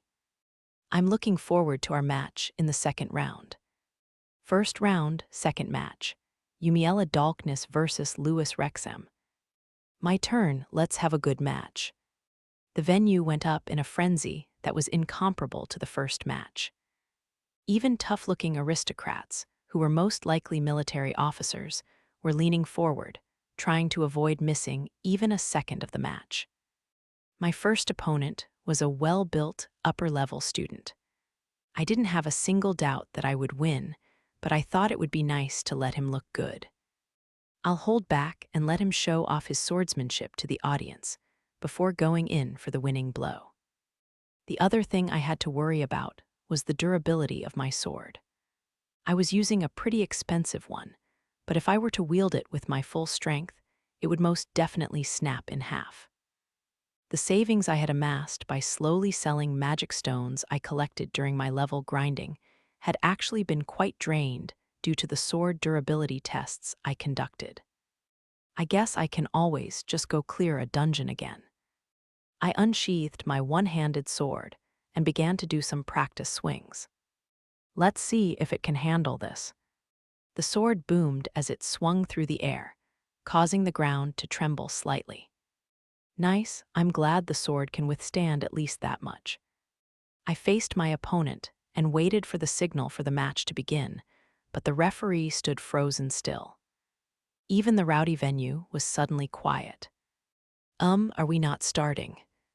The referee seemed to snap back to reality at the sound of my voice, and was about to give the signal to begin, only to be interrupted by my opponent. I withdraw, my opponent squeaked. Yumiella Dolkness wins, the referee announced after a pause. Maybe he suddenly felt sick or something, I told myself. Though it was by default, I had gotten through the first round. After my match, the competition progressed without issues. It was now the first match of the second round, and I was up against the student with the dexterous sword skills. I withdraw. No way, there's no way that all my opponents will withdraw. Right. I made it to the finals without fighting in a single match. My opponent was William, who beat Prince Edwin in the semifinals by a narrow margin. Please, I beg of you, don't withdraw. Did you think I would withdraw? Well, too bad. I'm making this a fair fight. All right, good job, William. If it weren't for him, I would have finished this competition with a bad taste in my mouth. This is the great sword of Strode. It's a fine blade that I worked hard to obtain, William exclaimed proudly, pointing a sword at me that was about the length of himself. The great sword of Strode was something I had seen before in the game. It had no element, but it was an item that was a league ahead in terms of physical attack power. It was supposed to be an item that could be found toward the end of the game, so I was left wondering how William had obtained it. In terms of its durability, it was the best sword one could have. It might even be able to withstand my full strength. The final battle, the referee announced. Yumiella Dolkness versus William Aries, begin. William immediately went for an attack, believing the idea that making the first move would lead to victory. He held his sword high above his head, swinging down. I twisted my body and dodged his attack. He continued to make daring attacks, but couldn't even get the tip of his sword to graze me. All you do is dodge, William gasped, out of breath. It's because we have a difference in material strength. My sword was a normal item that was available for purchase. It would probably easily break if it were directly up against the great sword of Strode. A master swordsman could probably parry the attack or aim for a weak point in the blade. Should I try it just once? It would be easy to defeat William without our swords hitting each other, but I felt beholden to my default wins. I decided to contribute to making the final battle worth watching. Here I come, William exclaimed, swinging his great sword above his head. Go ahead, come at me. The image of what would happen was clear as day. When he swings down, I'll elegantly parry his attack, knocking his sword back before counterattacking. I swung my sword up from below in time for William's attack. The moment our swords clashed, a crack formed in mine. Oh, that's not good. I'm pretty sure there was a rule where you would lose if your weapon broke. I shouldn't have tried to use a master's move. I wasn't giving up just yet. I drew my right hand back carefully, so I didn't break my sword and made a fist with my left hand before thrusting it forward. My left jab landed on the wide middle of his sword, and the blade of the great sword of Strode broke into pieces. William was bewildered. What, my sword? How could it lose to such a dull blade? My hand had moved before I could even think, but William seemed to have missed it. In fact, no one in the entire venue seemed to notice that I broke the great sword by punching it. I don't think there's a rule forbidding the destruction of weapons by hand anyway, so yay. A win for me. The winner is Yumiella Dolkness. The venue erupted into a massive frenzy at the referee's declaration. William seemed to be in a trance, though it was unclear if it was caused by the shock of losing or the loss of his favorite sword. I am sorry about breaking your sword. The swordsmanship division of the martial arts tournament had concluded. Next up was the magic division. In this division, the participants would each perform magic for the panel of judges, and the winner would be decided by the number of points they received. The judges were made up of 3 court mages. I was last, so there was quite some time until I had to go up. It probably couldn't be helped that my eyes wandered around, looking for him, who was somewhere in the venue. But as I searched the venue, my gaze met Oswald's. No, not you. I'm going to break your glasses. Oswald made his way toward me. You did great in the swordsmanship division, he said. Thank you, I responded cordially. However, the magic division won't be so easy. Points are given based not only on potency, but also on the different types of magic as well as accuracy. Even though I may not be able to defeat you directly in battle, I have the advantage here since I can use the 4 main elements, Oswald haughtily explained, pushing his glasses up. Oh, I see. I guess I might be at a disadvantage since I'll only be using dark magic. It looks like he prepared some kind of strategy for the competition, so I better think of something too. I shifted my attention toward the center of the venue, thinking there would be something I could reference for my plans. Just as I looked over, Alicia was about to perform her magic. She held both her arms up toward the sky, causing particles of light to pour down and shower the venue. The sparkling magic seemed to be recovery magic that was thinly spread across the area.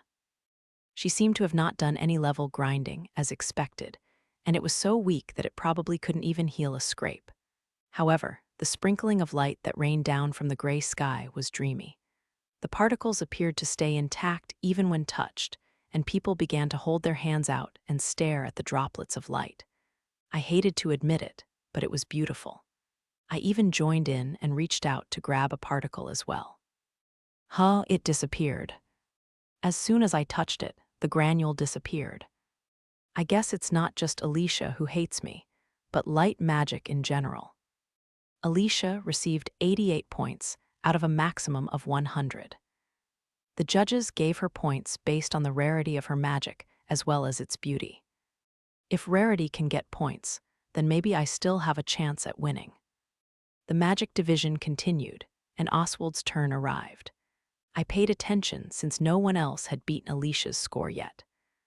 Oswald made his way to the center of the competition venue and pounded his staff against the ground near his feet. The ground began to grow before my eyes, becoming as tall as a person before forming into something else. It's like a die, I muttered to myself. The raised earth was, as far as I could tell, a flawless cube. The judges let out gasps of awe at the preciseness of his magic. Next, Oswald sent a gust of wind magic flying like a blade, which cut the cube into palm-sized pieces. It was also an extremely accurate spell. Each piece of earth was a small cube. Finally, he created a large pillar of fire and immediately put it out with water magic, which ended his magic performance. Oswald had shown accuracy with earth and wind magic and potency with fire and water magic. There was a large round of applause for him, having used all 4 main elements. He earned the maximum number of 100 points. It was finally my turn, but victory seemed to be slightly out of reach this time. It looks like I've won, Oswald muttered to me in passing on his way back to his seat. No matter how hard you try, you won't be able to get over 100 points. There's still the possibility of a tie, I bluffed, still unsure of what magic I would perform. Looking at the venue from the center made me very aware of how many eyes were on me, making me slightly nervous. Oh, there's Patrick. Why is he so far away? I tried smiling at him since we made eye contact, but that only made him take 3 steps back. Hey, what was that for? The final participant is first year, Yumiella Dolkness. The signal to start was finally given. I decided to use maximum potency so Patrick would be able to see from his position as well. It had been many years since I used my magic at full power. I couldn't help but feel the corners of my mouth turn up into a smile. Black holes. A black orb appeared much higher than the one I created at the academy before. The orb continued to grow larger as it swallowed the clouds. Is it night time? Someone murmured in the now silent venue. My magic spread across the sky as far as the eye could see, leaving only a sliver of light peeking through on the horizon. In the next moment, light overflowed from the sky above. Black hole had destroyed the overcast clouds, leaving blue skies and a visible sun. Well, that was unexpected. I gently laughed while squinting at my now bright surroundings. I didn't know I could use beautiful magic too, I whispered to myself. Suddenly, the entire venue was hit with ferocious winds. Black clouds began to fill up the sky, and large droplets began to rain down. Screams erupted like it was the end of the world. This is the end, We're all going to die." I knew it. She was the demon lord after all. "You're all overreacting. Also, these are false charges. The rain and wind aren't my fault. I didn't do anything." Oh. Black hole had eliminated the entire atmosphere, along with the clouds. The vacuum that was created pulled in the atmosphere from the surrounding area, suddenly lowering the atmospheric pressure. "Sorry, everyone. Looks like it was actually me." The mini typhoon ended 5 minutes later, and the panic in the venue began to subside as well. It's basically summer, so I hope you guys can forgive me for the wet clothes. As I looked down at my feet, feeling guilty, I picked up on someone's voice. "So, how many points was that?" "Shoot, I've still only used one spell." I had to get points by showing a variety of magic. Perhaps I could make hands come out of everyone's shadows or show off my turbid recovery magic. I wonder which would be the best. "Please wait," I interjected. "Before you decide on my score, please let me show you at least one more." 300 points. You win, so please stop," screamed one of the judges, who was in the middle of discussing my score with the others. I thought the maximum was 100. Oswald had frozen up after hearing my score, which made me feel a little sorry for him. Thus, I won both the swordsmanship and magic divisions of the battle arts competitions, and received the amulet of dark magic enhancement. Ronald handed me the prize I had been after during the awards ceremony. "Thank you very much. Now my magic potency will increase." "Do you really need this?" The headmaster didn't seem to understand how wonderful this amulet was. There were too many people who didn't understand the value of things. Patrick would probably understand. Later on, I showed off my grand prize to Patrick. "Do you really need that?" he asked. "Maybe I'll just show off my amulet-enhanced dark magic right here." A few months had passed since the battle arts competition. The season had changed to winter, and the end of my first year at the academy was near. I was a lone wolf in my school life, as usual. If anything, people were more afraid of me after the competition. I couldn't recall any recent conversations that weren't with Patrick. Alicia was the same as usual, not appearing to be working hard on level grinding. We were likely moments away from the hellish level grinding dungeon time I had planned. If she didn't take down the demon lord as a saintess, it would be trouble for me. I was unsure if Headmaster Ronald warned Alicia and the love interests against talking to me, but they certainly picked fewer fights with me. The love interests hadn't neglected their training either, perhaps due to the difference in skill they experienced at the battle arts competition. They would sometimes shoot me nasty looks, but I got to live in peace, so it was no issue. Recently, Alicia's belongings have been disappearing. You wouldn't happen to know anything about that, would you? Prince Edwin asked me one day. "So long, peaceful life." "I have no clue." Alicia's belongings were disappearing. Yumiella was behind that in the game. Perhaps someone else was bullying Alicia. "You're always alone. I know you're up to something." "I'm pretty sure the reason that I'm alone is at least half your fault." The prince had skipped the innocent until proven guilty step, and had jumped to deciding that I was the culprit. The demon lord hiding someone's belongings. I didn't realize he did cute things like that, I said with wonder. I still had no idea what kind of impression they had of me. They had suspected I was involved with a mudslide that occurred in a faraway domain several months ago, and they thought I was behind the destruction of the academy flowerbeds. Combined with my strength, their suspicions that I was the demon lord would not go away. "I'll find some kind of proof," the prince huffed. "When that happens, I'll banish you from the academy." Prince Edwin left immediately after delivering his heroic line. He had apparently not given up on banishing me from the academy, but his efforts were futile because neither the king nor the headmaster had any intention of doing so. I think he's just gone too far to be able to take things back at this point. If the prince were to accept that I wasn't the demon lord or an evil person, It would mean he would have to come to terms with being wrong. Having never experienced setbacks or failures, that was likely impossible for him and his pride. Alicia, on the other hand, was just delusional. I pondered who could be behind Alicia's things disappearing. There were many students at the academy who disliked Alicia, some who disliked her because she was a commoner, and some who disliked her because she was close to the prince and his friends. Upsetting Alicia meant upsetting the prince, so many people walked on eggshells around her. There weren't any stories about something directly being done to Alicia, though, because she spent all her time with those three. Alicia's only allies at the academy were probably the three love interests. How sad for her. Oh, wait, my situation is sadder than hers, but it's okay, I have Patrick. Thinking seemed to lead to nowhere, so I decided to take action and observe the classroom after school. I hadn't learned any useful tricks, such as making my presence disappear or becoming one with the shadows, so I had to camp out normally. An hour into my observation, the only thing that happened was Alicia and the love interests coming by to see if her belongings had been stolen. Then, they mentioned something about going to a popular cafe and then left the classroom. Are they really planning on finding evidence against me? Just as I had gotten bored and was about to leave, a female student entered the classroom. She was one of the girls always hanging out with Lady Eleanora.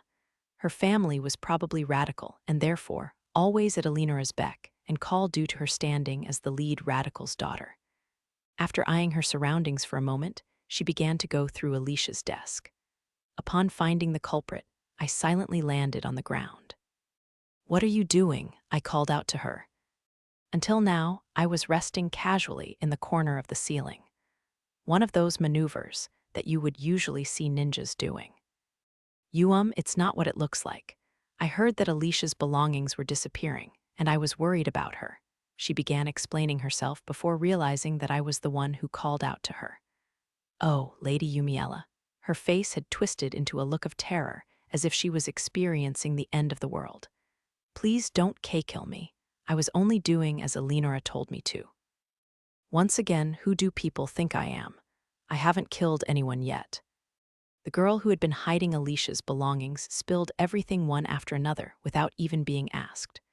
Her family had the lowest status within Eleanora's faction, and she was often made to run errands, this being one of those errands. I wondered about what I should do. Just handing her over to the prince and leaving it at that didn't sound right. Eleanora would most likely say that the girl had done it on her own accord and cut her off. So, are you accusing me of instructing her to hide Alicia's belongings, Yumiella? I had decided to confront Eleanora directly. The girl that I had caught red-handed had no qualms about leading me to the parlor where Eleanora was. Not at all. I just thought I would let you know that your friend was doing something bad, Lady Eleanora. She's even said it was her own idea. I see. She's done something unforgivable, hasn't she? Yes, she has. I'm sure His Highness would be upset if he were to hear about this. She's your friend, so he might end up disliking you too.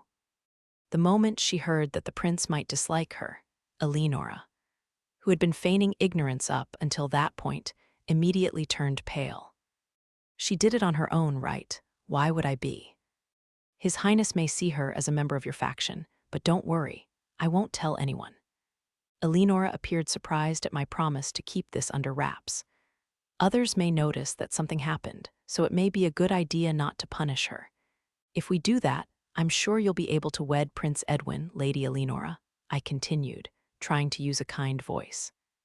But what about that homewrecker? Are you referring to Alicia?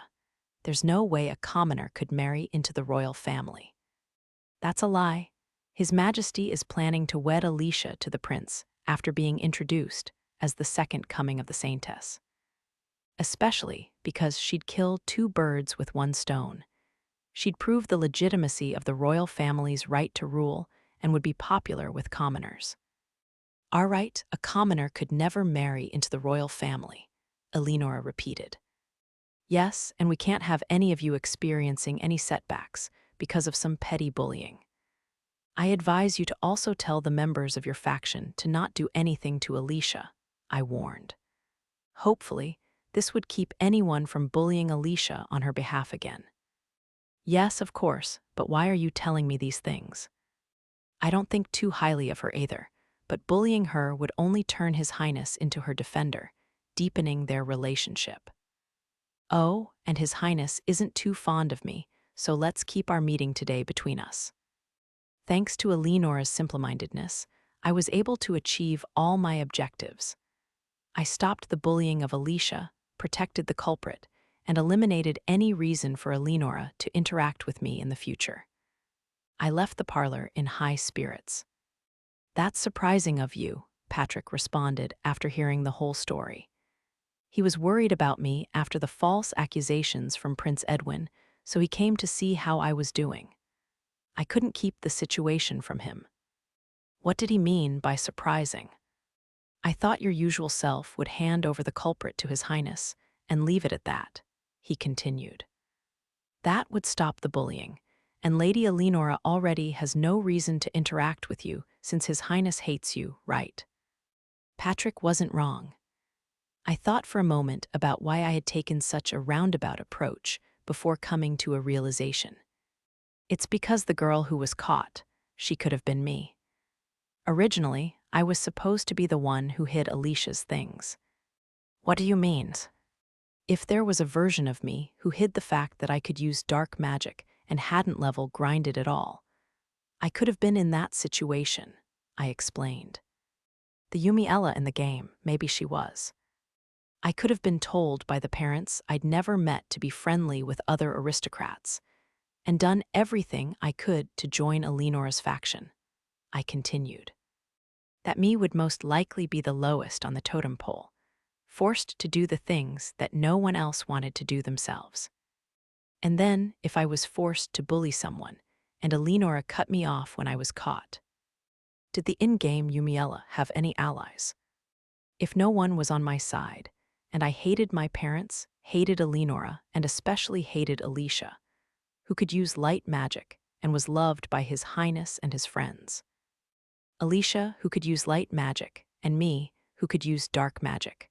Her, loved, me, unloved. Maybe Yumiella wasn't some small-time villain who became the hidden boss because of some afterthought of the developers. Maybe she was actually the victim of this world. I would have started level grinding to get revenge.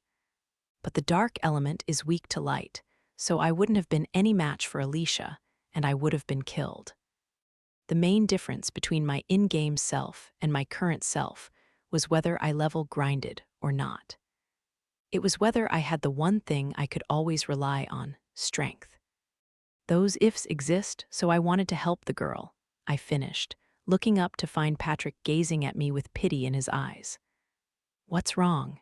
It's just a hypothetical story, I said with a smile, though I wasn't sure if I was really smiling. That doesn't change things, Patrick replied, sounding as if he was pained. That doesn't change things between your hypothetical and current self. The only difference is whether your level is high or low. That difference has a large impact. No, the biggest thing is that I have memories of my past life. That's it. It's because I'm mentally older. Do you currently have people on your side? Do you hate Alicia? Do you dislike this world? If so, then Patrick trailed off, staring straight into my eyes. It's okay, I don't hate anyone or dislike anything. Worst case, I just run far away and hide my identity. But there are things I like about my current situation. No, I don't feel that way. It's enough to just have an acquaintance I can talk to from time to time, I replied while staring back at him. Even if there are things that I slightly dislike in the future, if Patrick is here, I don't mind staying in this kingdom. Patrick fell silent, leaving me worried that I had said the wrong thing. I see, he said in a comforting voice. He smiled, only to look a little sad before continuing. Acquaintances, huh? Well, yeah, I'd say we're at least acquaintances with how often we talk. I hadn't realized it would be so difficult to just get one acquaintance. I wondered when I would finally be able to make a friend. A romantic partner was completely out of the question. "Oh, Yumiella, we meet again." "Yes," I responded after a pause. "Coincidences are scary things." After the bullying incident the other day, Eleanora had been following me around. Today, she was once again waiting for me right outside the classroom. "I was just about to have some tea. As a treat, I'll invite you." "She's really scary. What's scary about her?" "Well, the scariest thing is that I don't ever know what she's thinking." I was sure I had recommended she keep our relationship hidden because Prince Edwin wouldn't be too happy about it. Despite my cautions, she talked to me all over the academy, regardless of where we were. However, I'd rather not be friends with Eleanora, given that she was the daughter of the Duke of Hillrose, the leader of the radicals who wanted to start wars. I'll just be honest and turn her down. It's fine if she turns hostile toward me. "Lady Eleanora, I'd like it if you would stop inviting me to tea." "Why, we also have delicious snacks, you know," she asked, tilting her head in confusion. "What the hell, she's undefeatable. If you're friends with me, His Highness will dislike you as well." "Oh no, that would be terrible. Would you please give me some advice?" I gave in. "Fine, I'll go. That's the only way to make you happy, right? I'll go. I don't want to deal with this prima donna anymore." Eleanora took my hand and pulled me through the academy halls. A cheery Eleanora and unhappy me, we were an unusual pair, and the students we walked by were wide-eyed with surprise. I had assumed we would be going to the usual parlor, but soon I realized we were going in a different direction. If we continued, we would reach the area with the student dorms. Where are we headed?" "To my room. I wanted to be able to talk leisurely today." After arriving at Eleanora's room, we sat across from each other at a small table. Eleanora's room itself was almost exactly the same as mine, but every piece of furniture was much more luxurious and refined. "Here, Yumiella, please have some of this." "Thank you. I wonder if it's poisoned." I mustered up my courage and took a bite of the cookie. "How is it?" she asked. I took a moment to reply. "It's kind of an odd taste." I was truly uncertain of how it tasted. If I had to pick between good and bad, I would probably say it tasted good, but it also wasn't particularly delicious. Why did she feed me something like this? "I was the one who made them," she stated, looking slightly unhappy. "Oh, I see. It makes sense why it has a strange taste then. I think it's even starting to taste bad." This is my opportunity to make Eleanora hate me. If I lied and said it's the best cookie I've ever had, she would just continue to follow me. "Go ahead, get mad at me, you selfish prima donna." Eleanora did the opposite of what I had wanted and beamed at me. "Yes, it's a strange, odd flavor, isn't it? But everyone keeps saying it's the best cookie in the world." "What?"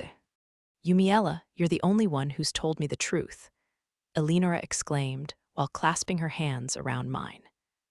"Oh shoot, did I make the wrong decision?" Why did you suddenly decide to make some sweets?" "I heard that Alicia brought Sir Edwin some handmade sweets, so I wanted to do the same." "I don't think you have to do something like that.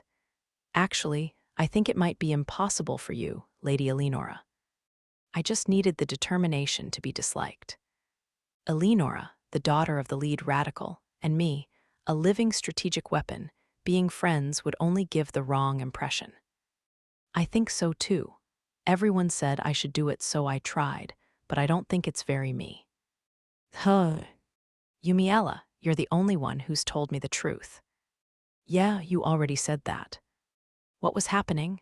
The harder I tried to make her hate me, the more she liked me. I couldn't have been the only one who disagreed with her. Was Eleanora surrounded by yes men? "I'm the only one. Does no one else tell you the truth?" Everyone thinks that there's no way I would make a mistake. Even if they're thinking something different, they convince themselves that I'm right and they're wrong. There's no way that's true. They just don't want to upset you. That's what they told me. Oh, I see, you're just being fooled. This prima donna was honest to a fault. which made me worried that a malicious person could control her to do as they pleased. Wait, could she already be controlled by someone? Regarding the hiding of Alicia's belongings incident from the other day, I started. It wasn't me who instructed her to do so. It was, Eleanora denied, awkwardly avoiding eye contact. Your reaction is making it too obvious. Who was the first one to bring up that idea? What do you? There was no doubt that Eleanora had instructed the girl to bully Alicia, but could someone else have proposed that idea? Who came up with the idea to harass Alicia because she was in the way? I had been misled due to her family's background, but Eleanora was a naive and good girl. At least, I thought she was. I couldn't see the girl in front of me, who was groaning in desperation in her attempt to properly answer my questions, as a bad person. What do you think of the incident of having Alicia's belongings hidden? I didn't think it was a very good thing to do, but after hearing what everyone had to say, I thought that it was for the best. Did you instruct them to hide her belongings then? Yes, and then that girl volunteered to do it herself. After hearing her side of the story, it appeared that the bullying of Alicia wasn't something that Eleanora herself had started. A member of her faction had brought it up. Then the other members echoed that sentiment, convincing Eleanora that's what she should do. This is what I believe to be the truth. I snapped back to reality after having been lost in thought about Eleanora's situation. Even if Eleanora wasn't a bad person, the fact that I didn't really want to be friendly with her didn't change. The issue with her family was still there, and the people around her were bizarre, complex, and straight-up scary. You shouldn't trust your friends too much, I sighed. I'll be fine, because you'll become my friend, Yumiella. I won't. I don't have any ill will toward you, but I don't want to be your friend. Well, I'm busy with a lot of things. There's a lot of things I want your advice on. Well, it's actually about the romance between Prince Edwin and myself. I'm not really familiar with that kind of topic. But you said that you were sure that Prince Edwin and I would get married, didn't you, Yumiella? I couldn't just tell her it was a lie. With Eleanora looking at me with such a carefree smile, there wasn't anything I could say to her. How did this happen? Interlude 3, Eleanora Hillrose. Eleanora Hillrose, the only daughter of the sole duke in the kingdom of Valsheen, reigned supreme over the female students of the academy. It was natural for daughters from radical families to pay attention to her, but even the daughters from families in the king's faction couldn't ignore her presence. All this gave the impression that Eleanora was a tyrant who abused her family's power. However, that was far from the truth. Eleanora and her friends were gathered in the parlor after classes, as usual, chatting with tea in one hand. I'm thinking of holding a large tea party, said Eleanora. And I'd like to invite not only you ladies, but other people as well. That's wonderful, Lady Eleanora. Who are you planning to invite? Eleanora pondered. How about Amy? I haven't spoken to her very much. The faces of Eleanora's entourage turned grim upon hearing Amy's name. The name belonged to the daughter of the Minister of Commerce. In other words, her family was a part of the king's faction. I'd advise against that, one girl replied critically. I've only heard bad rumors about her. Yes, I don't think Lady Amy would be a very good choice. Another girl chimed in. Is that so? Well, if you all think so. Eleanora was ignorant of and unconcerned with the political issues between aristocrats. She believed that the girls in her entourage spent time with her because they liked her. The girls used that to their advantage to manipulate Eleanora and maintain the factions at the academy. These girls were also the ones who told Eleanora that she could still marry the prince, despite being in a faction that opposed the king. But secretly, they were laughing to themselves about how easy Eleanora was to control. Unfortunately for them, an aberrant presence that began influencing Eleanora had recently appeared. Oh, we should invite Yumiella as well, Eleanora said excitedly. She turned me down the last time, but I'm sure she'll come this time. Yumiella, but His Highness hates her. That's right, He could end up hating you as well, Lady Eleanora. It'll be all right. I feel like my relationship with Sir Edwin will progress by getting some advice from Yumiella, Eleanora explained. Despite her words, from the outside, it looked like she just wanted to be friends with Yumiella. I'm going to go invite Yumiella, Eleanora blurted before suddenly standing up and leaving the parlor. The stunned entourage exchanged glances of confusion. Meanwhile, Eleanora had made her way to the dorms and was now in front of Yumiella's room. Usually, a servant would be sent over with an invitation letter, but she distinctly took action herself when it came to Yumiella. The maid poked her head out from behind the door to see who was visiting, and her eyes widened upon seeing Eleanora. You're the daughter of the Hillrose family, correct? Yes, is Yumiella here? Why yes, right this way. After slightly forcing her way into Yumiella's room, Eleanora beamed when she saw Yumiella, who was currently reading a book. In contrast to Eleanora's vibrant enthusiasm, Yumiella was expressionless as usual, even after having her room barged into. Yumiella, I've come to see you. Well now, I see that you've gotten comfortable enough to barge into my room, Yumiella said, making no attempt to hide her displeasure. Eleanora seemed to be completely unbothered by her tone and took a seat right in front of Yumiella. I'm going to hold a tea party. You'll come, right? I'll refrain from attending. There's no need for you to refrain from anything with me. Why do you pay me any attention in the first place, Lady Eleanora? Yumiella's question made Eleanora recall recent events.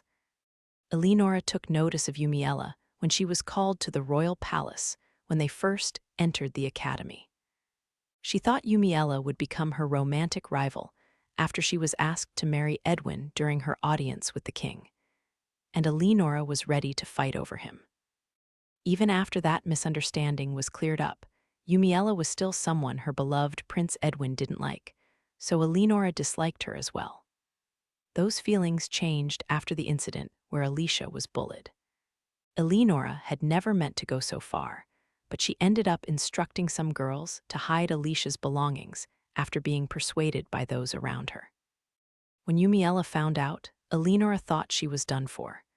She thought that the incident would spread and Edwin would find out, leading him to hate her. But Yumiella didn't reveal what happened to Edwin. Not only did she stay quiet, but she even gave Eleanora advice on how to proceed. At the time, Eleanora was attempting to bake sweets. It started when her entourage encouraged her to try it after hearing that Alicia had given Edwin some homemade sweets. Eleanora was enthusiastic at first, but her sensitive palate led to disaster. She was completely unable to make something that she was satisfied with. However, the people around her kept praising her, saying everything she baked tasted the best in the world. Eleanora had been concerned about the disconnect between her own impression and what the others were telling her. But Yumiella was the only one who gave an appropriate review, saying that the cookies she baked tasted strange. She was the only one who told the truth. And then, Yumiella even said that Eleanora could definitely marry the prince. She was used to her entourage telling her so, but it was refreshing to hear it from an outside party. From then on, Eleanora would talk to Yumiella whenever she had the chance. Yumiella reacted differently from the girls in her entourage and from the other students, and seeing her reactions was just so much fun for Eleanora. Having never come across anyone who behaved so openly unfriendly toward her, Eleanora developed an endless interest in Yumiella. After thinking back on the state of things, Eleanora answered Yumiella's question. It's because you're different from others. Well, that's because I'm me, Yumiella said with a sigh. That was so Yumiella-like, Eleanora excitedly pointed out. Also, it's because you said that I could marry Sir Edwin. I see, Yumiella replied after a pause. Eleanora began to talk about one of her favorite topics, tea, in an attempt to entertain Yumiella. She didn't notice that her words were being ignored. Yumiella was lost in her thoughts, worrying about how she would break it to Eleanora that she had lied about Eleanora's and the prince's chances of getting married. The two of them were on completely different pages, but on the outside, anyone would just see two good friends. Chapter 4. The hidden boss meets a dragon. What's that prima donna's deal? I sighed. I think it's fine. Think of it as something you only have to deal with until graduation and just be friends with her. Patrick and I were talking while walking side by side down a hallway at the academy. Eleanora hasn't seemed to have had enough of me and still talked to me all the time. I had been relying on Patrick, but he appeared to be amused seeing me be followed around by her. I don't want to deal with the Duke's family. I've talked to Lady Eleanora a little bit. She's pretty strange, but you know she isn't a bad person. It wouldn't hurt if you made a bit of an effort, Patrick remarked. I'll think about it, I groaned. Well, I'm heading back to my room now. Patrick really keeps pushing for us to get along. Having arrived in front of the dorms, I turned the corner and began walking in the opposite direction of Patrick, only to be stopped immediately. Oh, wait, Patrick called out. Are you going to the end-of-year party? I don't really care about social events, so I don't think I'll be going. I see, Patrick said after a moment. You should come if you change your mind. After saying goodbye to Patrick, I found myself thinking about the occasion while walking back to my room. The end-of-year party, huh? I muttered to myself. That school event was a proper soiree as it doubled as social etiquette practice. In other words, it had nothing to do with me, so I figured it was fine to miss it. Oh, right. In the game, there was an event where you sneak out of the party venue with the love interest with the highest affection parameter. I did want to see whose route Alicia was currently going down, though it may not actually be useful information since we had already gone quite off track from the game's story. I would be grateful if she were going down the main story's Prince Edwin route. If that were the case, she would defeat the Demon Lord and then get engaged to the prince as the second coming of the Saintess, leaving me completely unaffected. At least, ideally, she would. I already told Patrick I wouldn't be attending, but perhaps it would be all right for me to show my face for a bit. The various thoughts swimming through my mind kept me from noticing someone's presence near me. Suddenly, a voice called out to me from point-blank range. Yumiella, have you decided on your dress for the end-of-year party? Whoa, it's her again. Recently, I had gotten somewhat used to her, and my responses were becoming superbly perfunctory. My dress, I can't wear my uniform. You absolutely cannot. We're going to wear fabulous dresses and dance. But I don't have a dance partner, I tried to reason. What, you have Patrick, don't you? The double ringlet-haired prima donna is saying something funny. Why is Patrick's name coming up?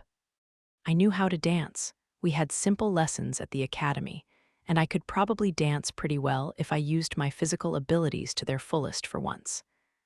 After all, it was a school event. It might be good to attend.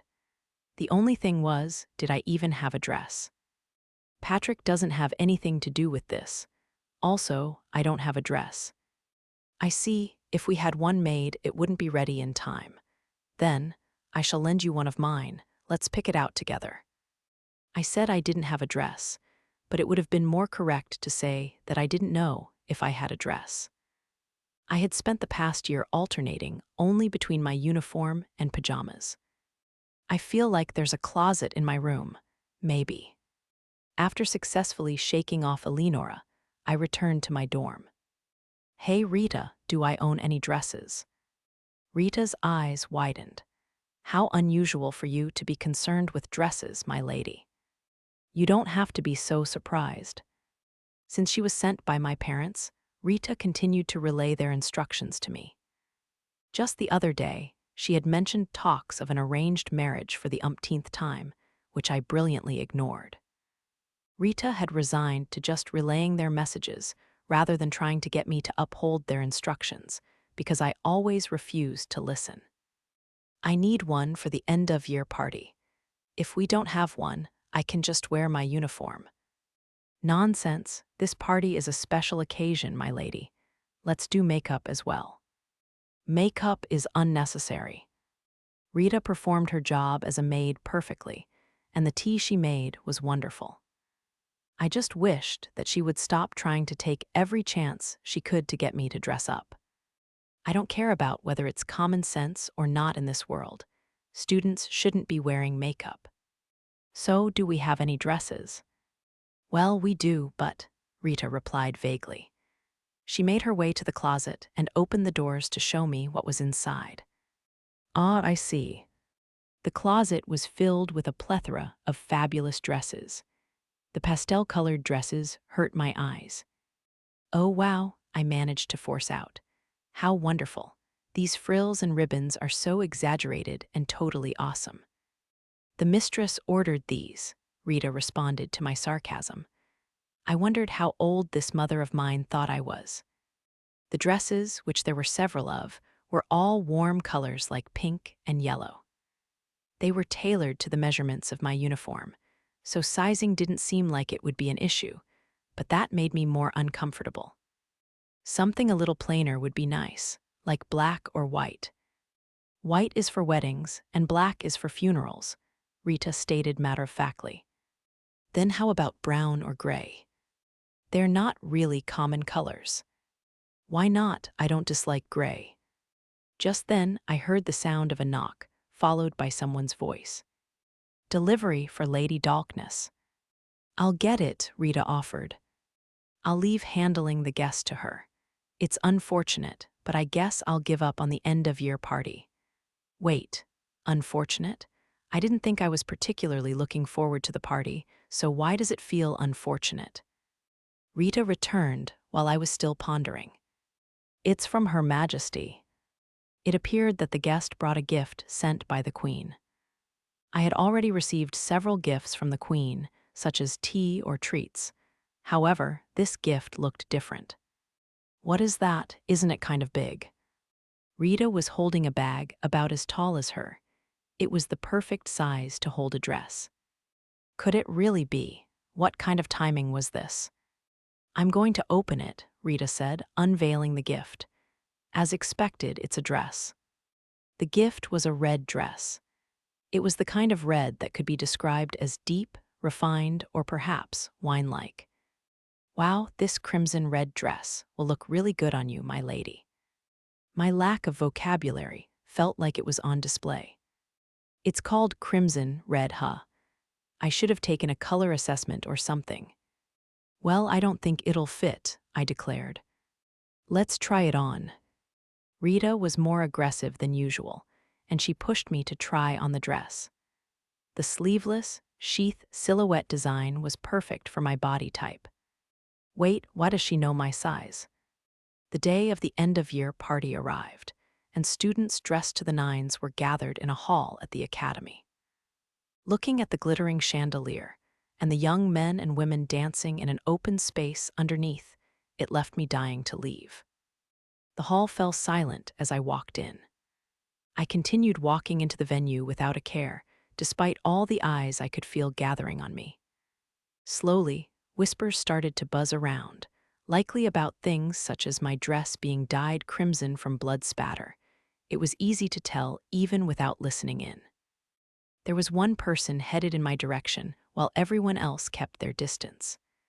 Eleanora, who had been a bit far from where I was, made a beeline toward me upon spotting me enter the hall. She adorned her dress, seemingly accustomed to this sort of event. Wow, Yumiella, I guess you decided to attend after all, she said happily. Hello, Lady Eleanora. Did you not ask Patrick to escort you? I wanted to ask why Prince Edwin wasn't escorting her, but that was something I wouldn't say no matter what. I had confirmed that Patrick would be attending, but other than that, we hadn't talked about the party at all. He was popular with all provincial aristocrats, regardless of gender, so there was a chance he had made plans to escort someone else. Why are you bringing up Patrick? I asked, genuinely confused. Is it because I don't spend time with anyone else? Eleanora needs to stop making everything about romance. Huh, that's because you're... Yumiella, you came. A voice called out as if to interrupt Eleanora. I'll go somewhere else, so I don't bother you too, she said before hastily leaving the scene. Her consideration is unnecessary. There are no unrequited or requited feelings between Patrick and me. I turned around to find Patrick, just as I had expected. I always recognized his voice. I kind of felt like coming, I explained, but I was just thinking that I would leave after all. Wearing this dress is actually a little embarrassing. Patrick hadn't responded to anything I said and stood there frozen and wide-eyed. Confused by his reaction and lack of response, I took a step closer to him, only for Patrick to take an immediate step back. "What's wrong?" I asked. "And nothing." "There's no way it's nothing."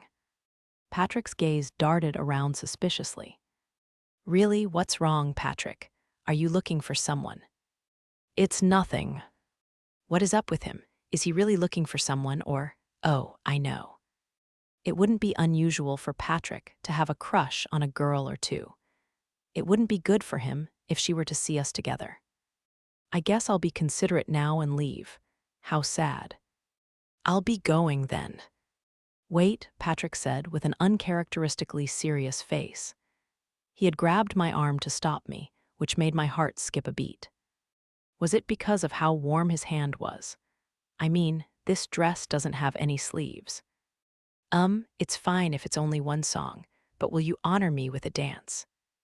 Honor you with a dance sounds so aristocratic. I should also be happy about it like an aristocrat and say something back. "Sure." "Oh no, that came off kind of cold." "That response is very you," Patrick said with a small smile. I guess it was okay. In an area off to the side from the center of the hall, Patrick and I began dancing hand in hand. In my mind, I was able to dance perfectly, and I had confidence in moving my body, so why were my movements coming out so disjointed? I was envious of Patrick, who was perfectly taking the lead. "You can step on my feet, just relax more." "You don't mind having your feet crushed."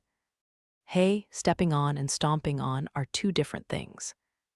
As we bantered like we normally did, I started to get used to dancing, and my body began moving smoothly with the music. With a bit more room to breathe, I was able to peer around at my surroundings. There were a lot of eyes on me, especially those of male students. They must have felt like they were seeing a battle robot suddenly start dancing. "Aren't there too many people staring?" "It's because you're pretty." "What?" "What are you saying?" And without hesitation, I need to calm down. I'm not someone whose feelings get swayed by social pleasantries, but my hands are starting to sweat. What should I do? "If you say things like that to just anyone, people won't believe you," I said, attempting to collect myself. "I don't know if you're just dense or..." Well, there's no way I could give a proper response to some social pleasantry. Actually, I'm the dense one. Today, I finally realized that my only thoughts were about my sweaty palms, so the moment the song ended, I quickly let go of his hands and wiped mine on my dress. "What were you saying?" Then I realized that might have been rude. "Oh, that wasn't because your hands were dirty or anything. It's just my sweat." "I know, never mind," Patrick responded, slightly annoyed. "I'm sorry my dancing was so bad.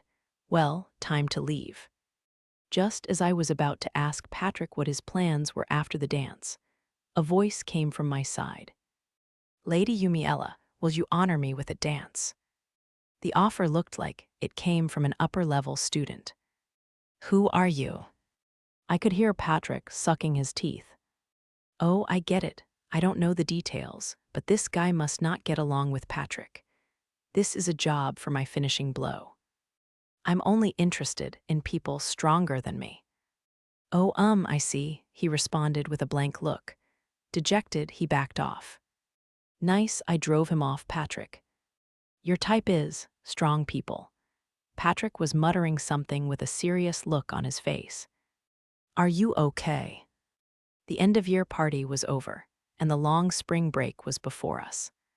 I was currently being invited to have tea or attend parties by many students. The students who were cautiously talking to me were probably being told by their families to invite me. Each time I turned them down, I was met with a complicated expression that looked to be a mix of relief and a hint of disappointment. Naturally, my family had told me to return home.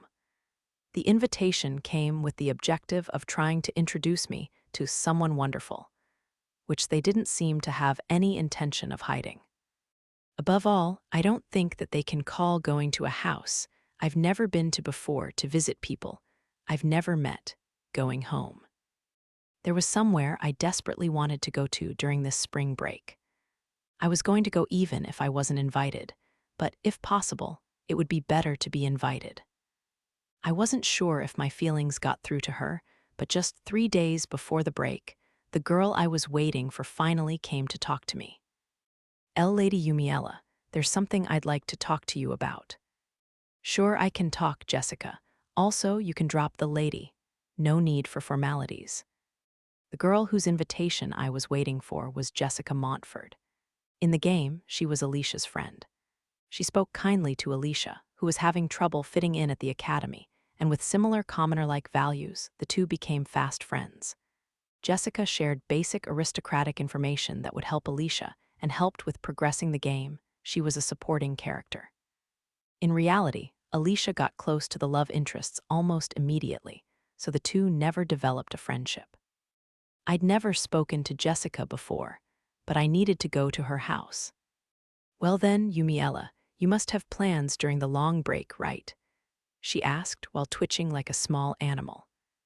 Not at all, my schedule is completely empty. So please invite me to your house.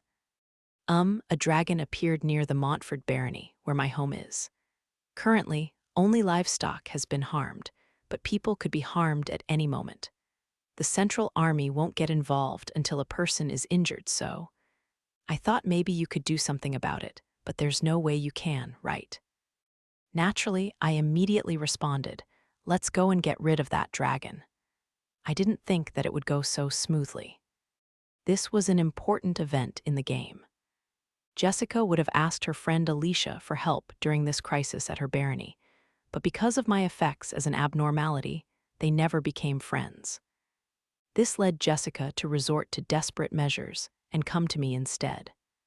Of course, there was a reason I accepted her request. The reward for this event was very attractive. Is it really all right? Jessica seemed perplexed at my willingness. You can be happy about this. I'm also happy that you came to me. Patrick invited me to visit the Margrave's Mark, but of course, I turned that down. The long break had started, and I was at the Montford barony. Jessica, who used to be terrified of me, was now able to converse with me normally. Perhaps she had gotten used to me during the carriage ride over. You're sure that the dragon is a fire type? I asked at some point on the journey to her domain. Yes, that's what my father's letter said. It's apparently settled down on the tallest mountain in the area. I see. Is there anything else I should know? The letter also mentioned that it didn't seem like it could be defeated without countermeasures against fire. I think I can get you more details when we get home. It's just like the game. I guess I can look forward to that too. I thanked Jessica and turned to look out the window just as her home came into view. The Baron of Montford's barony was in the countryside on a rustic land overflowing with nature. I could understand why it was alarming for a domain of this size to have a dragon appear. I'm home, Jessica loudly announced at the doors to the Baron's mansion. I brought someone who can probably defeat the dragon. One after another, the servants appeared, joyed at her return. Welcome home, my lady. It must have been a long way for you and your friend. Friend. I think you mean vermin exterminator. Thank you very much for inviting me. I'm Yumiella Dolkness. Thank you for coming, Sir Montford greeted. Unfortunately, a dragon has appeared in this area, so we might not be able to be as hospitable as expected, he said apologetically. I thought Jessica sent a letter explaining things. Father, Yumiella is the person who will defeat the dragon for us. The Baron's face twisted in confusion at Jessica's explanation. Oh, she's the person you were saying was as strong as the demon lord. Wait, Jessica, You wrote in the letter that I'm only as strong as the demon lord. As I glared at her from the corner of my eye, Jessica panicked to explain. Yumiella's level is 99, and I said she was strong enough to defeat the demon lord, not that she was as strong. The Baron's expression remained unchanged. This was something I hadn't experienced in a while. The next morning, I immediately started for the mountain to take down the dragon, with 2 soldiers accompanying me to show me the way. Jessica was considerate and offered to join me, but I politely declined because she didn't seem like she would be an asset for battle. Hey, why do we have to go along with what some spoiled aristocrat wants? One of the soldiers muttered to the other. I don't know, we have to follow the Baron's orders. The 2 soldiers apparently thought of me as some spoiled girl who just wanted to see a dragon. I ignored their quiet bickering and speed-walked up the mountain trail. We eventually found a clearing halfway up the mountain, and I decided to wait for the dragon there. Let's take a break here. The 2 who followed me sat on the ground, out of breath. You guys need some more stamina. Might I suggest level grinding? Miss, the older soldier began between gasps. I forgot to mention this, but if the dragon appears, we're leaving right away. Keep your aristocratic debauchery to a minimum. Do they still not understand what's going on? Do they not find it weird that I'm not even close to out of breath coming all this way? Suddenly, it was here. I glared toward a point in the sky without responding to the soldier. Confused by my actions, the soldiers also looked up at the sky, finding a single shadow. What is that shadow? Is that the D-dragon? The shadow grew as it got closer, and eventually it was close enough to be easily recognizable as a dragon. Hide will wait it out. It looks like it's already found us, I informed them calmly. The soldiers scurried and hid in the shadow of a nearby boulder. Didn't they hear me? Hiding is useless at this point. The dragon was circling the area around us. Perhaps its guard was up because humans had entered its territory. The dragon that appeared was a fire type, just as Jessica had described. Flames curled around the edges of its mouth, as if to warn us that it could breathe fire at any moment. As I stared at the dragon in the sky, I thought about how I would defeat it. If possible, I wanted to retrieve the magic stones after taking it down, but most of my long-range spells would destroy everything, leaving nothing behind, and my targeted spells activated through the target's shadows, meaning I couldn't use them against a flying enemy. I quickly glanced at the soldiers hiding behind the boulder, only to find their faces twisted in despair. It's all over. I'm going to be eaten. Aren't you guys giving up too easily? My company seemed to be mentally unwell, so I decided to take care of things quickly. Black hole. My spell activated, covering the dragon's left wing in darkness. The wing then disappeared, along with the darkness. The dragon spun around and dove to the ground. I was about to finish it off, but it looked like it had already died from the impact of hitting the ground. Well, that was weaker than I thought it would be. Why you did it, you're amazing, miss. The soldiers had done a 180, and were so moved that they began crying. Was it really that impressive? I said I would take care of the dragon 3 whole times on the way here. I hate to ruin your moment of happiness, but it isn't over yet. Yes, I had defeated the fire-type dragon, but this battle wasn't over yet. The truth was, the dragon that settled down on this mountain was one of a breeding pair. In the game, it was said that the boss's element was fire, so many players likely equipped water-type weapons and fire-resistant armor. However, after defeating the fire-type dragon, there was another battle with a wind-type dragon. Of course, the second was stronger, so the event was a trap where you actually had to prepare against the wind element. Suddenly, a roar reverberated through the entire mountain. Maybe it's angry that its wife was killed, but wait, maybe this one's the husband. The wind dragon flew into the sky from a nearby forest, making a beeline for us. That's a wind type for you. It's so much stronger than the last dragon." "El, look out," one soldier called out, seeing that the dragon was barreling toward me. It was no problem for me, though. Shadow Lance. The dragon had stopped right before me, pierced midair by the plethora of spears protruding from my shadow before dying. This dragon's demise came from attacking me from the direction my shadow was cast. The soldiers looked as though they had aged several years after 2 rounds of the emotional roller coaster that was preparing to die and making it out alive. I sent them back with 2 large magic stones for the trouble. As for myself, I went to the top of the mountain to obtain the item I came here for. Why did a breeding pair of dragons suddenly come to this mountain? To raise a child, of course. I couldn't help but smile at how well things had gone. Within the nest sat the item I came looking for, a dragon egg. The long spring break was over, and today was my first day as a second-year student.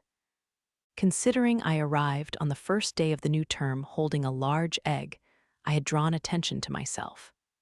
"Hey, Yumiella, it's been a while," Patrick greeted me. "So, what's that?" "It's my child. I gave birth to it." Patrick took me seriously for a moment and grabbed my shoulders. "What?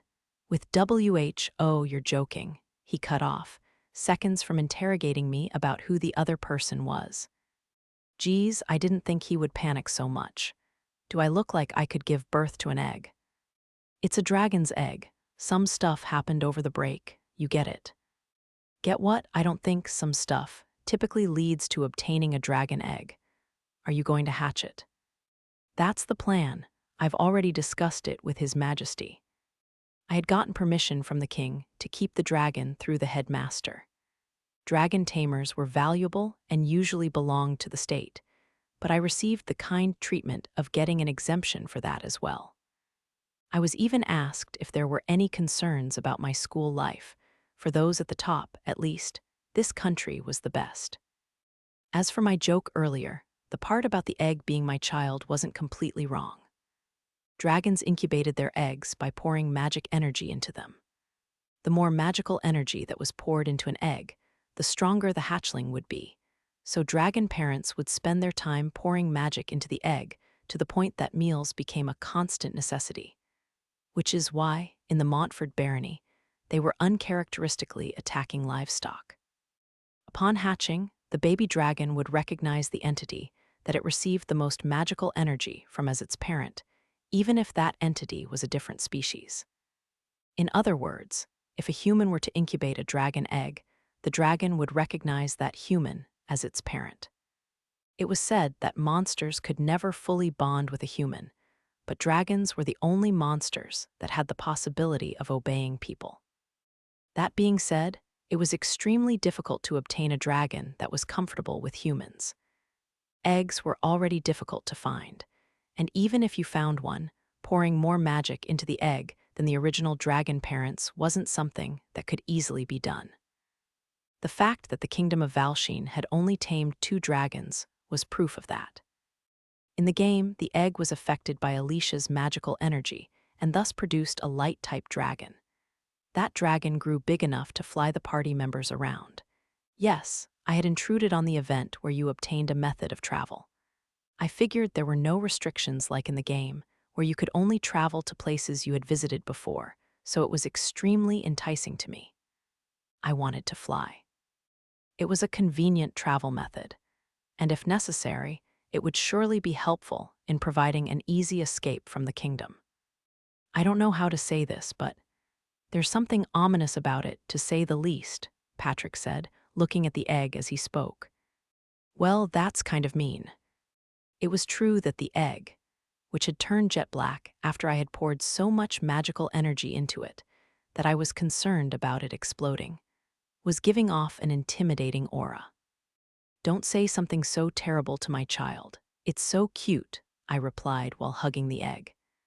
At first, I had thought of my future dragon as a convenient taxi, but after carrying it with me all day, every day, I started to care for it. It was going to be born through my dark magic, so it was the same as my own child. I wasn't going to treat it badly because it was classified as a monster. Patrick raised his brows. Cute. Yes, I'm sure this dragon will be adorable once it's born. Oh, right, I need to think of a name. I see, so you're not trying to bring about the world's strongest dragon, Patrick said, sounding a tad weirded out. What in the world is he talking about? It's my child, so of course, it's going to be the world's strongest dragon, I stated. Ah, I see. Well, I hope it hatches safely, he responded with a tired look before getting up and leaving. Patrick only made that face when I did something wrong, but he usually took the time to correct me. I wondered if I had said something ridiculous without realizing it. Some time passed, and I was now known as the dangerous person with the egg by the new students at the academy. It was around this time that I noticed the egg moving from time to time. Considering how much time had passed, I figured it would hatch soon, maybe even as soon as today or tomorrow. I invited Patrick over in hopes of sharing the touching moment with him. Welcome, now that I think about it. This is the first time I've invited someone to my room. Thanks for having me. Patrick was obviously flustered as he entered my room. Maybe it's that boy thing, where he's embarrassed because he's in a girl's room. No way, I can't imagine him thinking of me like that.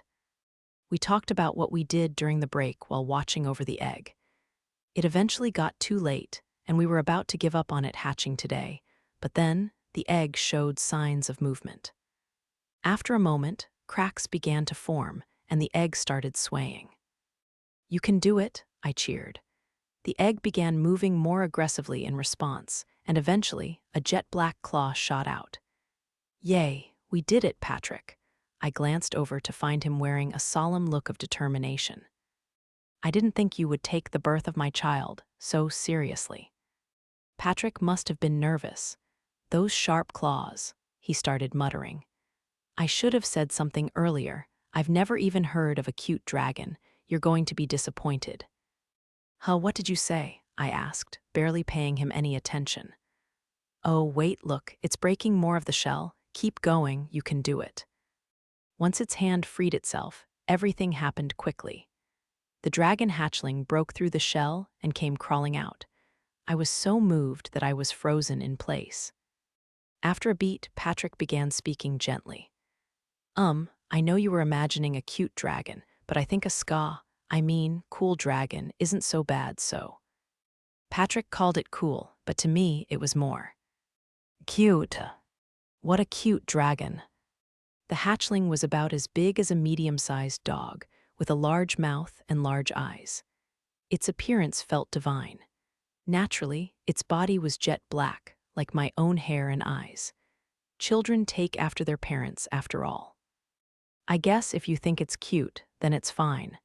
I do think it's kind of celestial, though. Patrick was saying something, sounding muffled, but I couldn't hold back anymore and hugged my child. The hatchling's face was buried in my bosom and purring like a cat. Patrick, it's purring like a cat. It sounds more like it's growling. I continued petting my hatchling while thinking about a name. I had been brainstorming about it this entire time, but I couldn't come up with anything good. Your name will be, Dragon Ryu, I thought out loud. A name that's just based on those words is probably too simple.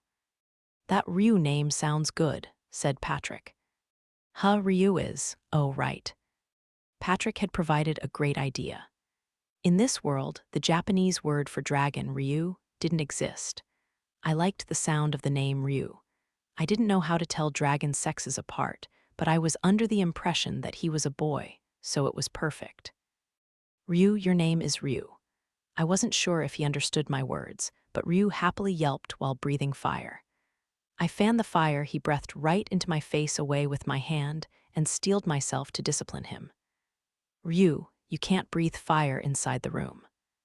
He yelped once more, this time without breathing fire. What a good boy. The problem was he also shot black lasers from his eyes, which I had to twist my neck to dodge. That was bad too.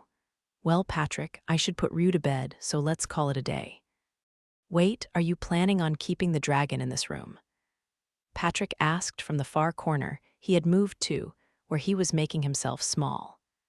When did that happen? Maybe he's not good with animals. Of course, we'll share a bed until he gets bigger.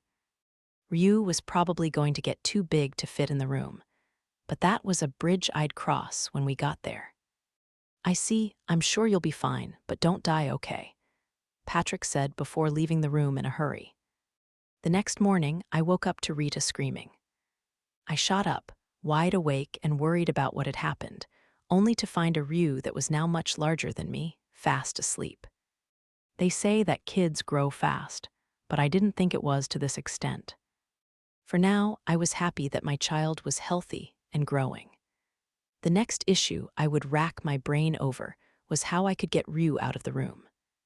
I later found out that hatchlings grew from the magic energy given to them by their parents.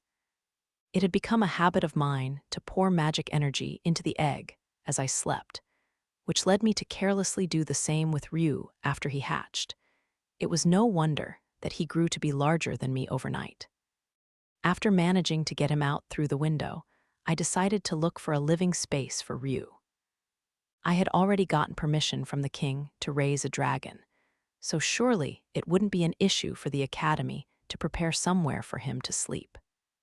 We have to figure out where you're going to live, I told Ryu.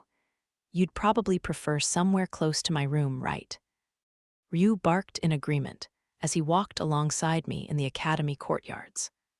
He understands what I'm saying. Is my child a genius? I watched him as he leisurely strolled along on all fours, while his large wings made short, continuous flaps. He's too cute. Ah, the sound of a girl screaming resonated throughout the academy courtyard. What's going on? Ryu, this might be dangerous. Get behind me. I cautiously checked my surroundings with Ryu hidden behind me. I found the student who screamed in a part of the courtyard not too far away, but no signs of what may have caused her alarm. Having heard the same cry, other students and teachers arrived on the scene, wondering what had happened, only for them to scream simultaneously. Wag. Aga. What is everyone so afraid of? There's some unknown danger nearby, and I need to protect my child. Dragon, there's a dragon. It appeared that a dragon, one of the strongest monsters of this world, had appeared at the academy. I squinted up at the sky in search of the dragon, but couldn't find anything. Patrick had also made his way to the courtyard and was slowly making his way toward me. This is no time for such leisure, Patrick. Whoa, I didn't know that dragons could get so big in one day.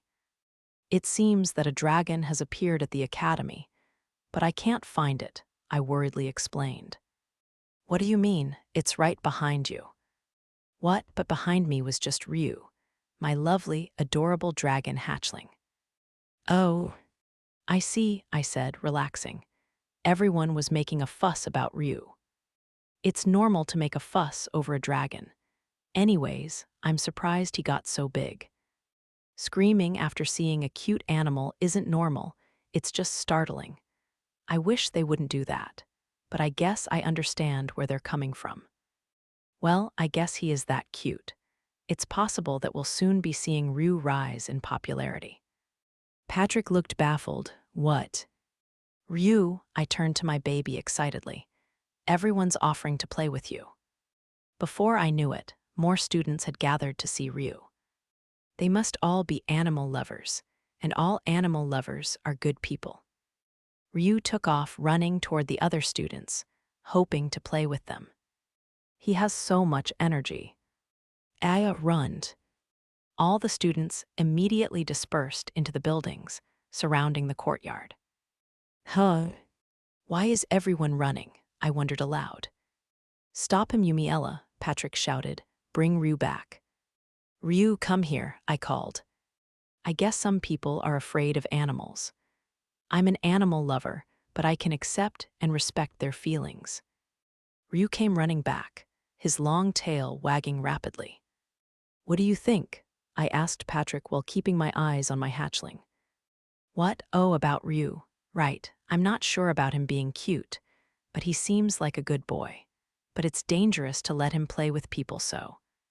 Before Patrick could finish his sentence, his mouth had been obstructed by Ryu's. Actually, it would have been more accurate to say Ryu's mouth was obstructed, given that Patrick's entire head was now inside it. I'm so jealous, I wish that was me. Patrick must have been happy that Ryu was being so playful with him, because of how much he was yelling and flailing around. Ryu, I think that's enough, I cautioned. Your drool's going to get all over him. Ryu, my very smart boy, listened and let go of Patrick. Are you okay? I asked Patrick. Are you the kind of person who cares about getting drooled on? I'll just be glad that I'm alive, Patrick said shakily. He got up and stumbled away before eventually sitting down on the ground. I decided it was time to play with Ryu myself. I wasn't sure what dragons did for fun, but moving our bodies around would probably be a good time. However, before we could play, someone else appeared in the courtyard, getting in the way of our family fun time. She's annoying even now that we're second-year students. Oh, Yumiella, are you also out for a morning stroll? Oh, Eleanora was walking toward me, but stopped in her tracks after noticing Ryu. After silently staring up at Ryu for a few seconds, she suddenly gasped loudly. Don't yell, please. What if you scare him? Who is this cutie? She squealed. Oh, I didn't take Eleanora for an animal lover. I thought prima donnas like her usually hated animals. His name is Ryu, and yes, he's cute, isn't he? May I touch you? She asked Ryu. After getting his permission, Eleanora gently petted his jet-black neck and chin. Ryu let out a rumbling purr and seemed to be enjoying it. He's truly adorable. Why don't you all come closer? Eleanora said, calling over to her entourage. The girls, who had been watching from a distance, aggressively shook their heads in refusal. Many people seem to be afraid of dragons.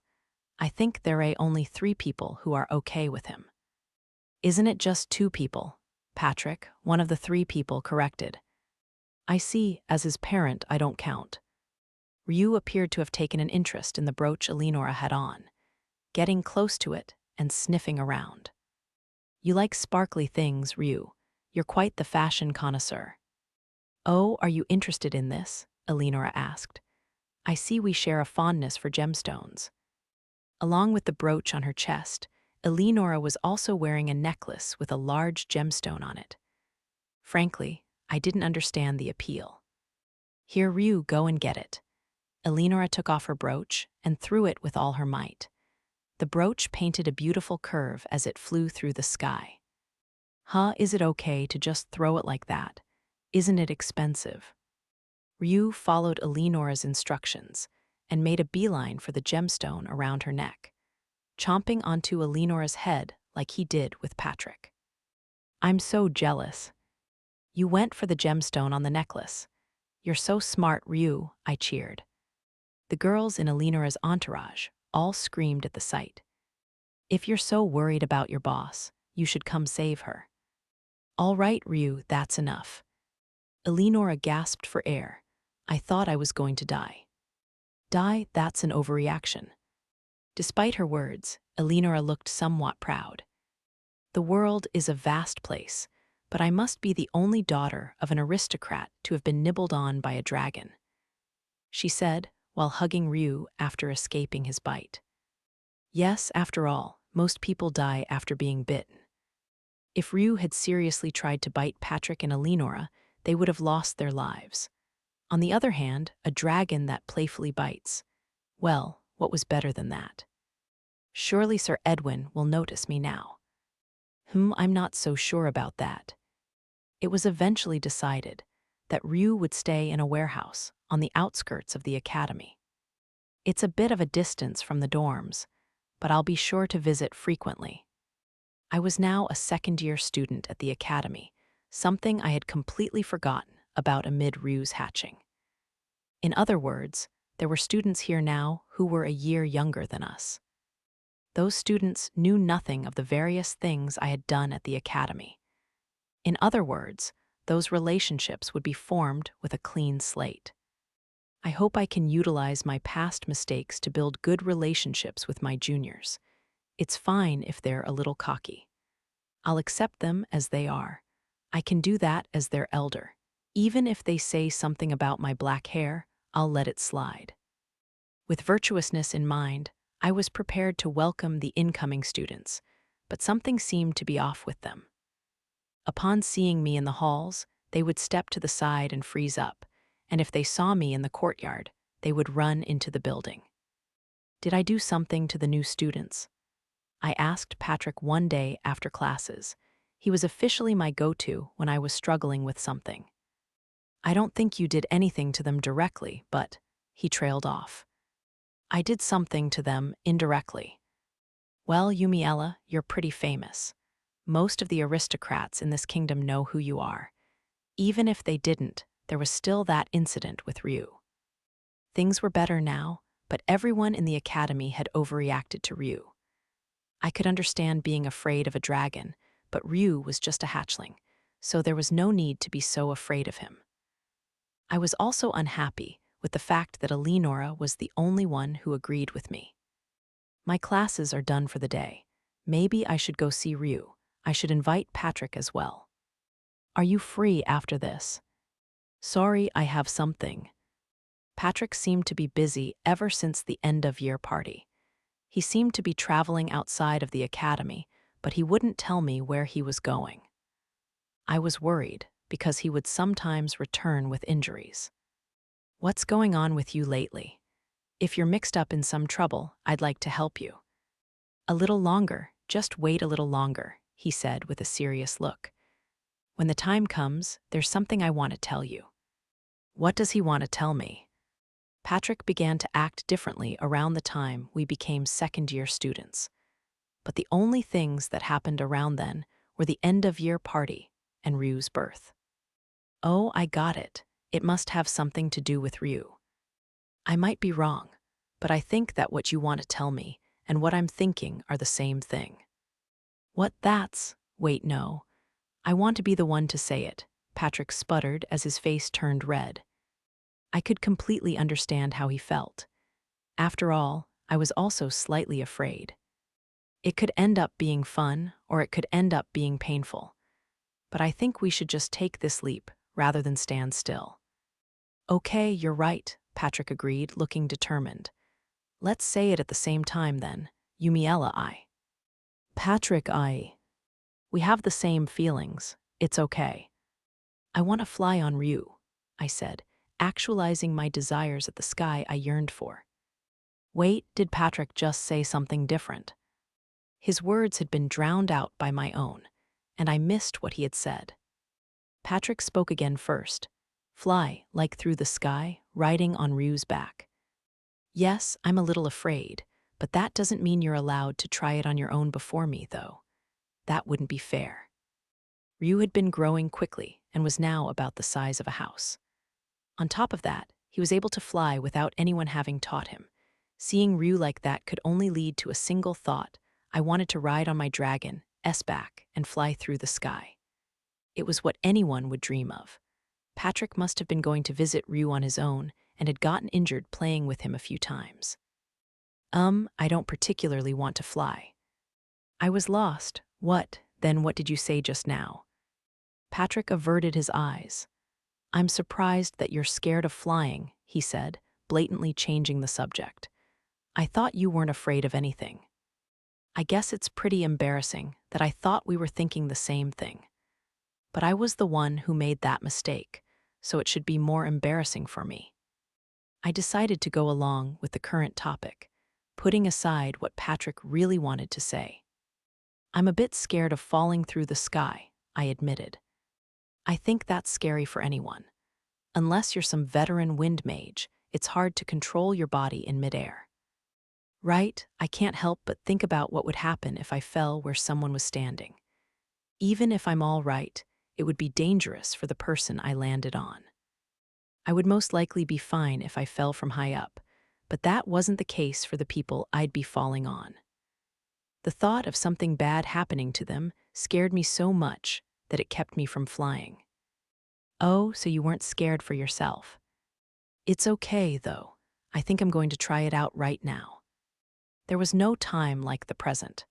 I decided to head to Rue immediately. Patrick said he had plans, but he tagged along. Perhaps he was interested in flying after all. We walked side by side and arrived at the academy warehouse that was now his home. "Ryu," I called out. Ryu poked his head out from the doors of the warehouse, which had been widened after some rushed construction. Upon seeing my face, he happily waddled toward me and rubbed his head against my side. "Ah, he's just too cute." "I was thinking you could give us a ride today," I said to Ryu. "Just let me know if it's hard to fly." Ryu yipped in response, as if telling me to leave it to him, and he flapped his large wings, showing me that he was willing and excited. "Shouldn't you hold off if you're worried?" Patrick chimed in, spoiling our fun. He looked up at Ryu. "Couldn't you use a saddle or something to secure yourself to him?" "It's okay. I feel like I can do it now." "Based on my experiences, you're the most dangerous when you're confident. There's no doubt about it." Wow, I didn't realize I was so untrustworthy to him. If I waited and got a saddle like Patrick suggested, who knew when my first flight would be? A saddle for a dragon would probably require a custom order that would take quite a while to be finished. I went ahead and jumped onto Ryu's back. "Let's go, Ryu. We're going beyond the sky today." A few minutes later, I was free-falling through the air. The cause was my own overexcitement. I looked up at Ryu as I fell, who was now quite far above me, in hopes of getting his help. He gave me a confused look as if to ask what game we were playing now. "It looks like he won't be of much use." I wasn't sure if it was due to his instincts or because of how I usually played with him. But Ryu seemed to perceive me as an individual who was much stronger than him. "Maybe I can at least change the trajectory of my fall," I muttered to myself. If I continued on my current path, I would crash into the commercial area of the royal capital. I tried to think of somewhere that was an open space with no people and decided on the academy grounds. There were many buildings near campus, but the area where Ryu lived was relatively empty. Maybe if I just shoot out some magic energy, I mumbled, mind working.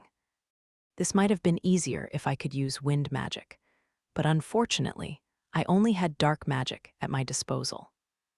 I decided to release a concentrated burst of pure magic energy to the side in an attempt to change the trajectory of my fall.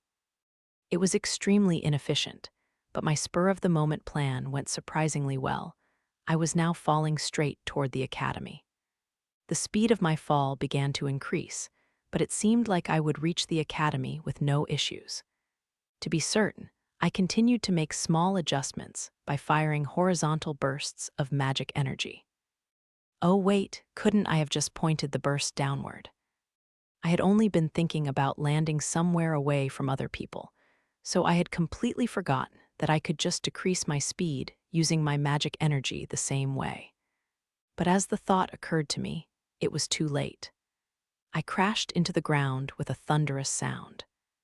A cloud of dirt billowed around me. I was able to change the direction of my body at the last minute and land on my feet, which kept my uniform safe, fortunately. "There's so much dirt in the air," I coughed, "and my shoes are ruined too." Well, that was quite the experience. I sat on the ground without giving it much thought. "Yumiella, are you all right?" Patrick called while running over to me. He had most likely witnessed my fall. "I'm okay. The only victims were my shoes," I joked, pointing at my shoes. "Hold on, I'll carry you in a second." "What? Wait, I can walk, it's fine." There was no need to be so worried. So quickly that there was no moment to stop him, Patrick scooped me up and held me bridal style. I flailed my limbs around, but it didn't seem like I would escape. I mean, I could probably escape if I thrashed with all my might, but I didn't want to hurt Patrick, so I held back on all my movements. This moment brought my weakness to light. Even though I had the brawn, I was light in weight. "Where does it hurt? I'll take you to the infirmary right away." "No, wait, if we used Yumiella's recovery magic, you could just..." "Where is Yumiella?" "Are you really that flustered? You're holding me." It took quite a while to calm Patrick down after all of that.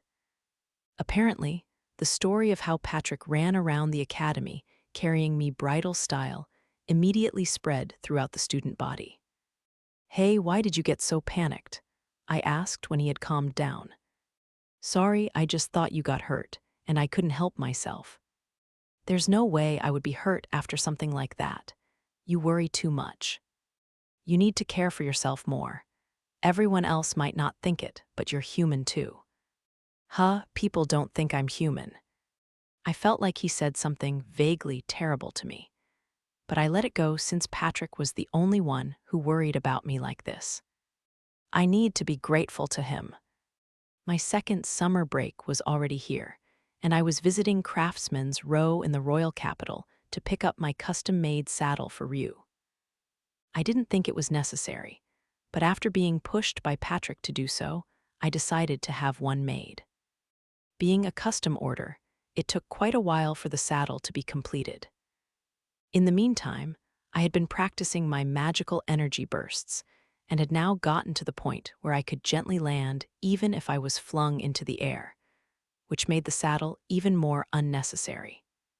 As I wandered through a street lined with food stalls on my way to Craftsman's Row, a man came up to me and began walking alongside me.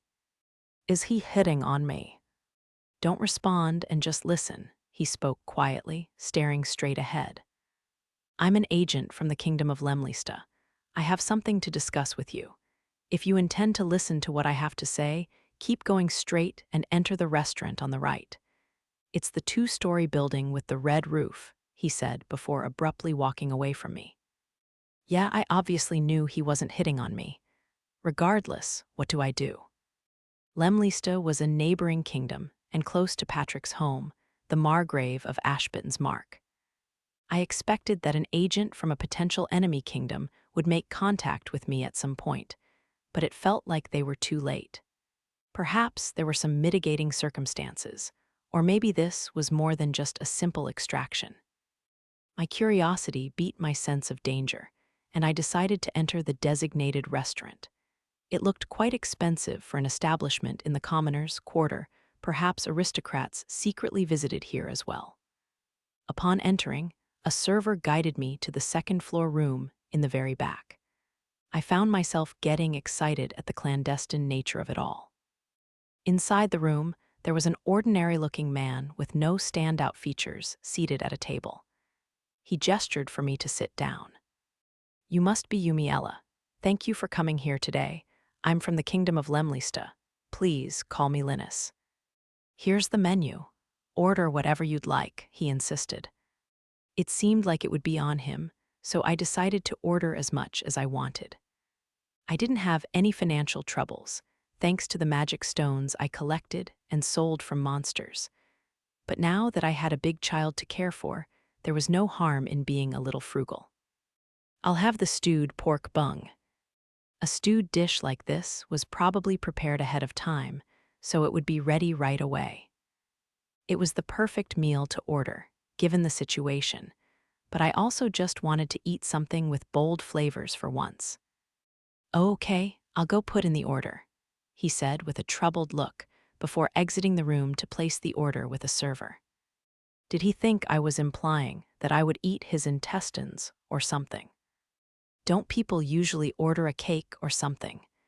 I heard him mutter from the other side of the door. "Ah, I see. That's completely my fault. Sorry about that." Linus came back shortly with the stew. "Thank you for the food," I said happily. "Oh, I'll be listening while I eat, so you can go ahead and start talking." A secret meeting with an agent from a neighboring kingdom while eating stewed pork bung. Any way I look at this, the whole situation sounded like a joke. The atmosphere was now vapid, but Linus began to speak. "Let's see, where should I begin? I'm a secret agent currently residing in the royal capital of the Kingdom of Valsheen. There are a few of us here, including the man who spoke to you earlier. We've known about you since you entered the academy, and we've been collecting information about you and researching you." "Researching me? Come on, I'm not some new species." "As a result," he continued, "we came to the conclusion that it would be extremely difficult to welcome you into our kingdom.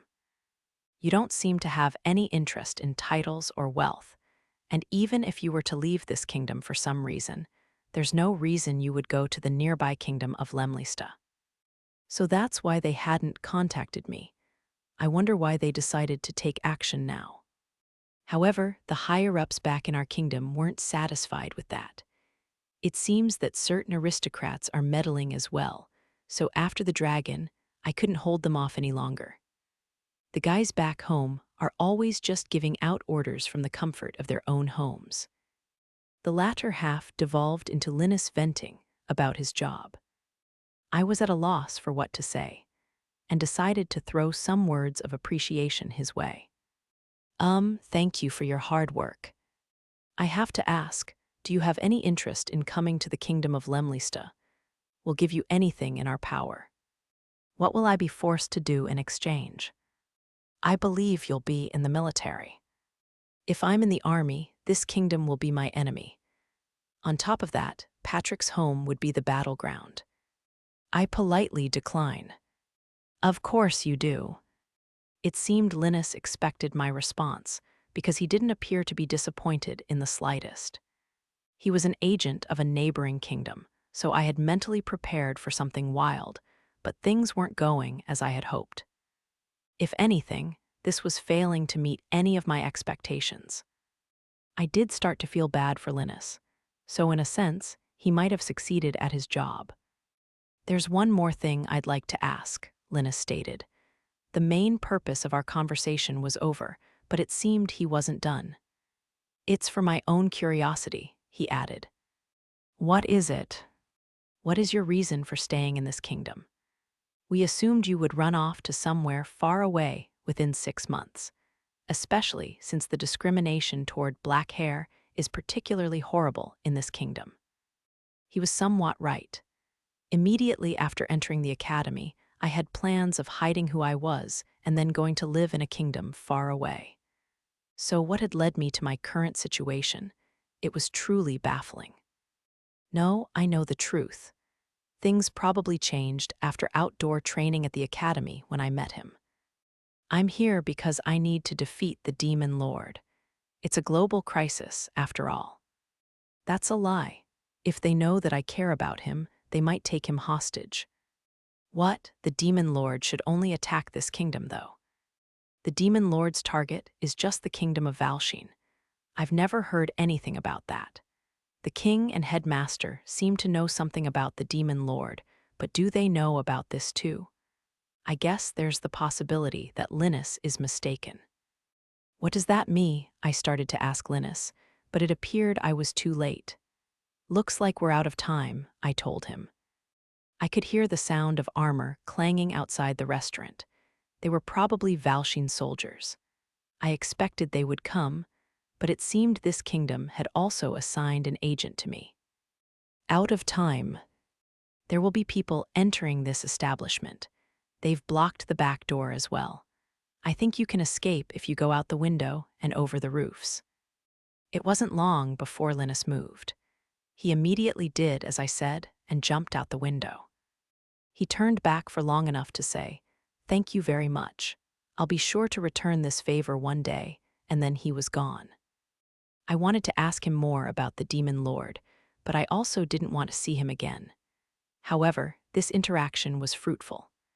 Thanks to Linus's question, I was able to realize my feelings for him. Even if he was just talking to me out of pity, even if he was just dealing with the problem child out of a sense of duty, he spoke to me. We had trivial conversations and laughed together. He put himself in danger when a monster attacked me, and he genuinely worried about me when I fell off Ryu. He treated me like a normal girl. That's who Patrick was, and I probably liked him. At an elementary school in the countryside, there was a girl who was the only student in her grade. The student closest to her in age was a boy 2 years older than her. He would happily listen to what she had to say and even help her study. That girl's first love would no doubt be that boy. I think my situation is similar to that girl's. What? Similar to who? I think she's just mistaken familiarity for love, because she hasn't interacted with very many people. After letting Linus, the secret agent from a neighboring country, escape, I left the restaurant using the same route. Upon returning to the academy and calmly analyzing my thoughts, I came to the conclusion that my belief that I liked Patrick was a misunderstanding on my part. I was currently discussing those thoughts with Patrick, but I left out the preamble because it was embarrassing. Naturally, he had no idea what I was talking about and had questions. "I'll ask again, what are you talking about?" I finally mustered up the courage to say what was on my mind. About how I want to be friends with you." "You didn't even think of me as a friend until now," he asked, sounding dejected. "What?" "I thought of you as a friend." What a statement of inner beauty. Actually, he was good-looking inside and out. No one is good on the inside and on the outside. There must be something wrong. I won't be tricked. "Jay, just so you know, I won't invade Lemlista," I tried to assure him. "If needed, I can offer some protection to your mark." Patrick's home was along the kingdom's border. My utility value must have been priceless to the Margrave of Ashbatten. "Your trust issues run pretty deep, huh? I guess it's the fault of those around you. It's kind of embarrassing to have to spell it out like this, but I won't ever try to use you for your powers. I know you would run away if I tried to pull something like that, and I don't even want to do something like that in the first place," he declared. He stared straight into my eyes for a moment before his face turned red, and he turned away. "Even if you somehow dropped down to level 1, I'd stay with you." "That's okay. If that happens, I'll just grind back up from level 1. "That's not what Never mind," he sighed. "I only said the thing about grinding back up again to hide my embarrassment." But I felt like he already knew that which was also embarrassing. In an effort to change the subject, I pointed to the bulletin posted in the hallway. "Hey, look, it's the results of the midterm exams. You're at the top again, Patrick." "So are you. After all, you at least know how to study." My eyes flashed. Was he implying that studying was the only thing I could do? There were 2 exams a year at the Royal Academy, one right before summer break and one at the end of the school year. The questions they asked usually covered topics about the kingdom's history and laws, so it was extremely easy. I was able to pass both of the first-year exams with ease, and I was able to score almost full marks on this midterm exam. Patrick and I looked at the names of the top performers while continuing our conversation. Maybe they're being considerate by not posting everyone's results, I wondered. There would probably be a lot of issues if people thought that an heir to a powerful family was stupid. The top scorers were me, Patrick, Prince Edwin, and Oswald. It was basically the same lineup as the previous year. I guess there's no bonus for getting good grades on the exams. It doesn't affect the career exams to become a high-ranking official after graduating either. Students from lower-ranking families also cut corners so they can go unnoticed. I was intrigued. What? I didn't know about that. Maybe I should make mistakes on purpose, too. I don't want to attract any negative attention. "Aren't there other things you should be considering if you don't want negative attention?" Patrick asked incredulously. "Also, I think it's more convenient for you if people think you're sharp." Just as Patrick said, there would be too many inconveniences if people thought I was simple-minded. There were many who would try to deceive me and pull me into their camps. "Hold on, does that mean people think I'm smart?" "Well, exam scores aren't everything," Patrick replied immediately. "Isn't that something someone with bad grades would say?" I glared at Patrick out of the corner of my eye, which he pretended to ignore, and proceeded to change the subject. "Did you know that if your grades are bad enough, you have to take a makeup exam? Apparently, they inform the students who need to take it secretly." "Isn't that just a rumor?" Rumors couldn't be trusted, especially when there were rumors going around saying I was planning to run the kingdom behind the scenes or train my dragon to rebel against the kingdom. Even if they really did make up exams, I couldn't imagine a student who would be stumped by those questions. It must have just been a rumor after all. That is true, Patrick said, acknowledging that the information was unconfirmed. Even if it was confirmed, it's not anything you would ever have to deal with. I completely forgot about the dubious existence of the makeup exam, and the following day, I was summoned by Eleanora. Usually, she would tell me what she was inviting me over for, whether it be for tea or to talk about accessories, but it was never anything serious. However, this time was different. All she told me was that she needed to discuss something of extreme importance. I usually came up with some excuse to turn her down, but this was too out of the ordinary, even for her. After school, I arrived at the parlor that Eleanora frequented and nervously opened the door. Eleanora and a few members of her entourage awaited me inside. "Yumiella, you're finally here," Eleanora exclaimed, jumping up from her seat. She took my hand and led me to my seat. "Hello," I replied cordially. "So, what did you want to discuss?" Her family led the radicals of this kingdom, an important fact that I would come close to forgetting quite often. Thus, I couldn't even begin to imagine what could come out of her mouth. After swiveling her head around to check her surroundings, Eleanora leaned in close to me. I knew it. It's something awful that can't be openly talked about. I'm going to be dragged into a war that'll divide the country, won't I? Could you help me study? Eleanora whispered into my ear. What study? I asked without thinking. Is that code for something? I misspoke. You may help me study. What exactly do you mean? All she did was make her statement go from semi-polite to condescending. Eleanora seemed frustrated that I still didn't understand what she wanted. I'm saying I want you to help me study so I can pass the makeup exam, she blurted. What was the point of being quiet earlier? The makeup exam. You want me to help you study. Precisely. Aren't you at the top of the class? It appeared the makeup exam existed after all. On top of that, a student who needed to take the makeup exam also existed. Couldn't she just have her entourage help her? They're always together anyways. I don't really feel like tutoring. How about having them help you? I asked, gesturing to her entourage. That's impossible, because I have the best score out of all of us. You've got to be kidding me. I looked over at her entourage, only for them to awkwardly avert their gazes. Lady Eleanora, did you look at all of their answer sheets? No, I just asked them what their scores were, Eleanora said, tilting her head in confusion. The girls turned pale at her response. I see what's going on here. Her entourage probably self-reported lower scores than her out of consideration to Eleanora. I could see why students would cut corners, like Patrick explained yesterday. If it got out that any of these girls were top performers, it would surely be a disaster. I guess I'll do it, I sighed. I just have to look over your studying, right?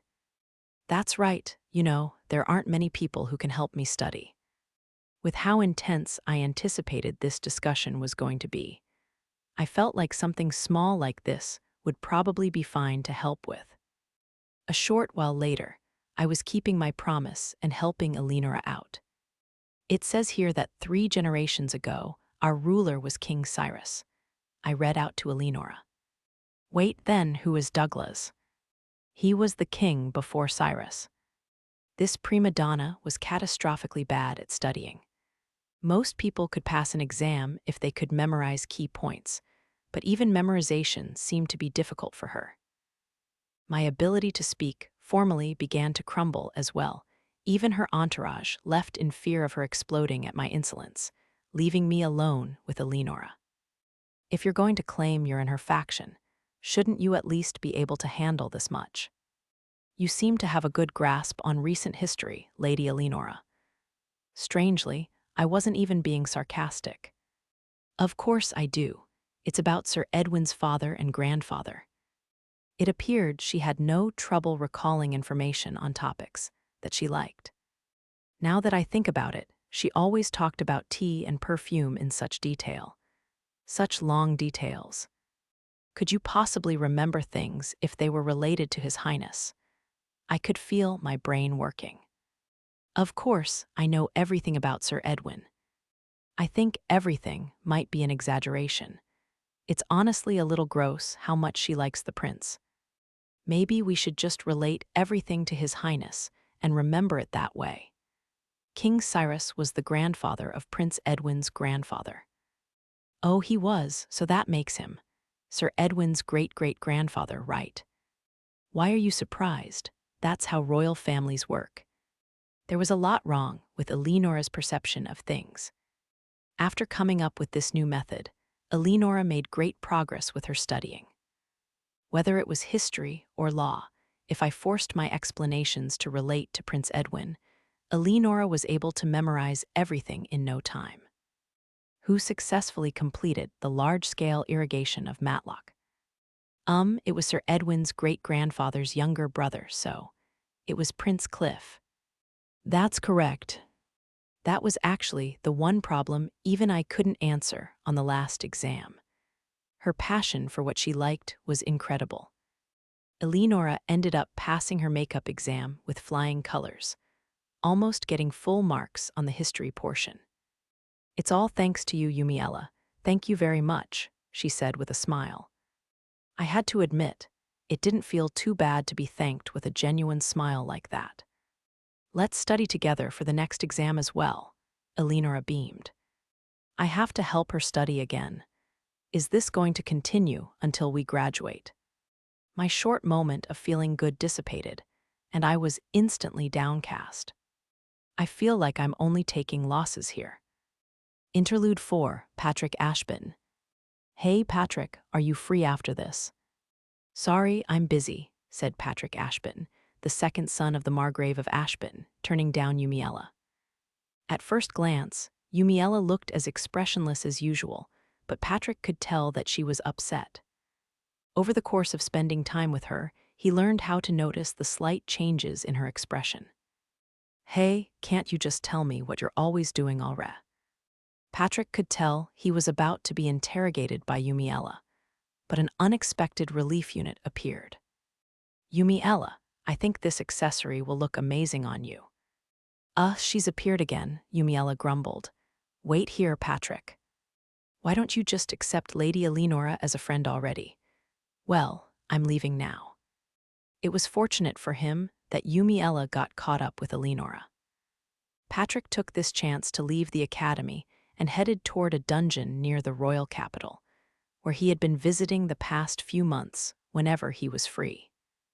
The dungeon was less than an hour west of the royal capital, and the monsters that spawned there were a considerably high level. There was a lower-level dungeon to the south of the royal capital that most academy students and members of the military used, leading the western dungeon to be known as a hidden dungeon. Patrick arrived at the hidden dungeon's entrance with a sword in one hand. Because of the dungeon's proximity to the royal capital, there was a soldier guarding the entrance to prevent civilians from entering. The soldier, who had become acquaintances with Patrick, spoke to him with familiarity. However, he had yet to discover that Patrick was the son of a Margrave. You're here again? He asked in a friendly manner. I don't know how you always go in there and come out unscathed. Why are you coming here so diligently? I just have something I need to get stronger for. Oh, is it about a girl? Do you have a romantic rival or something? The soldier teased. Fighting over a girl, now that's youth for you. You better not cause a bloodbath. Well, I don't have a romantic rival, but the girl herself is. Patrick trailed off, purposefully trying to remain ambiguous after feeling like he had overshared. He left the soldier, who surely had no clue what he was talking about, and entered the dim dungeon. As he defeated the sporadically appearing monsters with his sword and magic, Patrick pondered the reason why he was going through all this trouble. Her type is someone stronger than her, he muttered to himself. Yumiella's words at the end-of-year party were what made Patrick start working so hard at level grinding.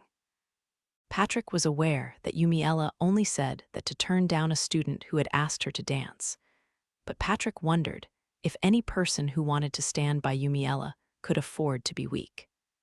They certainly couldn't be so weak that they would drag her down by accidentally getting themselves involved in a hostage situation or anything like that. On top of that, a certain amount of strength was necessary to keep up with Yumiella's regularly bizarre actions. That is why he had to become strong, so he could tell her how he felt. 3 days ago, she broke one of the school's swords, and before that, she was shooting magic into the sky because it made Ryu happy, he recounted aloud. Why did I fall for her? Patrick spun around and swung at a monster that came up behind him while thinking about the reason he came to like Yumiella. She had been on his mind ever since he first laid eyes on her at the entrance ceremony, but it was more out of pity rather than romantic interest at the time. He thought about all the struggles she had faced until now, and the difficulties she would continue to face moving forward, all because of her black hair. Having had a period in his life where he was self-conscious about his gray hair, he understood her situation well. However, she forcibly created a place for herself with her overwhelmingly high level. He had even heard that she carried herself with confidence during her audience with the king. She appeared unbothered by those around her being terrified of her, and tactfully handled those who got close to her for her power. Patrick had been skeptical of the rumor that she might be the demon lord, but he did wonder if she was something different from himself and others. No, Yumiella's just a regular person, he said, shaking his head as if to chase those thoughts away. She gets hurt by the littlest things and gets worried over insignificant stuff. Figuring he should return to the surface soon, Patrick started in the direction he came while continuing to reminisce. Though he had respected and admired her, at the same time, he had felt fear toward Yumiella. But one day, that fear disappeared by complete coincidence. Alone in the academy garden, Yumiella was obviously sulking after the cat she was calling over ran away. She's just a regular girl who's my age. Regular, is she regular? She was not. Patrick hadn't forgotten about how she had caused a ruckus during their first outdoor training. Was her obsession with level grinding because of her unfortunate childhood or something she was born with? It was still unclear to Patrick, who had known her for a while now, and it was questionable if Yumiella herself even knew. It's no use. I can't figure it out, he sighed while recalling various other commotions she had caused. He had fallen for her unknowingly as he spent more time with her. That was the only explanation. However, Patrick hadn't figured out if what he felt toward her was platonic or romantic for quite a while. He became fully aware of his feelings at the end-of-year party in early spring.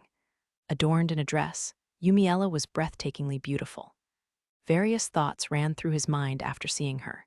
The realization that there were probably a lot of other people who took notice of her beauty, the fact that someone else who liked her might show up, and the realization that he had known she was beautiful all along. All these thoughts led Patrick to finally understand his feelings. Patrick continued to make his way to the surface, thinking that he might have been as dense as Yumiella. By the time he had returned to the academy, night had already fallen.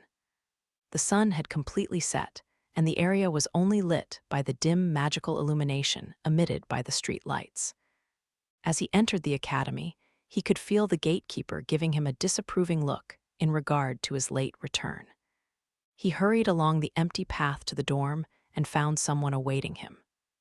"Welcome home. Do you have any injuries today? Are you all right?" "Oh, it's you, Yumiella. Don't worry, I'm not hurt. You should get back to your room, it's dark out." "It's fine. When your level is as high as mine, dark places are a non-issue." Yumiella was right. The 5 senses sharpened as one's levels increased. This applied to night vision as well. Patrick's ability to see in the dark had also improved, but not enough to see what kind of face Yumiella was making. "Well, I'll be going then. Good night, Yumiella." "Wait, Patrick," she called out. "I figured out where you're always going," she exclaimed, stopping Patrick in his tracks. Patrick was frozen, fearing that he had finally been found out. "There's no need to be embarrassed," Yumiella continued. "Though I do have concerns about you getting injured. I know it's not really my place, but what kind of person is this girlfriend? Girlfriend? Patrick's mind went blank at the unexpected word. Yumiella had a wild imagination. This was something that Patrick understood because of how well he knew her. He collected himself and asked, "Whose girlfriend are you referring to?" Your girlfriend, your significant other. You're going out every day to go on dates with your significant other, aren't you? That's completely wrong. I don't have a significant other living outside the academy in the first place. Oh, so she's in the academy. Do you guys come back at different times to avoid being seen together? Wow, I didn't realize people actually did things like that. Patrick had no idea what kind of thought process led her there. This was a usual occurrence, but he still struggled to understand. If you were to ask her to elaborate, it would surely follow some logical path, but he didn't feel like asking. That's wrong too. I don't have a significant other. I see, that's unexpected. I guess that's fine then. Good night, Patrick, Yumiella said dryly before heading toward the women's dorms. Patrick was left alone, confused as to why he just had to declare that he was single. I guess she doesn't think of me in that way at all, he mumbled to himself. The dejected Patrick wasn't able to see Yumiella happily skipping away. After returning to the dorms, Patrick went to a room that wasn't his own. Upon arriving at the heavily guarded room, he was led inside to where he awaited. I apologize for being late, Patrick said. I saw her waiting to ambush you. I guess you might be right, the owner of the room said, looking up from his book. Patrick sat across from him with familiarity and ease. What shall we talk about today, Prince Edwin? Chapter 5. The hidden boss enters a dungeon. Where is Patrick going so frequently? What is it that he's so passionate about?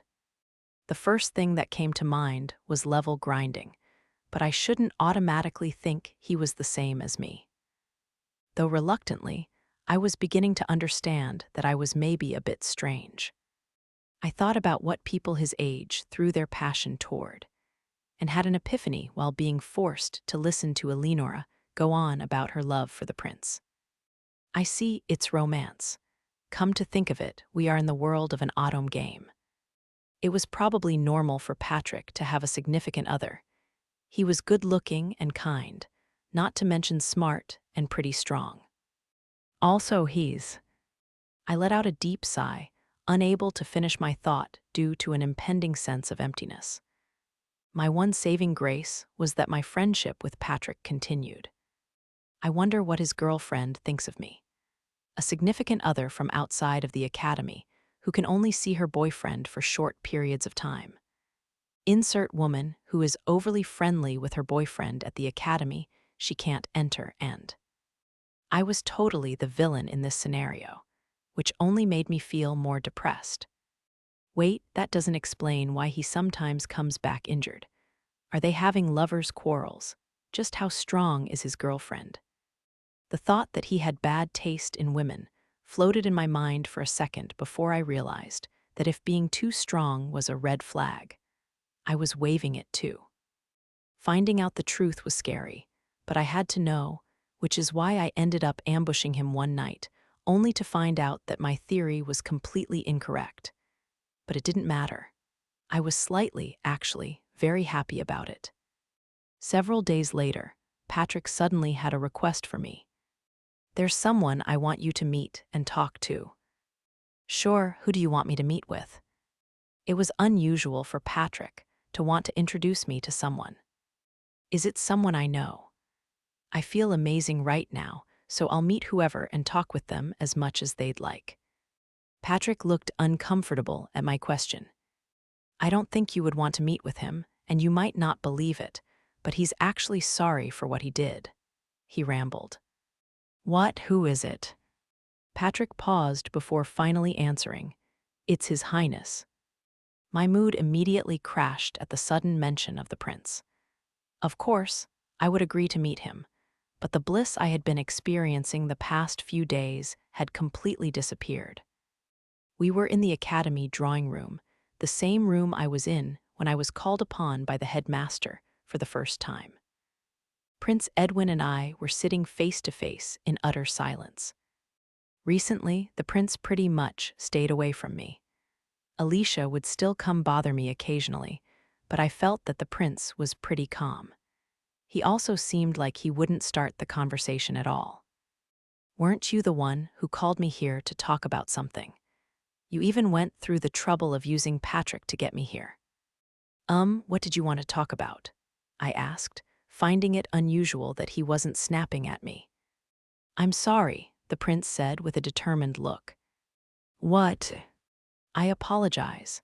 I acted rudely toward you, Lady Yumiella. I had made incorrect assumptions, but I continued to be senselessly stubborn." My mind went blank at the highly unexpected words coming from Prince Edwin. He continued speaking, paying no attention to my confusion. "My father had already told me that there wasn't even a 1 in a million chance that you were the demon lord, and I had known that was likely the truth. However, I couldn't admit that something I had already claimed was wrong. I only listened to what people said when it was convenient for me. My juvenile behavior imposed inconveniences on you, Lady Yumiella.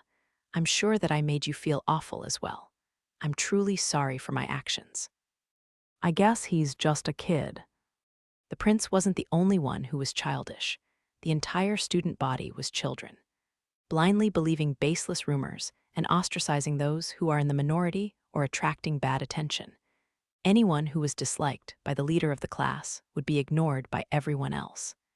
This current situation I was in could have happened in a Japanese high school as well.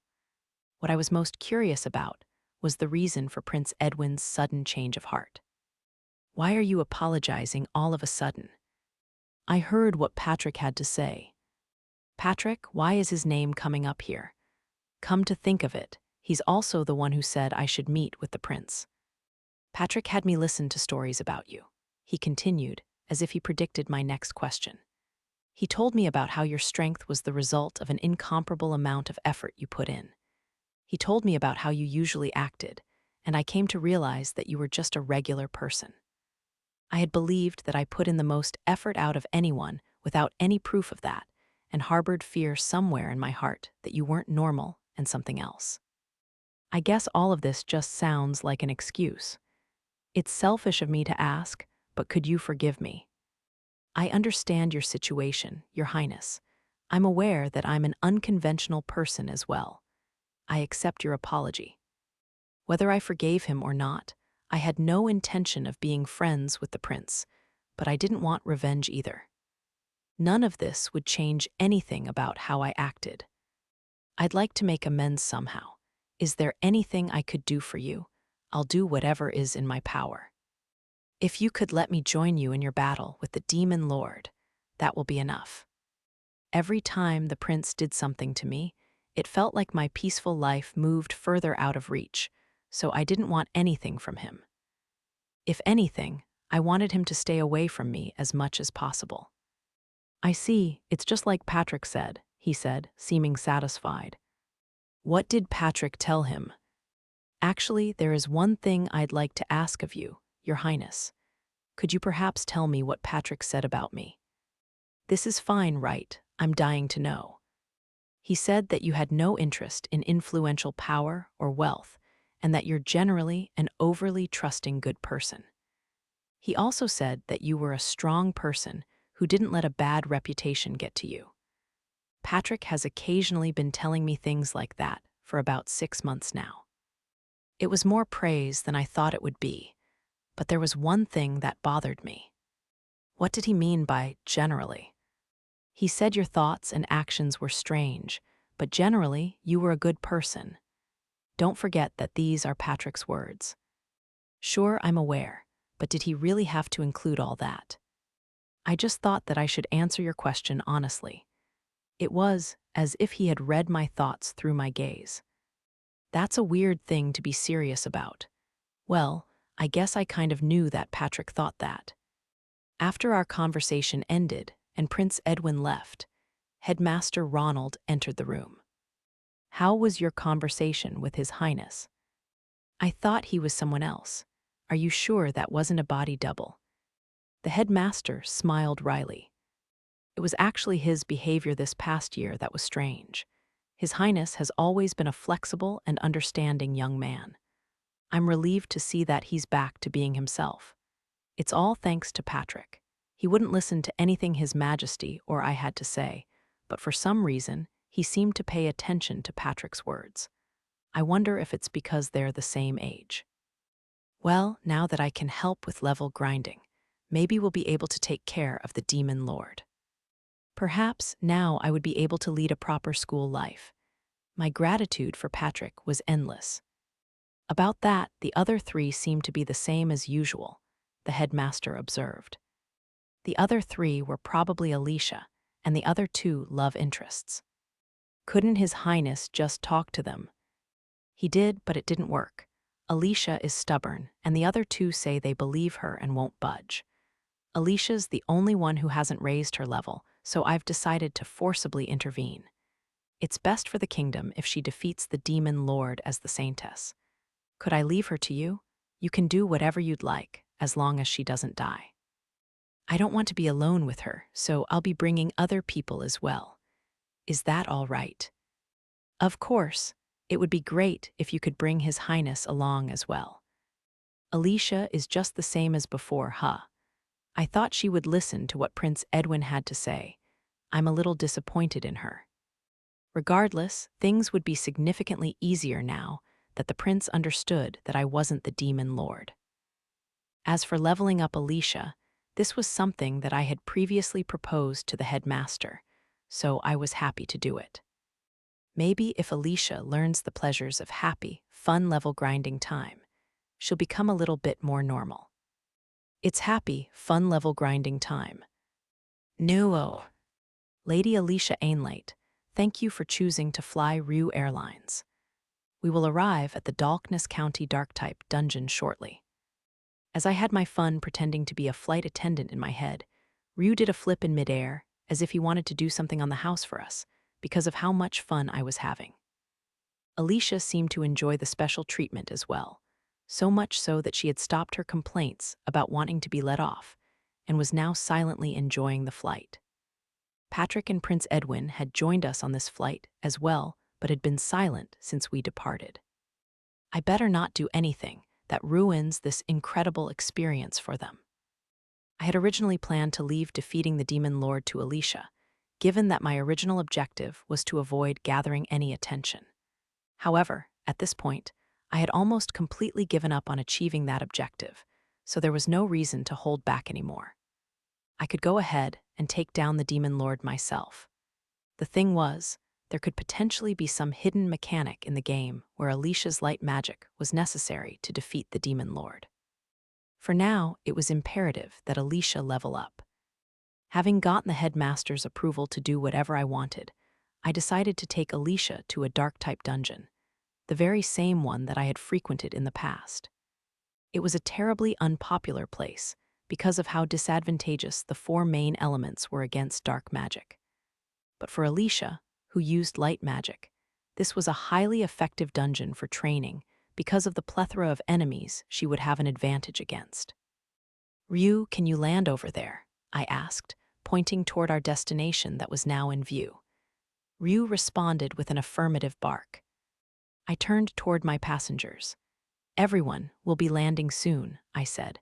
Oh, is everyone awake?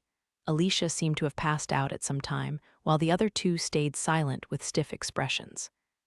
We finally landed, which Ryu handled more gently than usual, because we were flying with 4 people today. Thank you, Ryu. You can go play until I call you. Just make sure to stay away from where people are okay. Even though everyone had gotten off, Ryu showed no signs of leaving and lay on the ground, positioned in a way that surrounded me.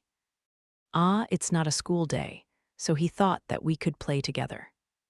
I'm sorry you can't come into the dungeon with us. We can play tomorrow, okay? Ryu reluctantly gave in, moving his tail out of the way to let me through. Thank you, you're such a good boy. Ryu was generally independent, but he seemed to want attention today. I'll have to spoil him plenty tomorrow. So Alicia's asleep. What should we do? I asked. The unconscious Alicia was currently being carried by Prince Edwin, who was looking unwell. Even Patrick looked like he was ill. "Are you guys okay? We're just getting started." "We have no choice but to wait for her to wake up," said Prince Edwin while placing Alicia under a tree. "I'll watch over her." "I'm sorry, I need a break," Patrick blurted before immediately dropping down to sit on the ground. I was thinking of going into the dungeon with him while waiting for Alicia to wake up, but that was now off the table. He pulled out a handkerchief and placed it on the ground next to him. "You should take a break too. Sit here." "Okay," I replied and sat on the handkerchief. "This isn't a double date, you know." I turned away from Patrick and pretended to stare into the distance, hoping he wouldn't notice that my face was slightly flushed. "Acha, where are we?" Alicia asked groggily.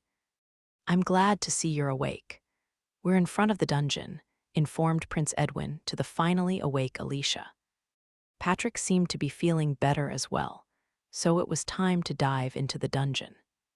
"I'll wash the handkerchief and return it to him later." The four of us walked through the dim dungeon, with Alicia latched onto the prince, looking around anxiously. "She's overreacting. Not having both your hands free is so much scarier." "So, what kind of monsters appear in this dungeon?" Patrick asked, walking alongside me with his sword in one hand. "The lower levels just have bat types and snake-like monsters, I think. There were too many types of monsters. I couldn't remember all the names." "I think the bat one was a swarm bat." "Oh, there's one monster that we need to be extra careful of." There was one type of monster whose name even I remembered. It was an inconsequential monster in the game, but troublesome in real life. "There are strong ones too. I'll be careful." "No, they're not that strong," but I was about to explain the monster to Patrick. But then I saw my shadow wriggling around unnaturally from the corner of my eye. "It's here, a shadow assassin." The amorphous black monster that appeared from my shadow headed straight toward us. I kicked it away, which was enough to cause the monster to disappear like mist. "Shadow assassins appear all over the dungeon, so be careful," I explained. "You can take care of them after they appear easily like I just did, but they're a little annoying when they come out during battles with other monsters, or while you're taking a break."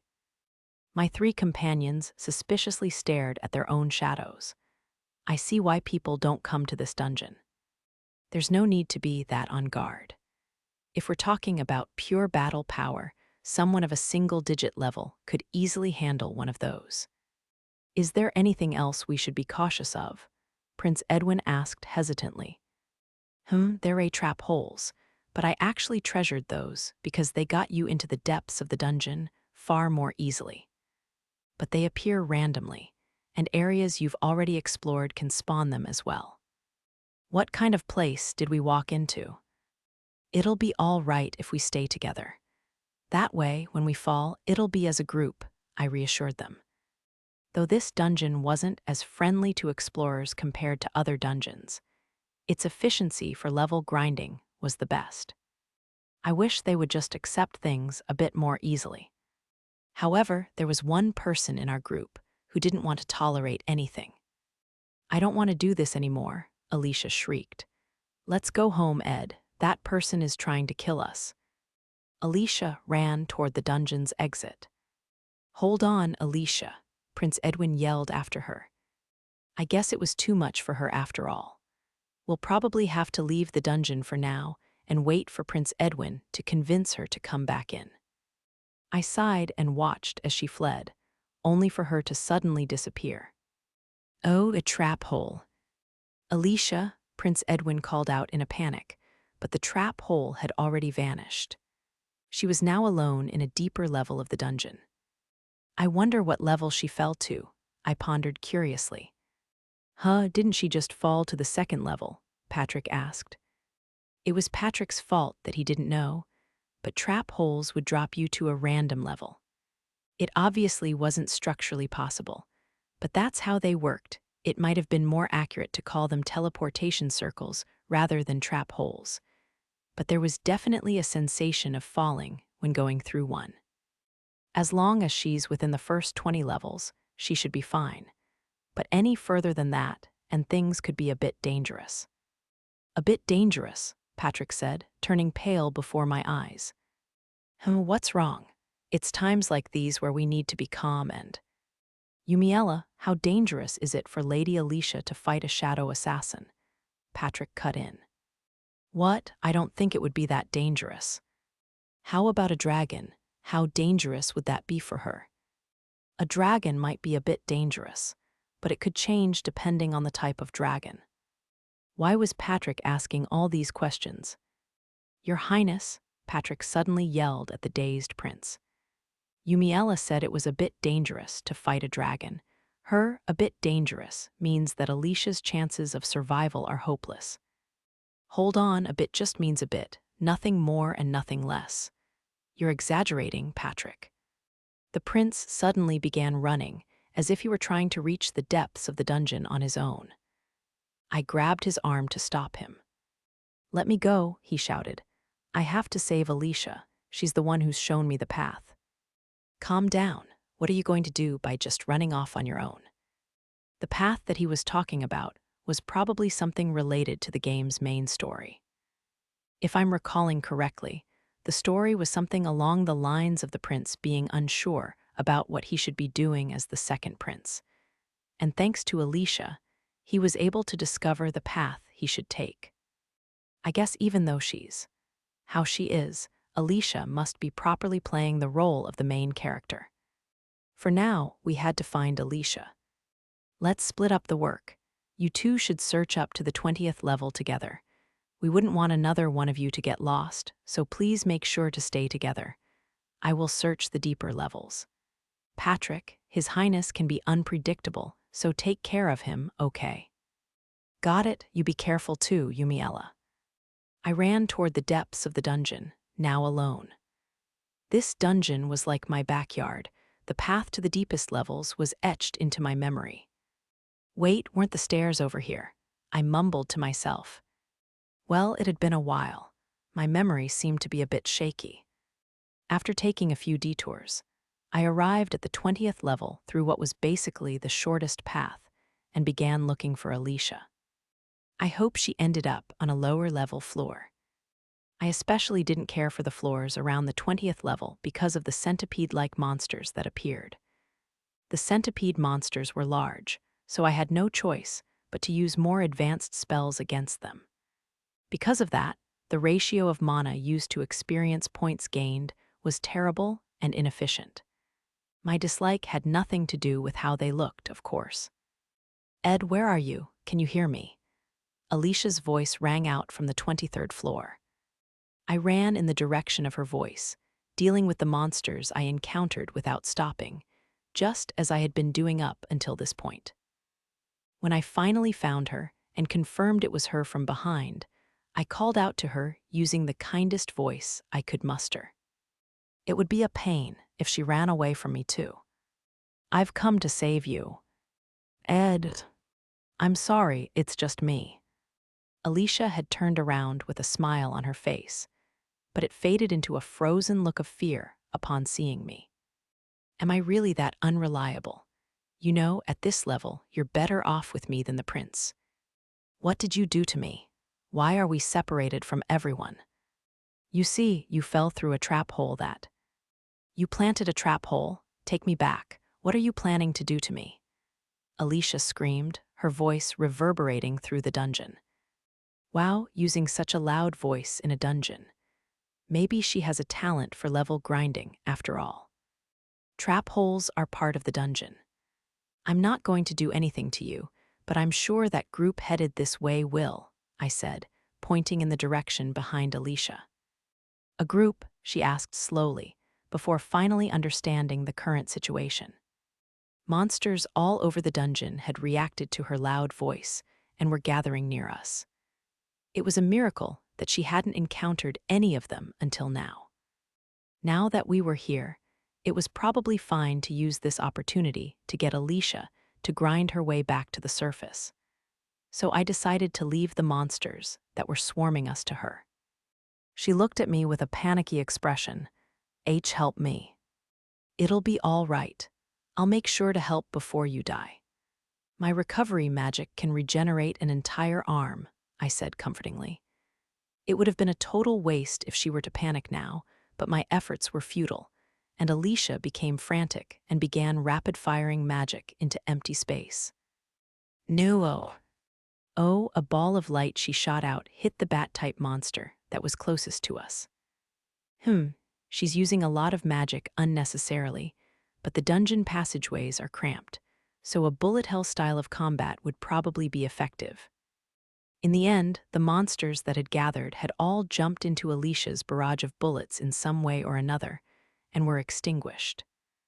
The despicable, large centipede was also unable to survive after getting hit by light magic, its weakness. Once Alicia noticed that the monsters were gone, she collapsed on the spot. "We survived. Can we go home now?" "Well then, let's regroup with His Highness and Patrick. There are just 22 more floors to the surface." Alicia paused. "What?" "I'll stay out of the battles as much as possible. I'll be the guide and leave the monsters to you." Alicia stood there, face frozen in shock. "It's okay, you can do it, Alicia." I wasn't sure if it was, because she was the protagonist of the game, but Alicia was strong enough to be able to get through the middle levels. Truthfully, I wanted to go farther into the dungeon, but I restrained myself. "I can't," Alicia exclaimed. "You can easily defeat monsters, can't you?" "Oh, you're being loud again. I think they're coming from that direction this time. Please handle them just like you did earlier."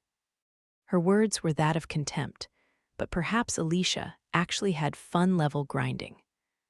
Why else would she have yelled again, right after fighting all those monsters just moments ago? There were a few dicey moments with monsters getting quite close to us, but Alicia was able to wipe out all of the monsters this time as well. Then, I began guiding us out.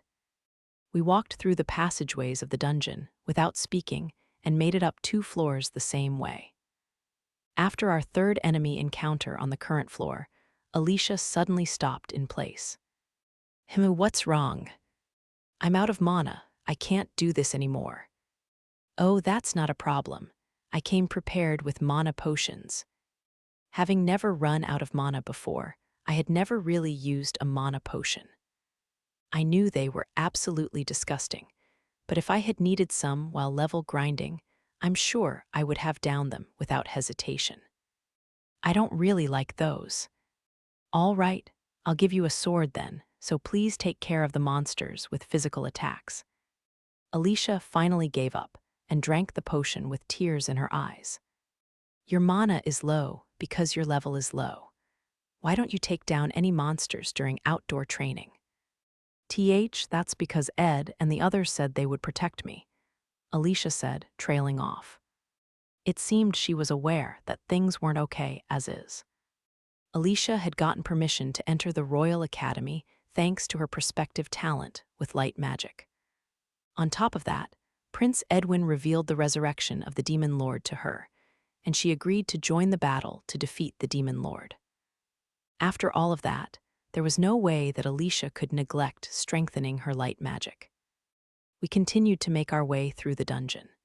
As I had expected, Alicia had a talent for battle.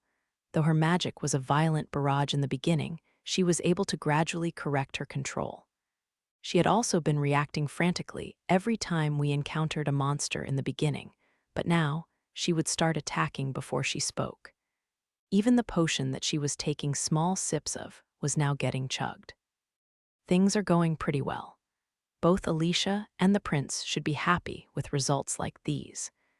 Maybe the day that Alicia's misunderstandings about me are cleared up isn't too far away. The way that she took down monsters while repeatedly muttering under her breath that she didn't want to die was like that of a battle robot. It also reminded me of my past self and left me feeling nostalgic. I can't believe that she was letting her wonderful talents die, all for the superiority she felt from being protected by a good-looking guy. It was truly a waste. "Looks like this floor is all clear. Let's head up to the next one." "I don't want to die, I don't want to die." "Oh, I should just kill Yumiella. She's probably the Demon Lord anyways." After whispering some disturbing things, Alicia suddenly turned and cast her light magic in my direction. I deflected the ball of light with my hand, finding that it was absolutely painless. Even though light magic was the type I wasn't good with, there was too big of a difference between our levels for it to do anything to me. Oh no, I'm sorry, Alicia deliriously apologized. She is way too unstable. I thought she'd be feeling calmer the closer we got to the surface. During the latter half of our return trip, Alicia did exactly as I said with no complaints. She had become a completely different person to who she was before entering the dungeon, but we had achieved our goal, and she seemed harmless to me. It's probably fine, it should be fine, right? Are you okay? I called over to Alicia. He, if I kill monsters, I get to live. If I kill monsters, I get to live. Wow, this feels like it might actually be pretty bad. Can I let her meet up with the prince like this? Patrick is probably going to be mad at me again. We regrouped with the others on the 5th floor. They had been on their way back up after having gotten to the 20th floor. Oh, there they are, I said to Alicia before yelling out to the others. I found Alicia. As you can see, there's not a scratch on her. Alicia, I'm glad to see that you're safe, Prince Edwin called back to us. What, Ed, are you real? Prince Edwin ran over and hugged Alicia. Could you please do that somewhere else? Patrick came up to me and leaned in. Hey, Yumiella, is she okay? Her eyes look kind of dead, he whispered. She's probably suffering from some trauma. Alicia was close to being out of commission, so we called it a day. The next day, Alicia seemed to have returned to normal overnight. You were a bad person all along, Yumiella. It seems like you've tricked everyone around you, but I won't fall for it. It appeared that her mind was stronger than I thought it was. Please don't slack on level grinding from now on. If your grinding falls behind, we'll just have to enter another dungeon together. Eek, Alicia yelped and ran off. It seemed that yesterday's events may have traumatized her. The prince had been worried about Alicia disliking level grinding even more after having a terrifying experience, but turns out there was no need for concern. From that day forward, Alicia began to level grind as if she were possessed. She was the final weapon in the battle against the demon lord, so I did something good here. At the very least, that's what I told myself. I often walked around the royal capital on my days off from the academy. I preferred wandering around the commoner district rather than the aristocratic quarter. I had a lot of fun finding stores that sold cheap but delicious treats, buying rare fruits that street vendors sold, and peeking into suspicious stores in the back alleys. After Ryu was born, I hadn't really visited, so today, I decided to take a stroll around the royal capital for the first time in a while. I was dressed in my outfit for visiting the royal capital, which consisted of a simple dress and a hat to hide my hair. I had planned on playing with Ryu today, but he had gone off to play outside of the capital. If I called for him, he would return, but there was no reason to do that. And so, I walked around the capital aimlessly, eventually finding myself at the commoners' residential area, where small houses were crammed together, outlined by complicated alleyways.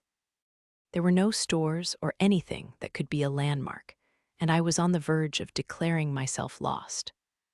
I could go back the way I came by retracing my steps, but that would be boring.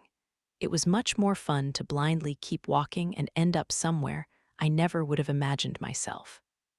I took turns on the narrow pathways using my intuition, eventually finding myself even more entangled when I heard the voices of children. It sounded like there was some bullying going on. A couple of them were speaking in abusive tones. Your hair is creepy. I know the truth. He's a demon's kid. He doesn't have a dad, right? Yo, your mom likes demons.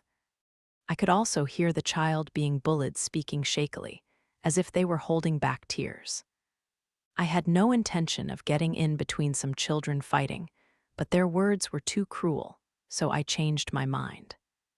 The voices came from an alley one house over, so I leaped over the house, landing silently. A boy who looked to be around 7 years old with dark brown hair was surrounded by 3 boys. "What are you doing?" I called out. The 3 boys looked at me in surprise. What do you want? It's none of your business." It's pretty uncool to gang up on someone and bully them. "His hair is black, so he's the bad one. We didn't do anything wrong." The boy with the dark brown hair had the darkest hair I had ever seen on someone else in this world. Patrick's gray hair was closer to white. And that was still enough to make him self-conscious in the past. So it was understandable that people would discriminate against this kid. Not every person with black hair is bad, are they? But it's black. Don't you think that he looks like a bad guy? They don't have any reservations about discriminating against black hair. It's probably partially because they're children, but it's possible that adults just hide their feelings and let their hatred simmer secretly. Again, I was made aware of how deep the discrimination against black hair was in this kingdom.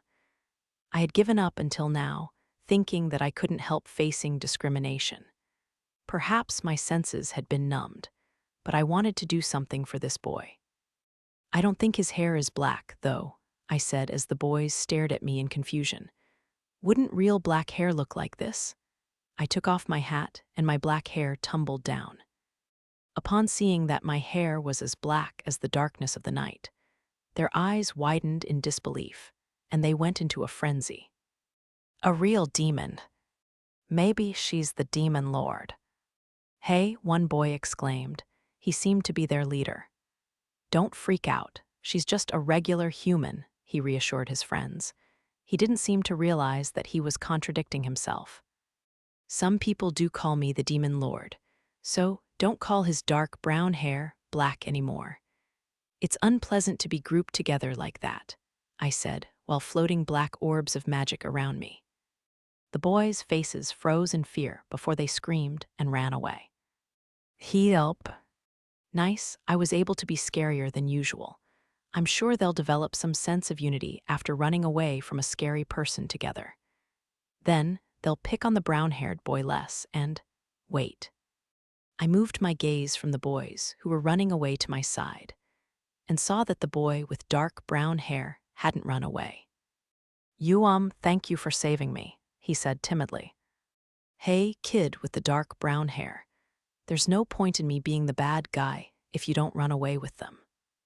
You should go on ahead and run away too, since your hair isn't black." "No, it's all right. It's my hair's fault anyway." The boy flashed a smile so faint that it felt like he could break at any moment. "I see, he's given up already, just like I had in the past." "My name's Yumiella. What's yours?" "My name is Phil. I'm 6 years old." I've got to say, it's rare for a child not to be scared of me. I've talked to lost children before, and they usually just burst into tears.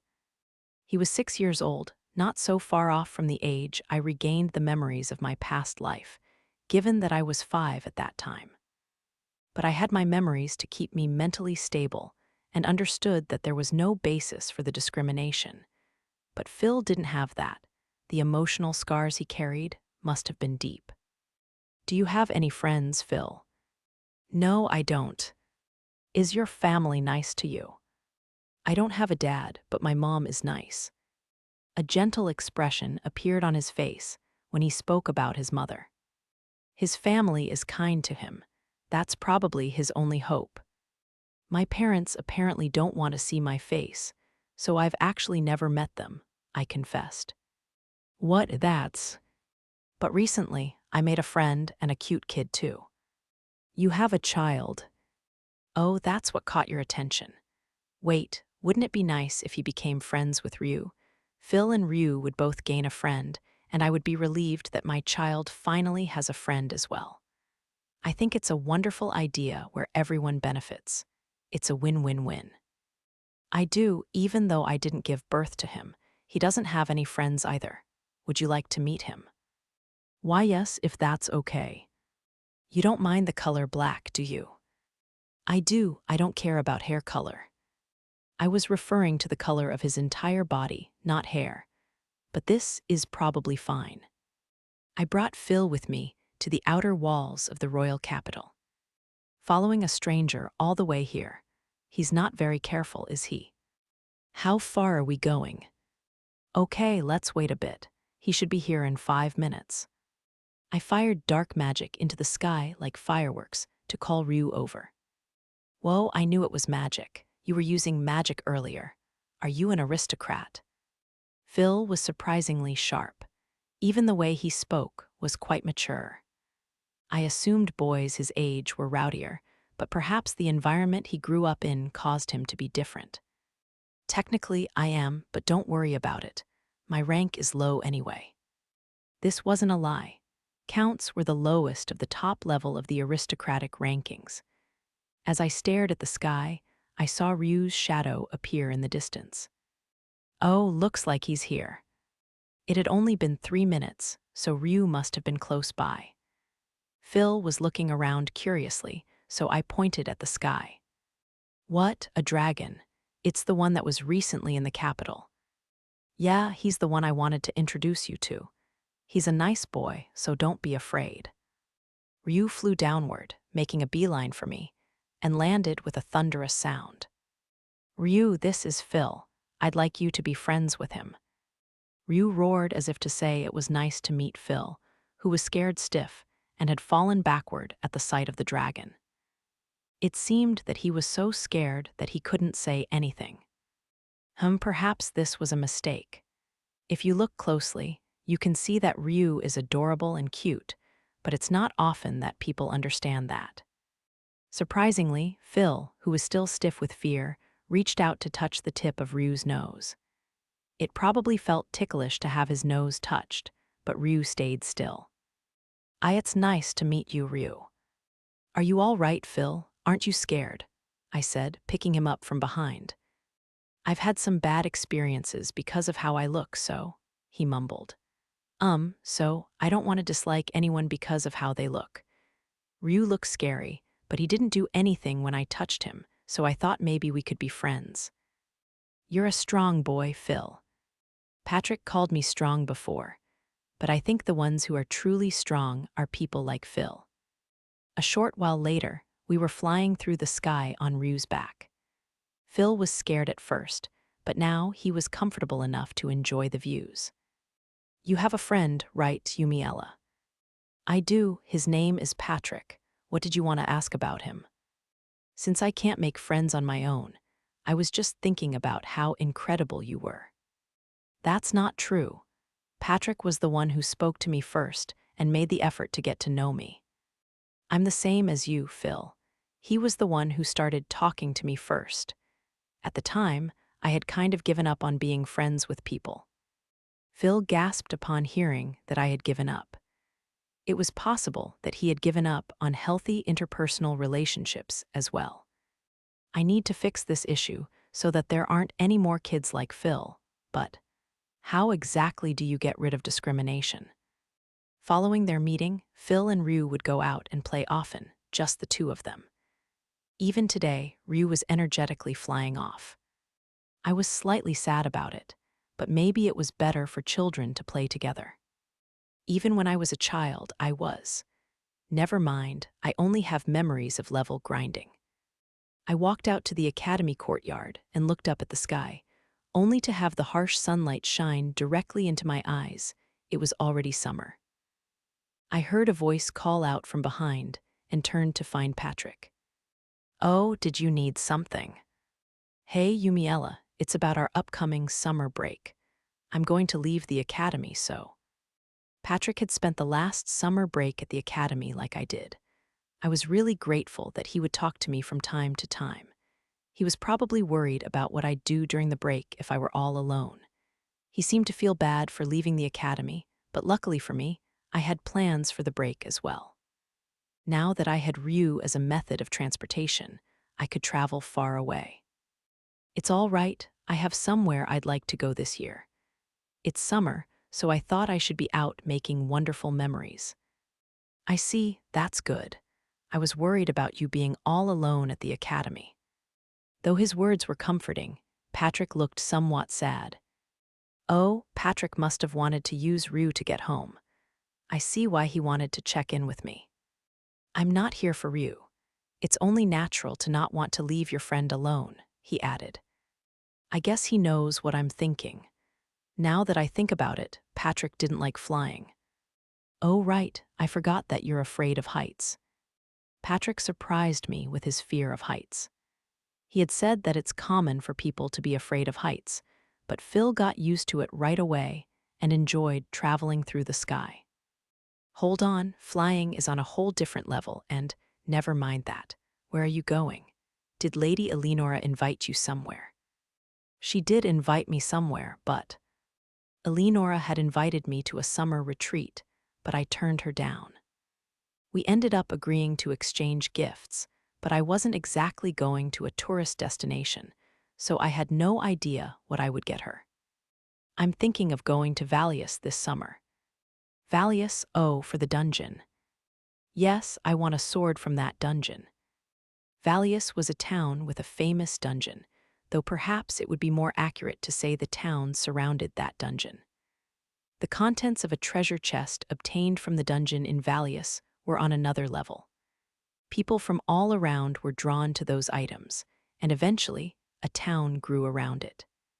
But there's no need for you to have a dungeon sword, is there? It's not like you're going to fight very often in a melee position. I had been learning swordsmanship for over a year now at the academy, and had started to gain more technical skills instead of just forcing my way with my high level, leading me to want my own sword. This was something I learned during the battle arts competition last year, but commercial swords had a fatal flaw. Well, commercial swords break when I swing them with my full strength. Oh, that's right. As usual, Patrick was completely put off by me. Weapons obtained from dungeon treasure chests often had high functionality, as they were made from unknown metals or had additional effects added to them. This was exactly what I was looking for. For now, anything was fine as long as it was sturdy. I tried buying a dungeon sword, but that broke too. I thought it would be easier to go get one myself if I wanted something better. So that's why you chose Villainess. The swords there would probably be the best quality. I'm sure you'll be fine, but be safe.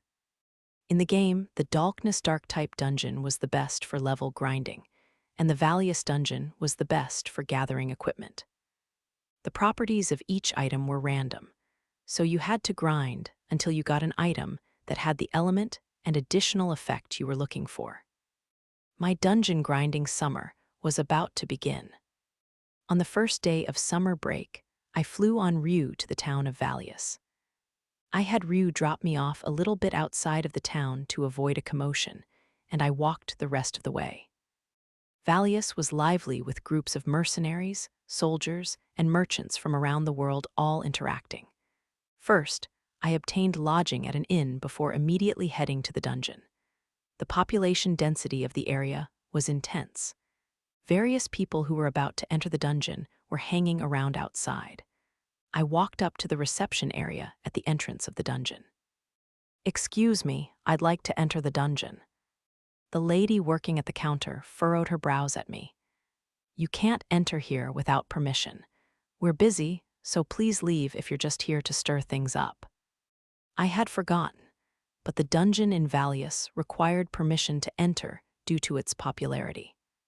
"I apologize. I do have a permission form," I said, pulling out my prepared form. "Let's see here, a signature from His Majesty. Wait, Yumiella Dolkness. Are you the level 99 Lady Yumiella?" I guess she knew who I was. I was still unsure how widespread my existence was. I immediately got the approval to enter and promptly made my way into the dungeon. Monsters of all types except for light type showed up in this dungeon. Because of that, the dungeon in-game was said to be bad for level grinding, but having reached max level, that wasn't a concern for me. My only objective was the treasure chest that appeared in the lair of the boss on the 50th level. In the game, that treasure chest would guarantee equipment of certain performance, so I was after that. I saw some adventurers in the lower levels, but around the 20th level, I stopped seeing other people. I saw some untouched treasure chests, but they were all filled with low-quality equipment. That's how it goes for chests outside the boss's lair. I didn't have a useful video game inventory, so it was a shame, but I decided to leave them behind. During my first round, I got lost around the 40th floor, but eventually made it to the boss's lair on the 50th floor. "Welcome," the boss chuckled.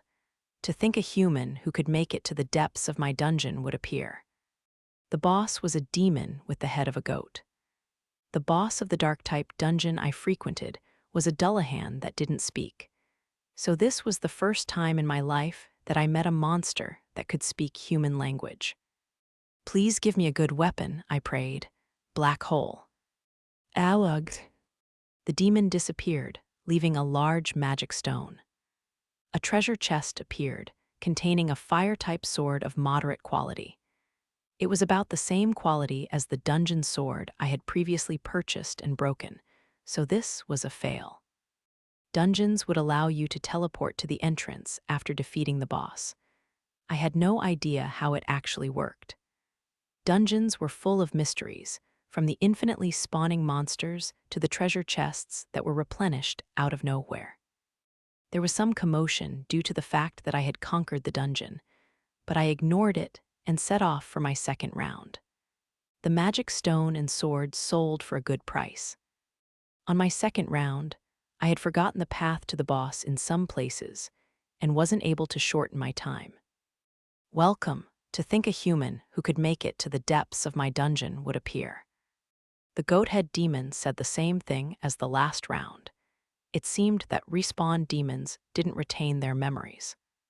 "Please give me a good weapon, black hole." "Okay." The treasure chest contained a full-body suit of metal armor. I don't want this." On my third round, I was able to remember the path and get to the boss much easier. There were some instances throughout the floors where I wasn't sure if I was taking the quickest route, so I planned to try different paths from here on out. "Welcome, to think a human who could make it to the depths of my dungeon would appear." "Please give me a good weapon, black hole." "Okay." A wind-type spear, another fail. I decided to call it a day and sleep at the inn. On my 10th round, I succeeded in identifying the shortest route.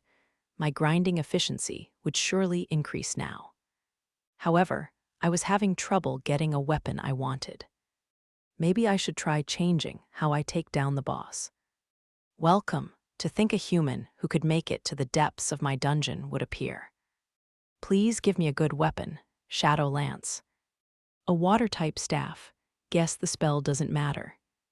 On my 11th round, I concluded that my material desire must be the problem. I needed a heart that desired for nothing.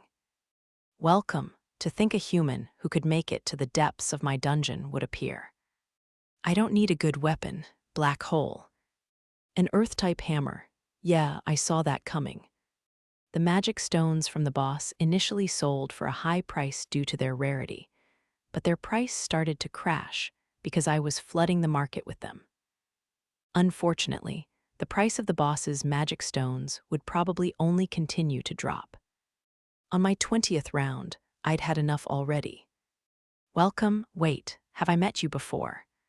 "No, there's no way a human could make it to this level so easily." "I'm sorry, kick," I exclaimed, kicking the boss. "Epilogue."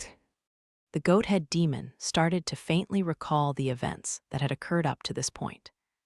"I'm sorry, but I need you to die for my sword." Wow, this is. A light-type sword came out of the treasure chest.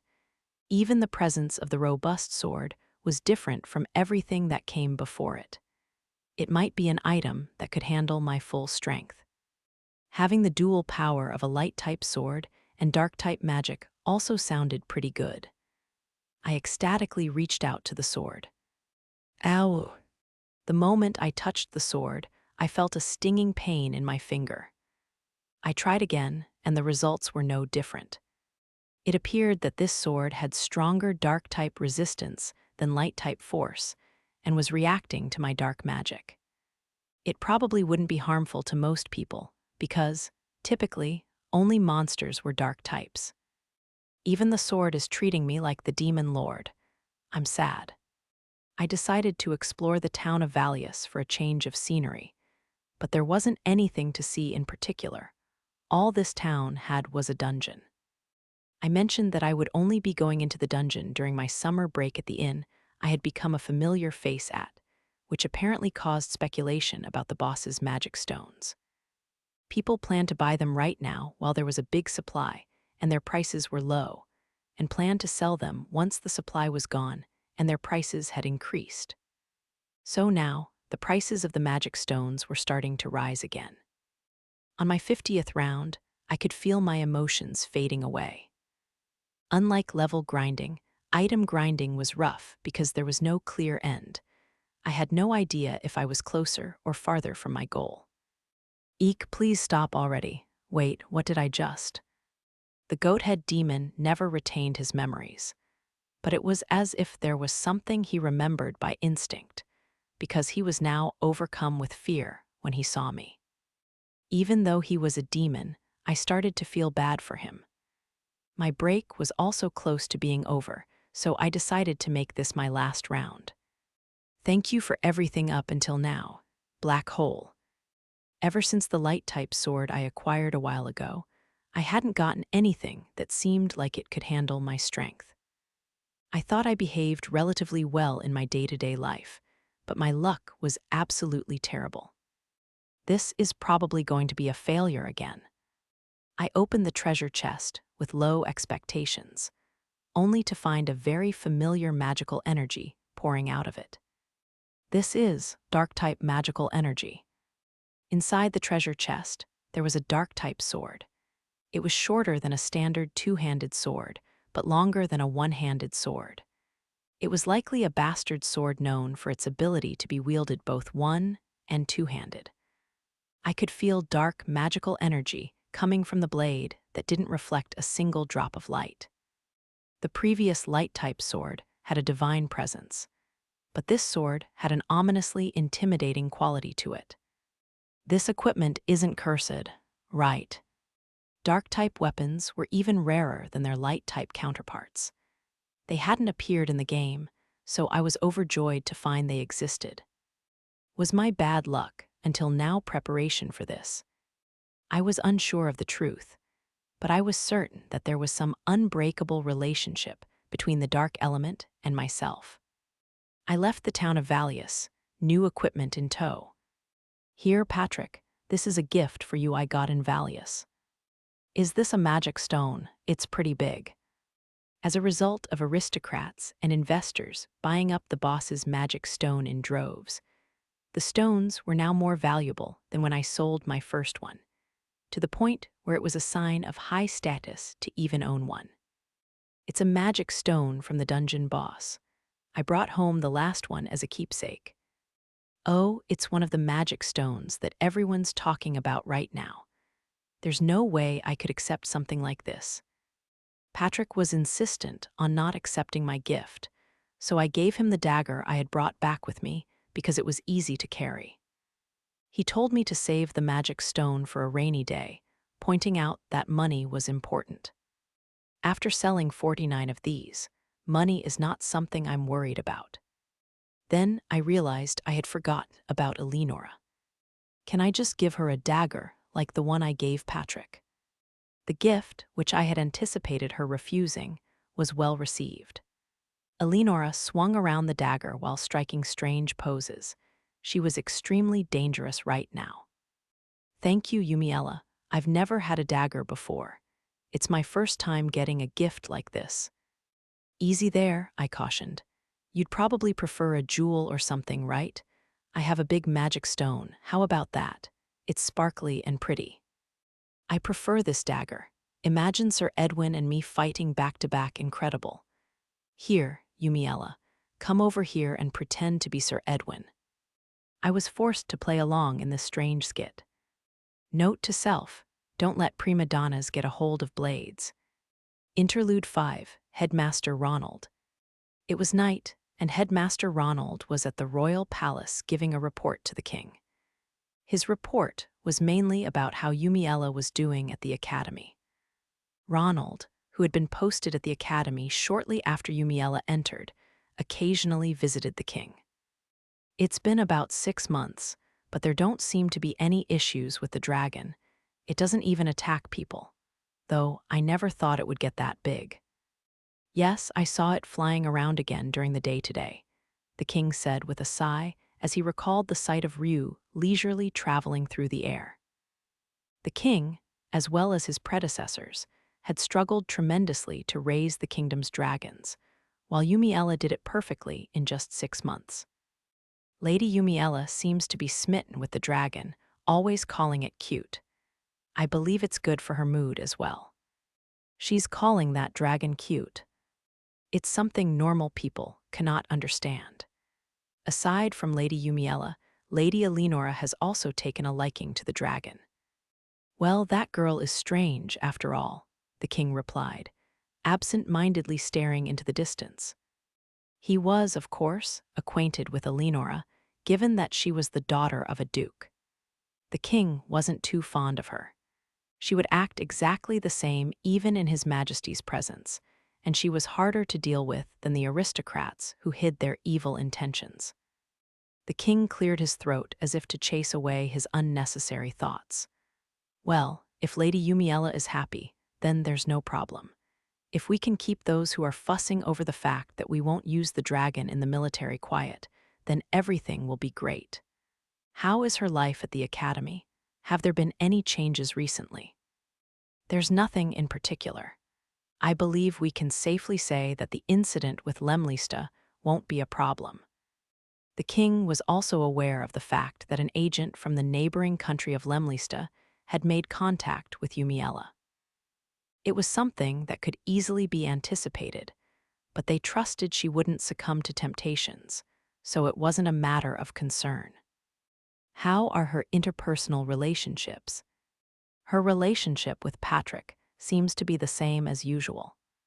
So no progress, I see. How does he feel about it? He sternly told me to stay out of it, saying that it was between the two of them. He mentioned that if he worked in the kingdom's interests, she would immediately disappear. Patrick also mentioned that it was a matter of pride. Naturally, the king also knew that Yumiella and Patrick got along. If they could draw Patrick into their camp, it would be easier to keep Yumiella in the kingdom. The king had attempted to bring this up to Patrick through the headmaster, but his response was less than ideal. Regardless, the king was grateful to Patrick for what he'd done for Yumiella, but also because he was responsible for Edwin's change of heart. He should at least have freedom in that area. After all, we are consistently being helped by him, including everything with my son. Yes, I'm not sure where we would be if it weren't for Patrick. How is Lady Alicia? Have there been any changes to her behavior now that Edwin has changed? No major changes aside from the fact that she is now taking level grinding seriously. Perhaps the shock therapy worked. The shock therapy that Ronald was referring to was Yumiella's style of level grinding. After experiencing that, Alicia continued level grinding. However, Ronald was slightly worried about sending Alicia to defeat the Demon Lord. Her cooperation with Yumiella was hopeless, and it was possible that she would hold the party back. As the king pondered with his hand on his chin, Ronald spoke up. I think it may be wise to reconsider setting Alicia up to be the saintess. That would be difficult. If we just think in terms of defeating the Demon Lord, sending Yumiella on her own would be the best. However, that would lead to issues in the future. The kingdom of Valsheen was founded by the hero and saintess who sealed away the Demon Lord. The royal family had the right to rule the kingdom because they were the descendants of that very hero, the first king. By now, this story was a legend, but if Yumiella were to defeat the Demon Lord on her own, it would cause the royal family's legitimacy to waver. This was something that Yumiella understood as well, and she had expressed that she was opposed to being set up to be the next queen. Things would work out wonderfully if Lady Yumiella just married His Highness and became the second coming of the saintess. Ronald complained with a heavy sigh. Be careful to never say that to her. I am very aware. I wouldn't dare, nor could I believe that enough is being done about the Demon Lord for now. But what shall we do about the army of monsters that will appear at the same time? Supposedly, the Demon Lord could control monsters. Though monsters rarely left their habitats, it was said that the Demon Lord would use his powers to have them march toward the royal capital. The king had been expanding the military behind closed doors to prepare to handle the army of monsters. That is progressing as planned. Our reserves for expeditions are being prepared, and the resources needed to build a simple defensive wall are being gathered. It seems that we will be ready in time for the resurrection of the Demon Lord. You are going to recruit the aristocrats, private armies as well, correct? Yes, I'm thinking of letting them know around 6 months ahead of time. However, there are potential enemies near the domains of aristocrats with large armies. We wouldn't want to poke sleeping bears. Those with armies close to the king's in size were the provincial aristocrats that resided along the borders of the kingdom, including the families of 2 margraves. It was possible that other kingdoms would use the chaos of the Demon Lord's resurrection to invade Valsheen. So the king was planning to have the kingdom's army be the central force of the efforts against the army of monsters, while the provincial aristocrats monitored the borders. There are too many things to think about aside from the Demon Lord. Surely the story of the hero and the saintess is just a glorified fairy tale, Ronald said with a sigh.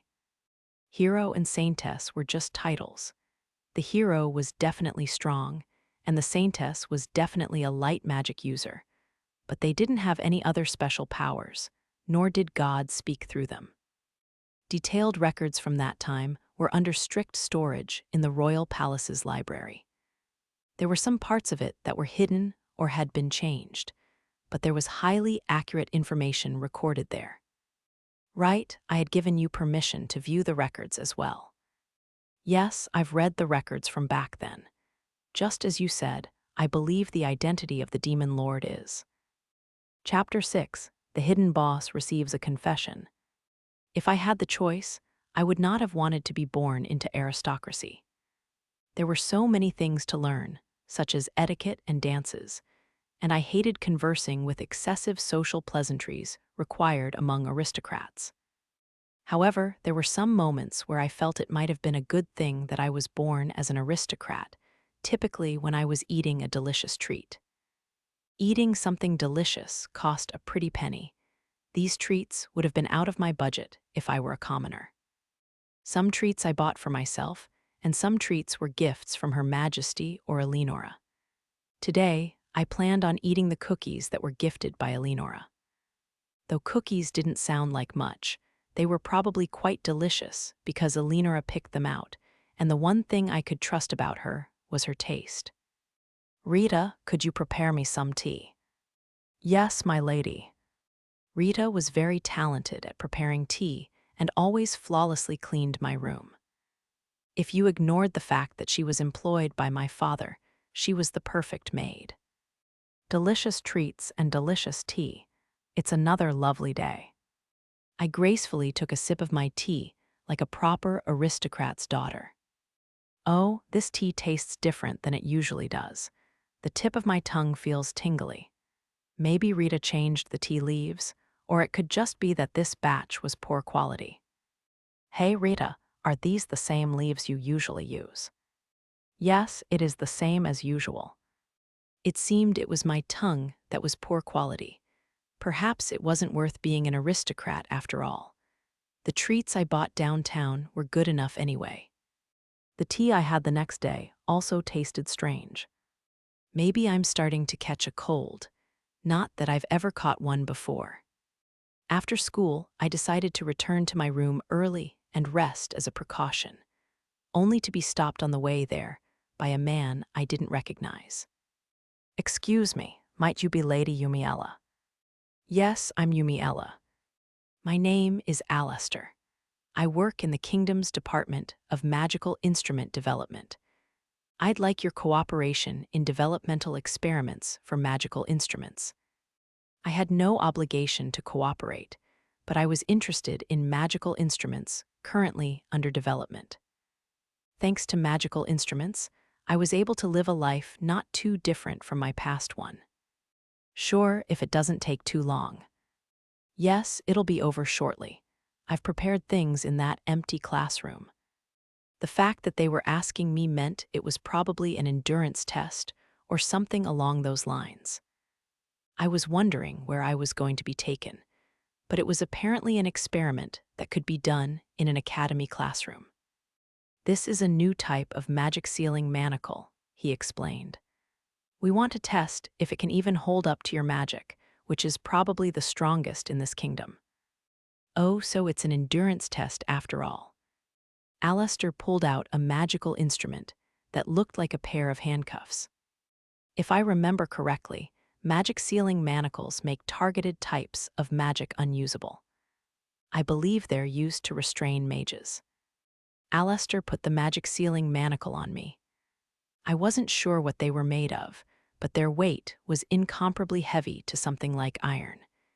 It was probably sturdy in both a magical and physical sense.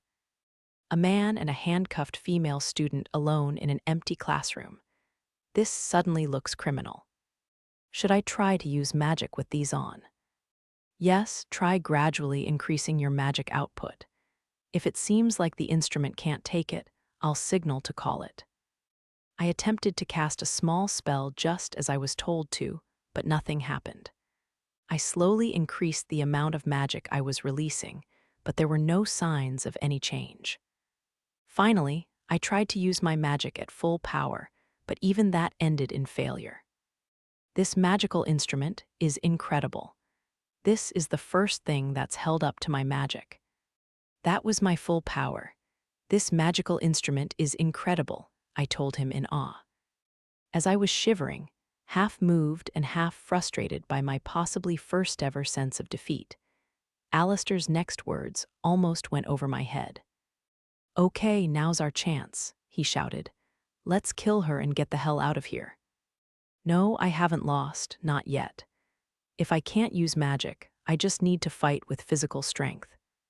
I used all of my strength to tear apart the magic sealing manacle. The chain on the manacle easily broke.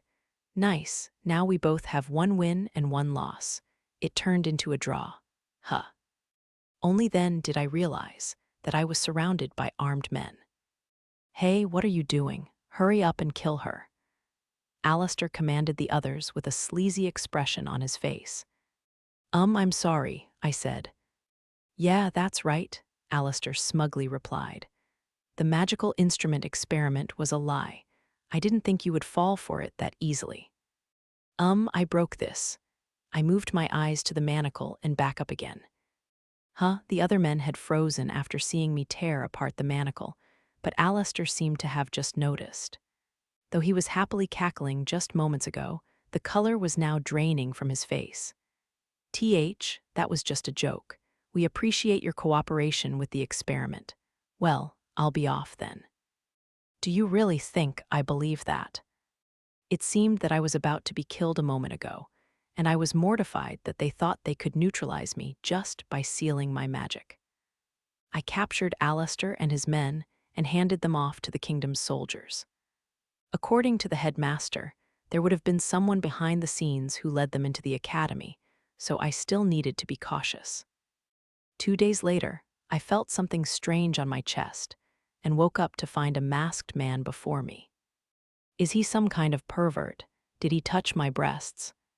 And no way, the man mumbled as his eyes widened in shock. I noticed that he was holding a large knife and that there was a hole in the chest area of my clothing. I had probably been stabbed, despite there being no damage to my body itself. You're like an assassin, right? I asked. Gah, freak. It appeared that I had just been the victim of attempted murder once again. I wasn't sure of the assassin's level, but there was no way I could be killed that easily. A short while later, Patrick called out to me in the halls of the academy, but it was for the best that I kept some distance between us for a while. So, Since there's been 2 assassination attempts on me already, you should probably stay away from me, I told him, but despite my explanation, he didn't move. Are you all right though, Yumiella? He asked, staring straight at me intently. What? As you can see, I'm perfectly fine. I'm not worried about you being killed. I'm not sure how I should say this, but I doubt you can just be perfectly fine knowing someone wants to kill you. Someone was trying to kill me. This was probably a first for me. Was there a part of me that was hurt by that? I do think I've experienced that feeling of being attacked somewhere before. That's why, Patrick continued while I remained lost in thought, I think you should stay with me for a while. You don't have to worry about anything. I'll take care of your enum. Oh, it's the feeling of fighting monsters. What monsters? I was used to the murderous intent coming from monsters. It had taken me longer to recognize the feeling from the assassins because it was not as strong coming from them. It was safe to say I was used to being in kill-or-be-killed situations. I explained that to Patrick, but he didn't seem satisfied. Well, it's different with monsters than it is with who. Watch out. An arrow flew in from the open window. It probably wouldn't have hurt me if I got hit, but I didn't want it to tear my clothes, so I grabbed the arrow with my hand. I'll go capture the marksman. You should hide just in case, I said to Patrick before jumping out of the window to capture the amateur who shot the arrow. I won't forgive them no matter what. What if the arrow had hit Patrick? Perhaps the academy had become a hotbed for assassins. We didn't have classes tomorrow, so I planned to head outside of the academy. Of course, I was going to keep it a secret from Patrick, since he would probably stop me. I didn't want to get him involved. Maybe the assassins would actually leave me alone outside of the academy. Surround her, and skewer her. I was surrounded by roughly 20 scoundrels in a back alley of the royal capital. The men looked like your typical villains, armed with spears and swords. Does this still count as an assassination? Dark bind, I said, casting the spell with a sigh. One after another, the men were restrained by the arms that reached out of their shadows. Alag, what is this? I was starting to reach my limit. I had been leaving it to the kingdom's soldiers to interrogate the assassins, but the identity of the person behind all this was still unclear. It was probably about time I took matters into my own hands and looked for the culprit myself. Who is your leader? No one answered me, but the men's gazes all focused on one man, the man who had instructed them to surround me. You must be the leader. Who requested this job? How should I know? Shadow Lance.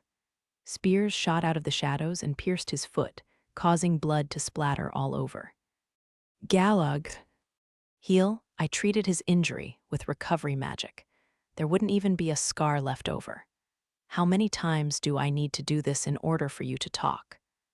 I didn't have the skills to torture him effectively without killing him, so my only option was to repeat this process.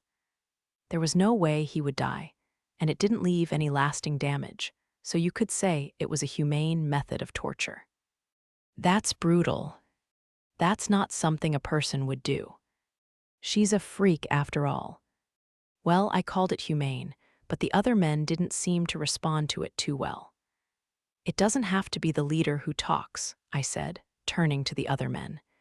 They immediately fell silent, averting their gazes. I really don't know.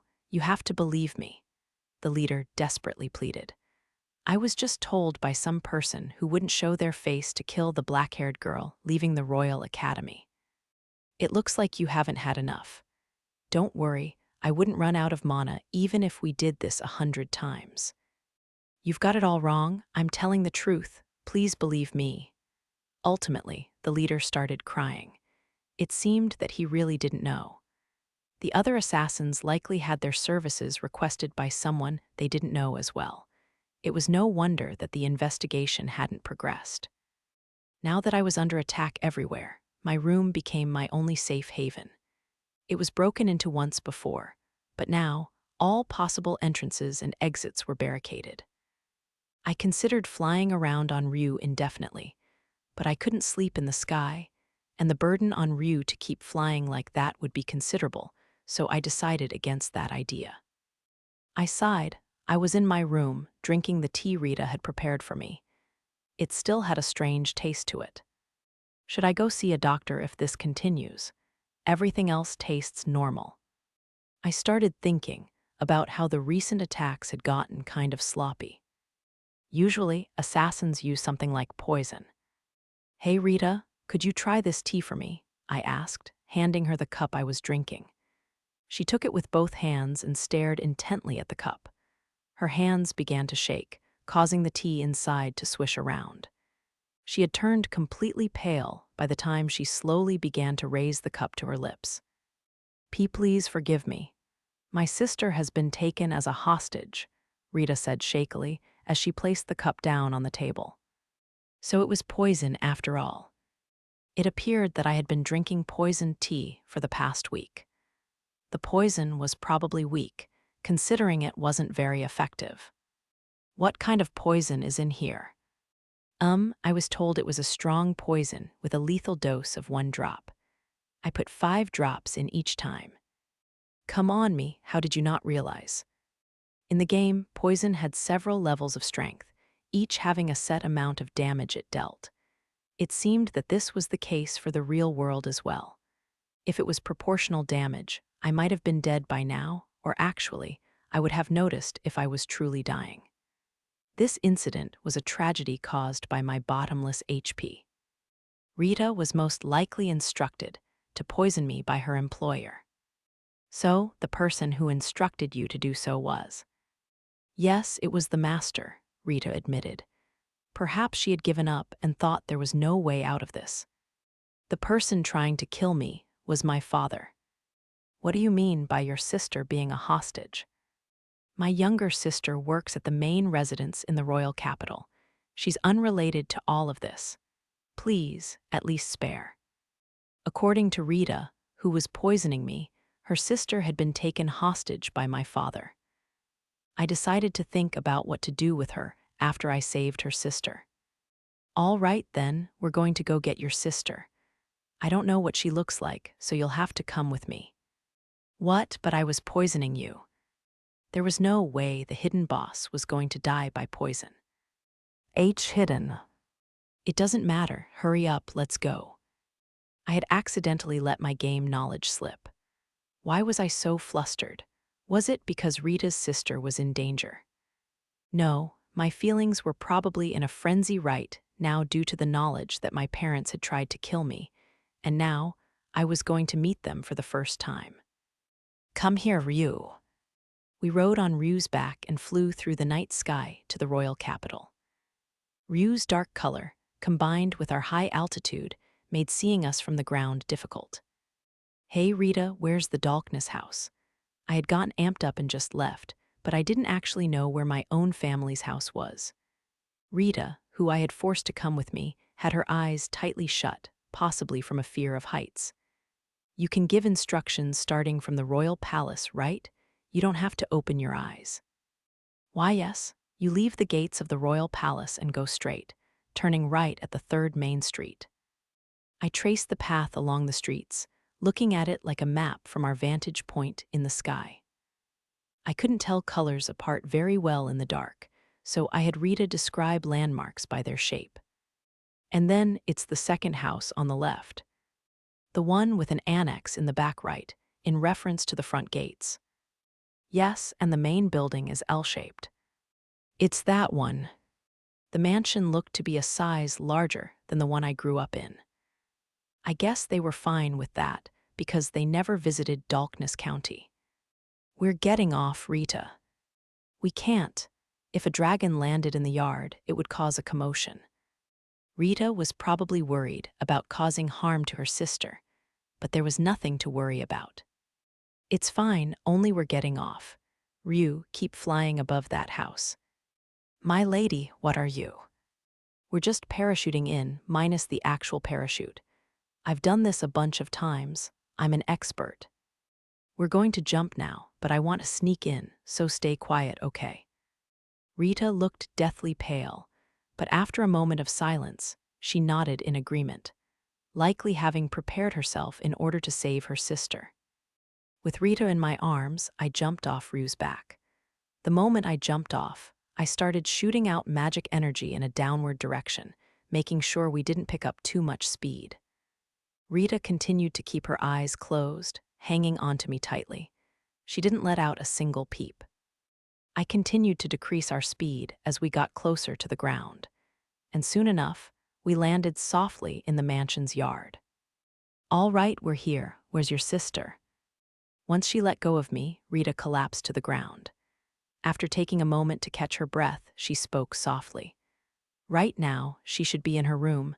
This is just my guess, but I don't think she's been told anything. I think she finished her work for the day as usual and has retired to her room." We sneaked into the mansion, led by Rita, and arrived at the servants' living quarters. She stopped in front of a specific door and knocked softly. "Sarah, it's me, Rita," she called quietly. The door opened. "Rita, what are you doing here?" Upon seeing that her sister was safe, Rita got choked up with emotion, tears spilling as she hugged her sister. Sarah, not understanding the situation, seemed puzzled. "Rita, what's wrong?" She then turned to me. Who are you?" "Inside we go. We'll get caught if we stay out here," I said, pushing Rita and forcing our way into the room. Sneaking in would have been pointless if we got caught now. I closed the door behind me and scoped out my surroundings. The room looked like it housed multiple people, but currently it was only occupied by Rita's sister. Rita was still crying, so I decided to explain the situation myself. "You were taken hostage by my parents. They told Rita they would kill you if she didn't kill me." The violence of the word kill made Sarah freeze in shock. Perhaps I should have sugar-coated my phrasing a bit. Maybe stuffing away or squishing would have been good. They almost sound kind of cute. "I'm sorry, Sarah. This is the end for me.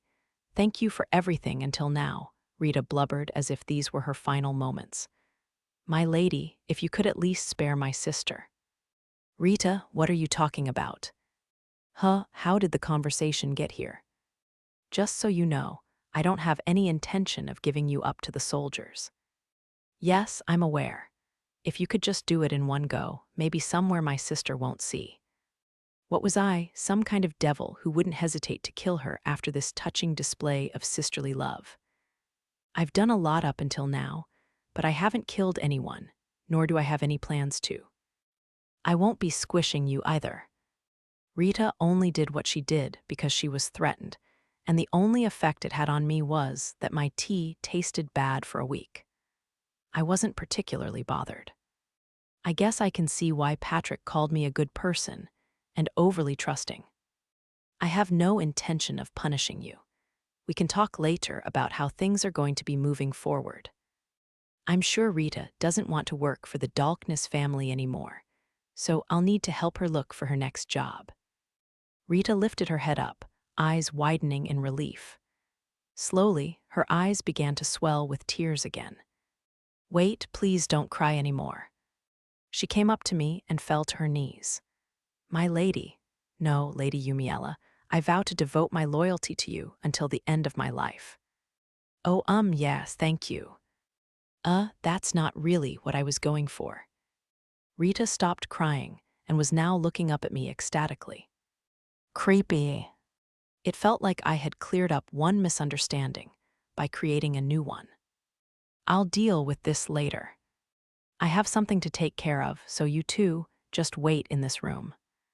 I probably should have let the sisters escape first, but there were people I needed to meet. I slowly made my way through the mansion, heading the way Rita told me to go. I didn't bump into anyone on my way to the room that was my destination. I actually wanted more time to mentally prepare. I opened the door, and 2 pairs of eyes fell on me. The 2 people in the room were having some food while drinking wine. It seems the couple is getting along well. My father was the first to speak. "Who are you? How did you get in here?" "Good evening, thank you for having me. Or would it be better to say I'm home?" "Home's that black hair. you must be. It's nice to meet you, father, mother.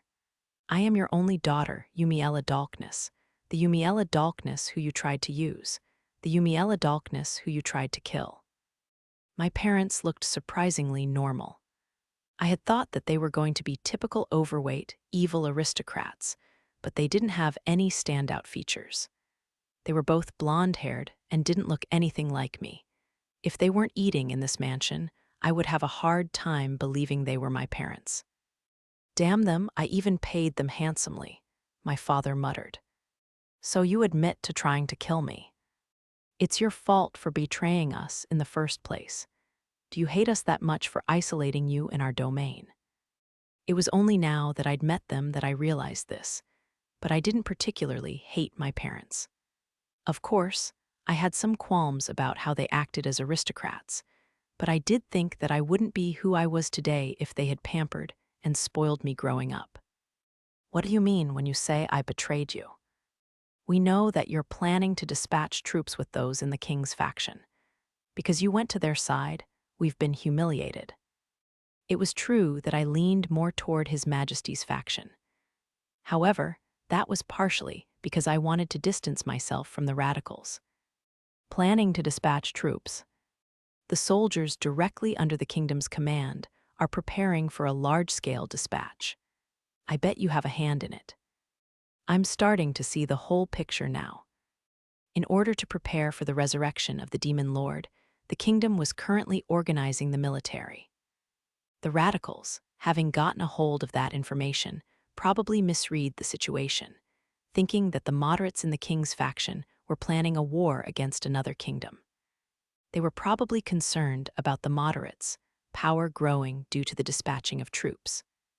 The fact that I, a strategic-level weapon, was under the protection of the royal family probably only furthered their delusion, especially because I had turned down every invitation from the radicals. That put my parents in bad standing within their faction, leading them to attempt to assassinate me, as they would rather have me killed than have me in the hands of their political opponent. That last portion was mostly a guess, but I was probably correct for the most part. There will be no dispatching of troops to another kingdom, and I have no intention of participating in any invasions either. Why not? If you succeed in war, the Dolkness house can grow even larger. We could maybe even obtain a central position. We wouldn't have to be called pseudo-centralists anymore. Maybe you should focus on enriching your county if you don't want to be called a pseudo-centralist. Father, why don't you return to the county? I think our current county is plenty large, and it could be good to start up some kind of business. Such nonsense. The county can be left to the deputy while we just collect taxes. How do you feel, Mother? You want me to live like a country bumpkin. It's bad enough that you had to be born with black hair. Why did a child like you have to be born? This conversation was going nowhere. Not only were our values different, but so were our morals. My feelings would never get through to them, and their way of thinking was something I couldn't understand. I was about to sigh, but I swallowed away the temptation. These parents were no good. I already had no expectations for them as parents, but they were no good as aristocrats either. I decided that I needed to interact with them as not just their daughter, but as another aristocrat. Father, please give me your title. What are you? I'm usurping your title. You can turn me down if you'd like. After all, I'm the only heir to the Dolkness house. But once you're gone, I'll automatically become a countess, I said, teasing the idea of murder. My father, who had been red with anger, was now turning pale. Someone, call for the guards. Do you have someone in your personal army who can win against me? If you do, you should have sent that person to assassinate me. There's no way you're getting away with treating your own parents like this. You're one to talk, sending assassins to kill your own child. I turned to my mother, who had gotten up from her chair. Oh, do give up on running away, Mother. She began to panic and try to persuade me. Yumiella, you know there's many good offers of marriage that have come in for you. You'll find happiness if you marry into a large house. I'm plenty happy right now. Also, I might have someone I like right now. Maybe. You have black hair. There's no way you could live life normally and find happiness. There are people who have said they like my black hair. Please don't decide my own happiness for me. I didn't see any point in continuing this conversation any longer. In an effort to intimidate them, I created a black orb out of magic and let it float beside me. Now, please choose. Would you like to be under house arrest and live a slightly inconvenient life, or would you like to die gracefully right here and now? Why you couldn't kill someone? Why are they saying something parental after all this time? Don't you know what happened to the assassins you sent to kill me? My magic can make the object of my choice disappear. I don't have to clean up any bodies, so it's very useful.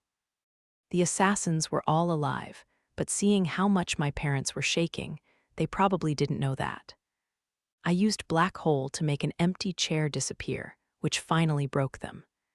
They began to scream like children and beg for their lives. All right, we'll do as you say, so just don't kill us. After these events, I was completely sure that I had a strong displeasure toward murder.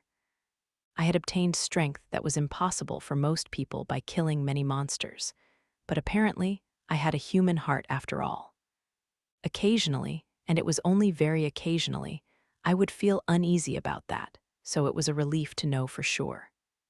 They are under the wrong impression that His Majesty is preparing to dispatch troops to another kingdom. I see, to think that the radicals had such an impression. I guess even the Duke of Hillrose couldn't keep them under control. It's true that there are some moderates who are suspicious of the strengthening of the military. The resurrection of the demon lord had been kept a secret in order to avoid commotion, but perhaps we should make it public soon. I was currently reporting the incident with my parents to His Majesty, my second time meeting the king face to face. This time, we were meeting one-on-one in a small drawing room rather than in the large audience chamber we were in previously. We also have to think about how we'll handle the Count of Dolkness, the king continued. What to do about the next lord of the county? It would be great if you would take that on. Yes, if your majesty would allow it. I would like to succeed the title of countess, I responded. The king widened his eyes in surprise upon hearing that I wanted to take over the county, likely because I had avoided obtaining any power like this until now. I thought you would turn me down. What has changed? I would like to try and eliminate the discrimination against those with black hair. In order to do that, I thought it would be best to take center stage. Eliminate discrimination. That's a path full of trials and tribulations. Discrimination and ostracism are created by the weak and unsightly parts of people's hearts. Overcoming those factors on your own is already difficult. Making others overcome it is another level of effort. Even if I can't eliminate discrimination, I would be happy if I could lessen it. For Phil, the boy with the dark brown hair, for myself, and for the children who will be born with black hair in the future. Also, His Highness was able to overcome his so-called weak heart, I pointed out. Just as Prince Edwin was able to change, other people could also change. Though, in His Highness's case, the incredible one might actually be Patrick, who convinced him. I see. In that case, will you be continuing to make achievements? Yes, but I do not intend on making any war-related achievements. Even if I were to succeed in war, it would only make me the object of fear. From now on, I needed to become a kind Yumiella who governed fairly, not a scary Yumiella with ruthless strength. My strength was sure to be a double-edged sword in this endeavor. So you will perform your duties as the county owner. Very well, I will prepare for you to succeed the title of countess. We do have precedent for female counts. Thank you very much. Well then, what shall we do about the former count and countess of Dolkness? We can execute them in the name of the king. I would like to have them under house arrest in Dolkness County. Just as Ronald says, you're a good person with a bottomless heart, the king said with a small chuckle. Ronald's been saying that too. No, it's just that I believe my reputation would suffer if I took on the title after killing my parents. I think them not being able to live a lavish life in the royal capital anymore is punishment enough. Though I was satisfied with the points I brought up, I felt that the true reason was that I was truly put off by the idea of someone dying. As an aristocrat, logically, I knew that I couldn't be idealistic about everything. But I didn't want to kill if I didn't have to. If there were lives I could save, I couldn't help but want to save them. All this sounds strange coming from the person who has probably killed the most monsters in the world. I understand, the king said kindly. Perhaps he had seen right through me and knew how I felt. Soon, we will be announcing the Demon Lord's resurrection to the public. That should quiet down the radicals. I doubt they would come out and say they will defeat the Demon Lord themselves. I would like you to be there for the announcement, Lady Yumiella. I'm sure there are many people who will feel at ease seeing you there. Understood. His Highness and Alicia will be there as well, right? The prince and I were fine, but Alicia still saw me as an enemy. It had gotten even worse after I helped her with level grinding. Yes, we'll have Edwin keep her in line, and I'll do what I can to make sure there's minimal contact. Thank you for your consideration. What to do with Lady Alicia? We have to think about having her and Edwin get married. Would you be interested in being the Saintess, Lady Yumiella? Saintess is just a title given to the person who defeats the Demon Lord alongside the hero. There's no need for them to be a light magic user. I'm sorry, but... I know, I just thought I would ask, the king said with a wry smile. If you know, then I'd prefer you didn't ask. Though becoming the Saintess would probably be an effective plan to eliminate discrimination against people with black hair. That was the one thing I didn't want to do. Don't worry, the king continued. I won't stick my nose into matters of your marriage. There's a man you're getting along with, isn't there? Do you mean Patrick? We don't have that kind of relationship. Besides, I'm into people who are stronger than me. I guess the king knows about Patrick after all. I had to do everything in my power to hide my positive feelings toward him, not because I was embarrassed, but because there was the possibility of him being taken as a hostage. I had impulsively used my usual rejection line. If Patrick were to be taken hostage, and the culprits demanded something of me, I don't think I would be able to deny them. Of course, that would only be if they could thwart my hostage recapturing plan. Yes, it's probably better you hide your relationship with him until you have a stable foothold. I'm sure the consequences of any harm coming to him would be terrifying, but there are many who wouldn't consider those consequences.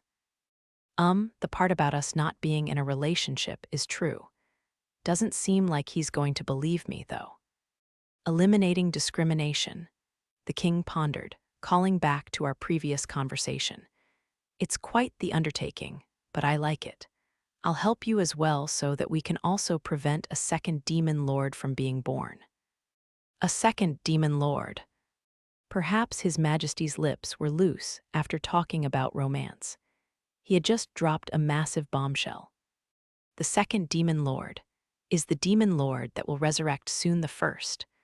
What does the royal family know about the demon lord? Oh my, I have. Please forget that statement. I thought it would be fine to tell you, but I believe the battle against the demon lord will go better if I don't say anything.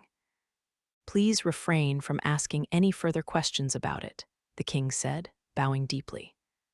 Does that mean you won't tell me for reasons related to me, not because of reasons related to the royal family? He said that it would be more convenient for the battle against the demon lord if I didn't know the whole story.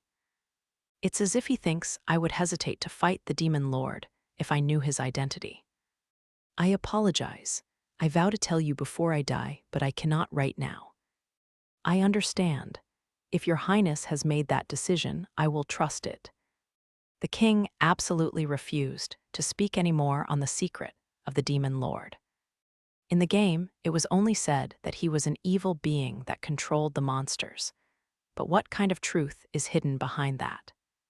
After discussing it with the king, it was decided that I would announce my succession of the title of Countess at the founding festival, along with the announcement about the resurrection of the Demon Lord. The festival was right at the beginning of winter, and aristocrats from all over gathered at the royal capital to celebrate the founding of the kingdom. Patrick was very worried about the multiple assassination attempts on me. I got permission from the king as well, so I decided to at least tell him what happened. We were sitting across from each other in my room at the dorms while drinking warm tea. "So with that, I'm a countess now." "I see, you went through a lot, huh?" "Yeah." Patrick's simple words felt like they lifted a weight off my chest. I thought I was fine, but a lot had happened, and I must have been tired at the end of it all. "I'm surprised that you're going to succeed the title. Did something in you change? You know how it's hard to live in this country with black hair. I'd like to change that, so I can't avoid putting myself out there anymore." "I like your hair. Is that not enough?" Patrick asked, staring straight into my eyes. Geez, that scared me. I thought he was asking me out for a moment, but it was just about my hair. If it was just about me, then that would be enough. But thanks to a certain boy. "Boy, who is he? Where is he from?" "What? That's what you want to know." I began telling him about the events surrounding Phil in order, including the fact that Phil made me feel like the entire kingdom needed change. Because of that, I thought I needed to bring change to the entire kingdom. There's probably a lot of people who are having a hard time, and we just don't see it. This was a small declaration of my determination. Patrick had a stern expression after hearing what I had to say. "Will that bring you happiness, Yumiella?" He leaned in and whispered, genuinely worried about my future. "If you leave for somewhere far away, you could live freely and not worry about that. I could go too, and—" "Please stop, I've already made up my mind." Patrick was kind. If I were to hear him out any longer, my determination would have wavered. "Okay then, I'll help as much as I can. It's not like I'm completely unrelated to the issue," he said with a soft smile as he touched his gray hair. "Thank you. I guess the first thing is to make sure we graduate." His Majesty said I could deal with the county after that. The current owner of the county being absent made me uneasy, but Dolkness County had spent several decades with the current owner away from the area. There was already a system in place where the deputy handled the actual work, and the owner living in the royal capital would just sign off on the documents. Of course, things couldn't stay that way forever, but it was something that could be dealt with in 1 to 2 years after I graduated from the academy. There was a message from His Majesty saying that things could be left to the deputy until I defeated the Demon Lord and graduated.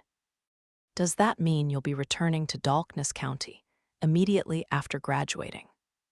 "Yeah, that's the plan. Though I do think it would be best if I visited at least once before that happens. I think you can just send a letter. You're planning on going to Dolkness County with Ryu, aren't you? That would cause an unimaginable frenzy." Darn, I knew it. The king also implied the same thing. "I guess I'll send a letter then. There's a lot to think about now that I'll be a countess." "You can take it slowly. I'll help you out too." I was to become the county owner of Dolkness as a countess, so I also had to think of my heir. Worst case, I could just adopt, so there was no need to focus on marriage as my only solution. I can't marry someone who just wants my land, and I don't want someone who's too much older than me either.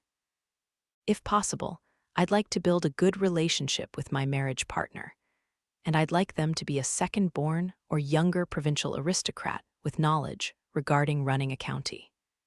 Now that I had given it some thought, there were quite a few requirements. On top of that, I would need them to be cooperative toward me. I don't think there would be anyone who'd conveniently match all of that. "Hey, Patrick, how do you feel about me adopting you?" Once again, saying something completely out of nowhere. Adoption, what? You're the second born in your family, right? Since you can't succeed the title of Margrave, How about settling for a count? I don't want to be adopted.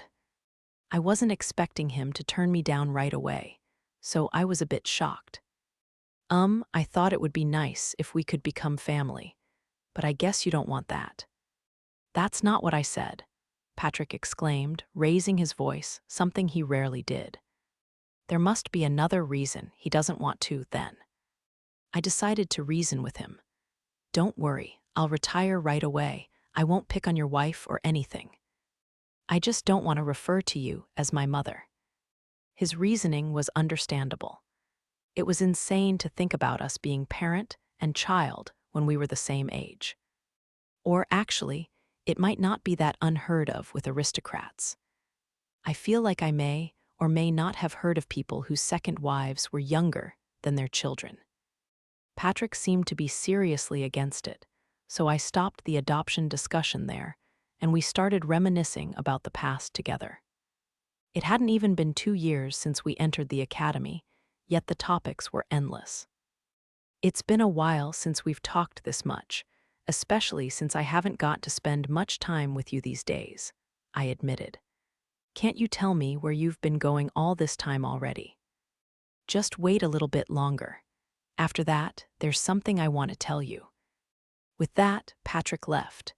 It was around the time we entered our second year at the academy, but Patrick often ventured outside the academy alone. Not getting to spend much time with him made me feel lonely. Lonely, huh? I've been alone all my life, yet I feel lonely now. It's pretty clear what my feelings toward him are. I guess my time with Patrick ends at graduation, I muttered to myself. I was dreading our graduation from the academy in a year and a half more than the resurrection of the Demon Lord in 6 months. I wonder if I'll be able to tell him how I feel by then. The time for harvesting was over, and winter was about to be in full swing. The Kingdom of Valshine's founding festival was the day when the most people gathered in the royal capital. With the harvest festival going on as well, even the commoners were rowdy and festive. Aristocrats also gathered in the royal capital on this day and celebrated the founding of the kingdom. Last year, I spent the holiday touring the royal capital, but this year would not be as quiet. In the grand hall of the royal palace, I was on standby at the wing of the stage. I was in the proper attire, a dress, given that this was a ceremony. I peeked out at the venue to see many people standing around and chatting, as well as a large amount of food laid out like a buffet. However, most people barely had a sip of the drinks in their hands, and not a single person had touched the food. I wish I had some containers on me. His Majesty has arrived. With that announcement as a signal, the aristocrats put down their drinks and took a bow. As did I, the king then began to speak. Everyone, thank you for coming. Please raise your heads and unwind. Upon lifting my head, I could see Alicia and Prince Edwin just past the king. They were in the stage wing opposite of me. If we were together, we could have caused a scene, so I was grateful for their consideration. The king offered some celebratory words about the founding of the kingdom, then proceeded on to the next topic. I have something important to tell everyone. Some people may have caught on due to Edwin's indeliberate statements, but in less than a year, the ancient demon lord will be resurrected. The aristocrats started whispering to each other upon hearing this, but there wasn't much confusion. After all, Prince Edwin had already publicly mentioned that the demon lord would be resurrected. Though the king had denied it, there were probably many who suspected that it was the truth. The demon lord was sealed away by the hero, who was our first king, and the saintess, who was our first queen. However, even strong seals eventually break, and the first king had accurately estimated when that would be. The demon lord will surely be weak immediately upon his awakening. Even though the hero couldn't do it, it's possible to definitively defeat the demon lord and end suffering for our future generations. The venue erupted at the king's declaration to achieve a feat that would surpass the first king. It is said that the demon lord can control monsters.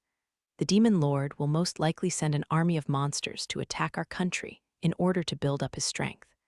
I will leave the army handling this to Commander Adolf. We have already started preparing for a large-scale dispatch of the royal army, but no matter how many troops we have, it wouldn't be enough. I would like to ask those here to send some of your troops as well. There were various reactions to the request for soldiers from the king. Some were excited to be fighting for the kingdom.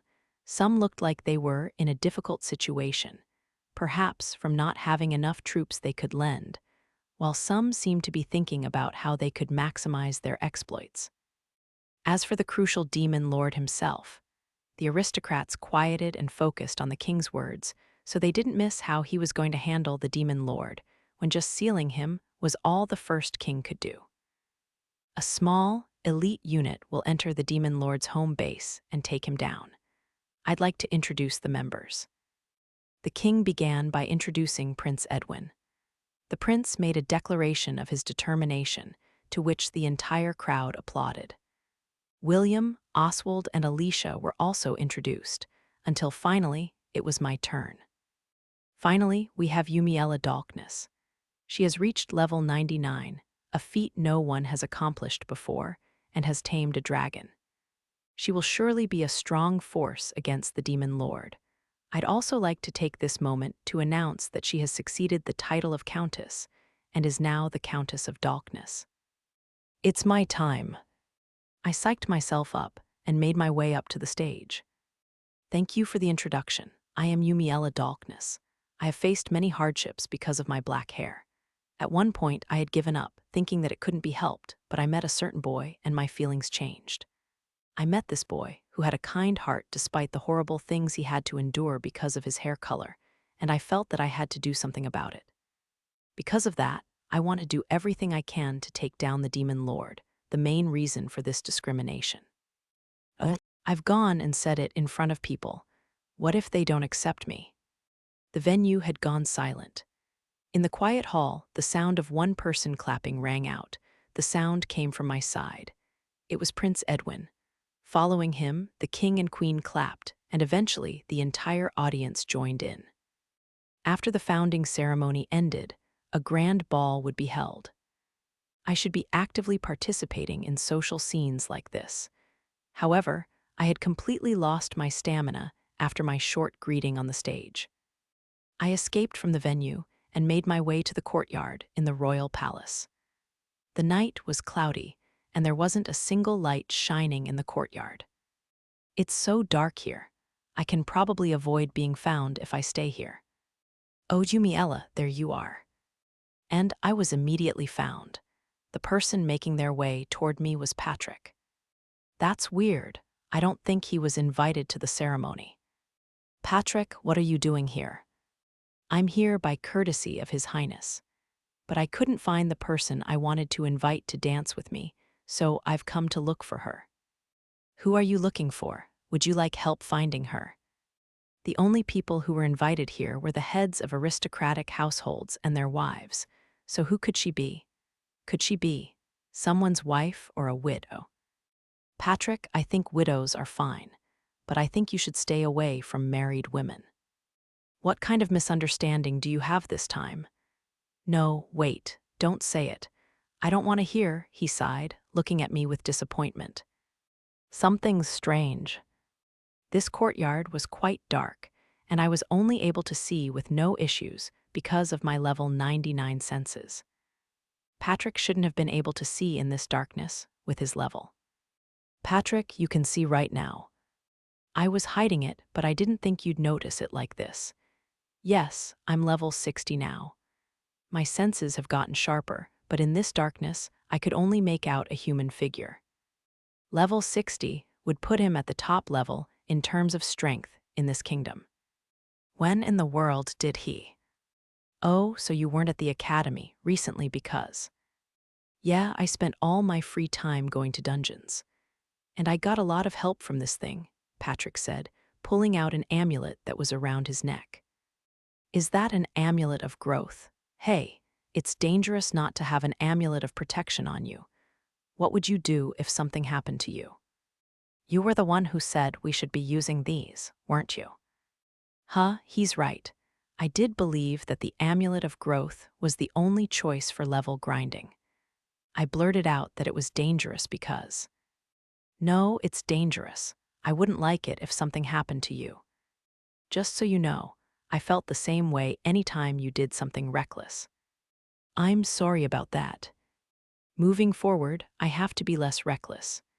With that said, what exactly have I done up until now that would be considered reckless? I can't see your face because it's dark, but I know that you don't understand what I'm saying. That's fine, though. What I wanted to ask was, could you let me join the battle against the Demon Lord? In the game, level 60 was the appropriate level to fight the Demon Lord. He would probably be an adequate asset in battle, but there was something else I wanted Patrick to do. I can't do that. I want you to protect the kingdom. I guess I'm not strong enough after all. It's not that. I think you would be a great help if you were to join the battle against the Demon Lord, but I think where you shine best is in large-scale group battles. I want you to defend the kingdom against the army of demons because I can't help with that. His command of group battles that I saw during our outdoor training at the academy had almost no unnecessary calls and even felt beautiful. I would be enough to handle the Demon Lord, so I wanted him to keep the damage from the defense battle to a minimum. The Margraves would likely be sending out an army as well. Even if he couldn't command them, with his skills, he was sure to succeed there.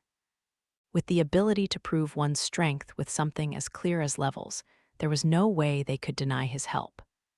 Also, do you know what the first and second highest level man and woman who defeat the Demon Lord will be called? I asked. That's right, they would be the hero and saintess.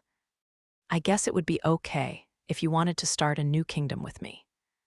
If Patrick wanted to defeat the Demon Lord to prove he was worthy of being king to start his own kingdom, I wouldn't mind helping him. No, I don't want to be seen as some challenger to the throne. But if you wanted to become a queen, I wouldn't mind doing that for you. I obviously don't want that. That would mean that we would get married, but perhaps he hadn't realized that. I understand.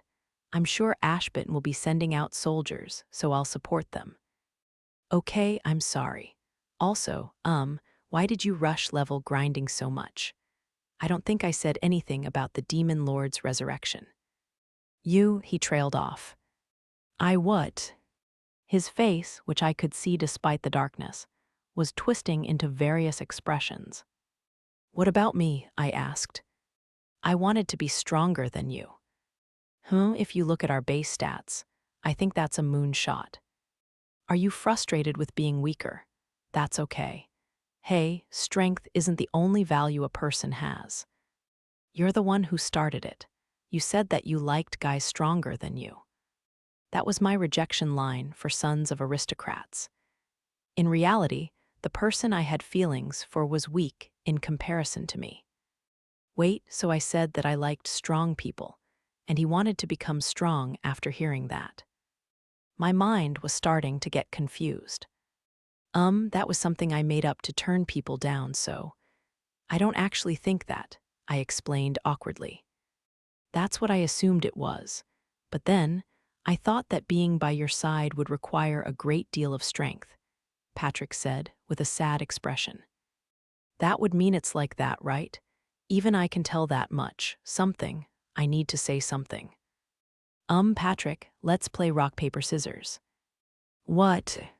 Here we go, rock, paper, scissors. Though he was confused, Patrick properly put out his hand. Unfortunately, I won. What's the result? It's too dark for me to tell who won. You won. You're stronger when it comes to rock, paper, scissors. I think I like people who are stronger than me after all, so. Patrick, this is as far as I can go. Please get where I'm going with this. Yumiella.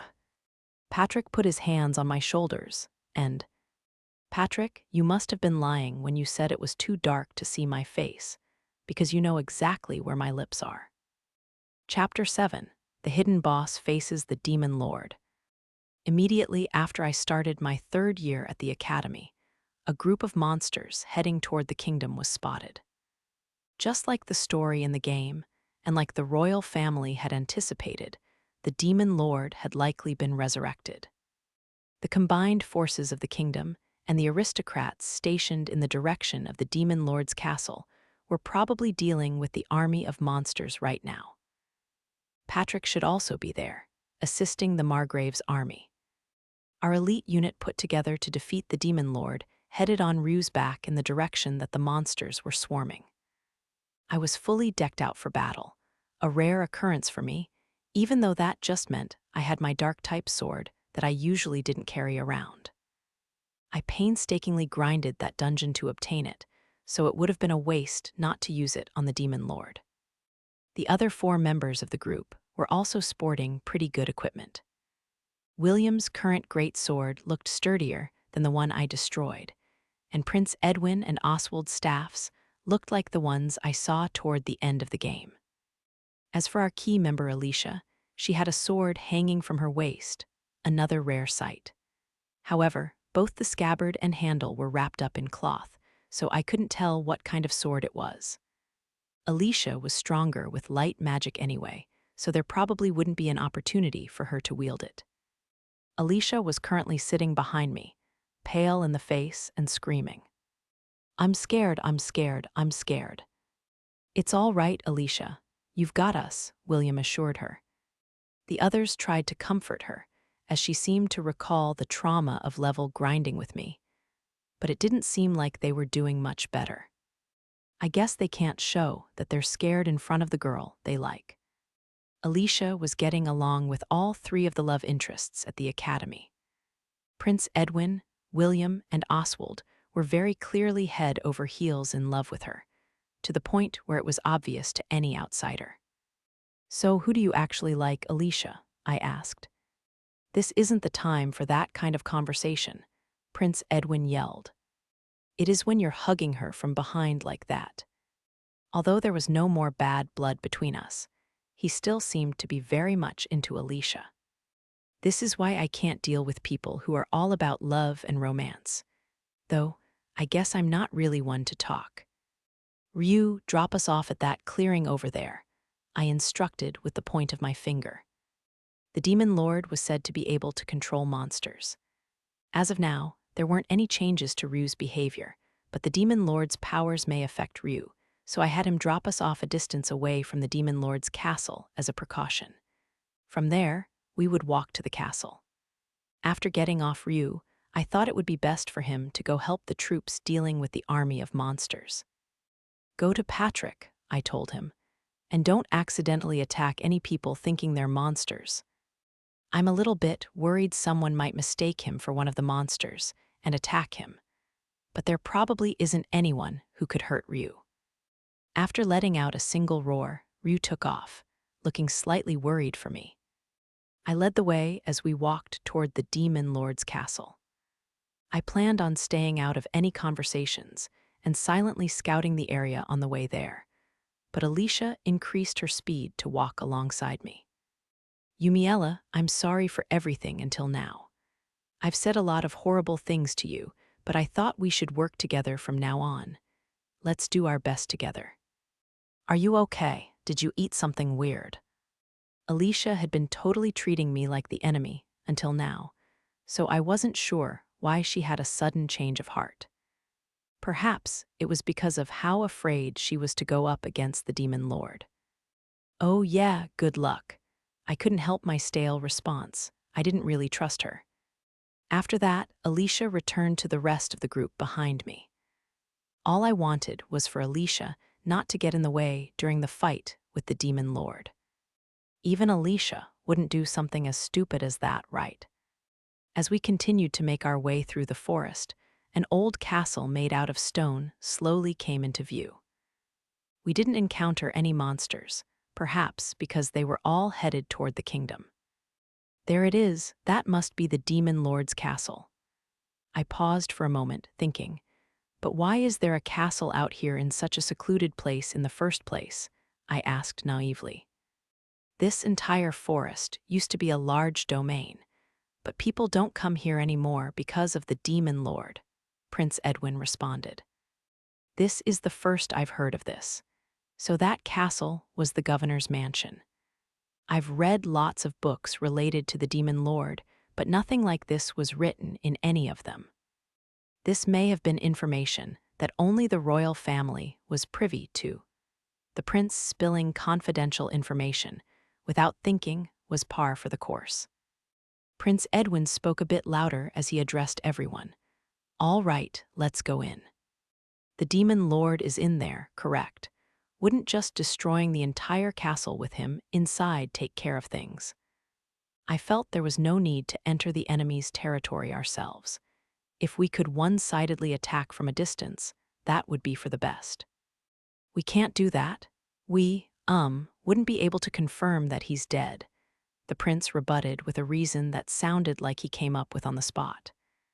But I was curious as to the identity of the Demon Lord, so I decided to overlook that. "All right then, let's enter the castle. Everyone, please stay behind me." I reached out to open the main doors to the Demon Lord's castle. The door opened with an unpleasant screech signaling that it most likely hadn't been opened for many years. The inside was dim and completely silent. This place was full of monsters in the game. I wonder what's going on. I couldn't help but feel like this was a sign that something bad was going to happen. In fact, I had been feeling like this since we started making our way here. If I were to face the Demon Lord head-on, I probably wouldn't lose. The only thing I was afraid of was a surprise attack, if I was hit with one of the strongest spells, or if I got hit with an attack to my vital organs. Then even with my strength, I wouldn't be fine. The 4 others followed behind me, keeping a distance. If we're ambushed from behind, I'll do my best, but worst case, I'll have to forget about them. I focused on the sounds of everything in the area, increasing my hearing to the point where even the slightest sounds from the group behind me were noisy. While I listened in, I could hear Alicia chant a spell. Holy Enchant, a spell that affixes the light element to an object. That surprised me. I guess it's fine to be prepared, but it would be nice if she told us what she was doing first. I almost turned back to complain, but I collected myself in order to focus on the area in front of me. The next moment, a brilliantly shining sword erupted from my chest. I had seen this sword before. It was the light-type sword I obtained in the dungeon in Valius.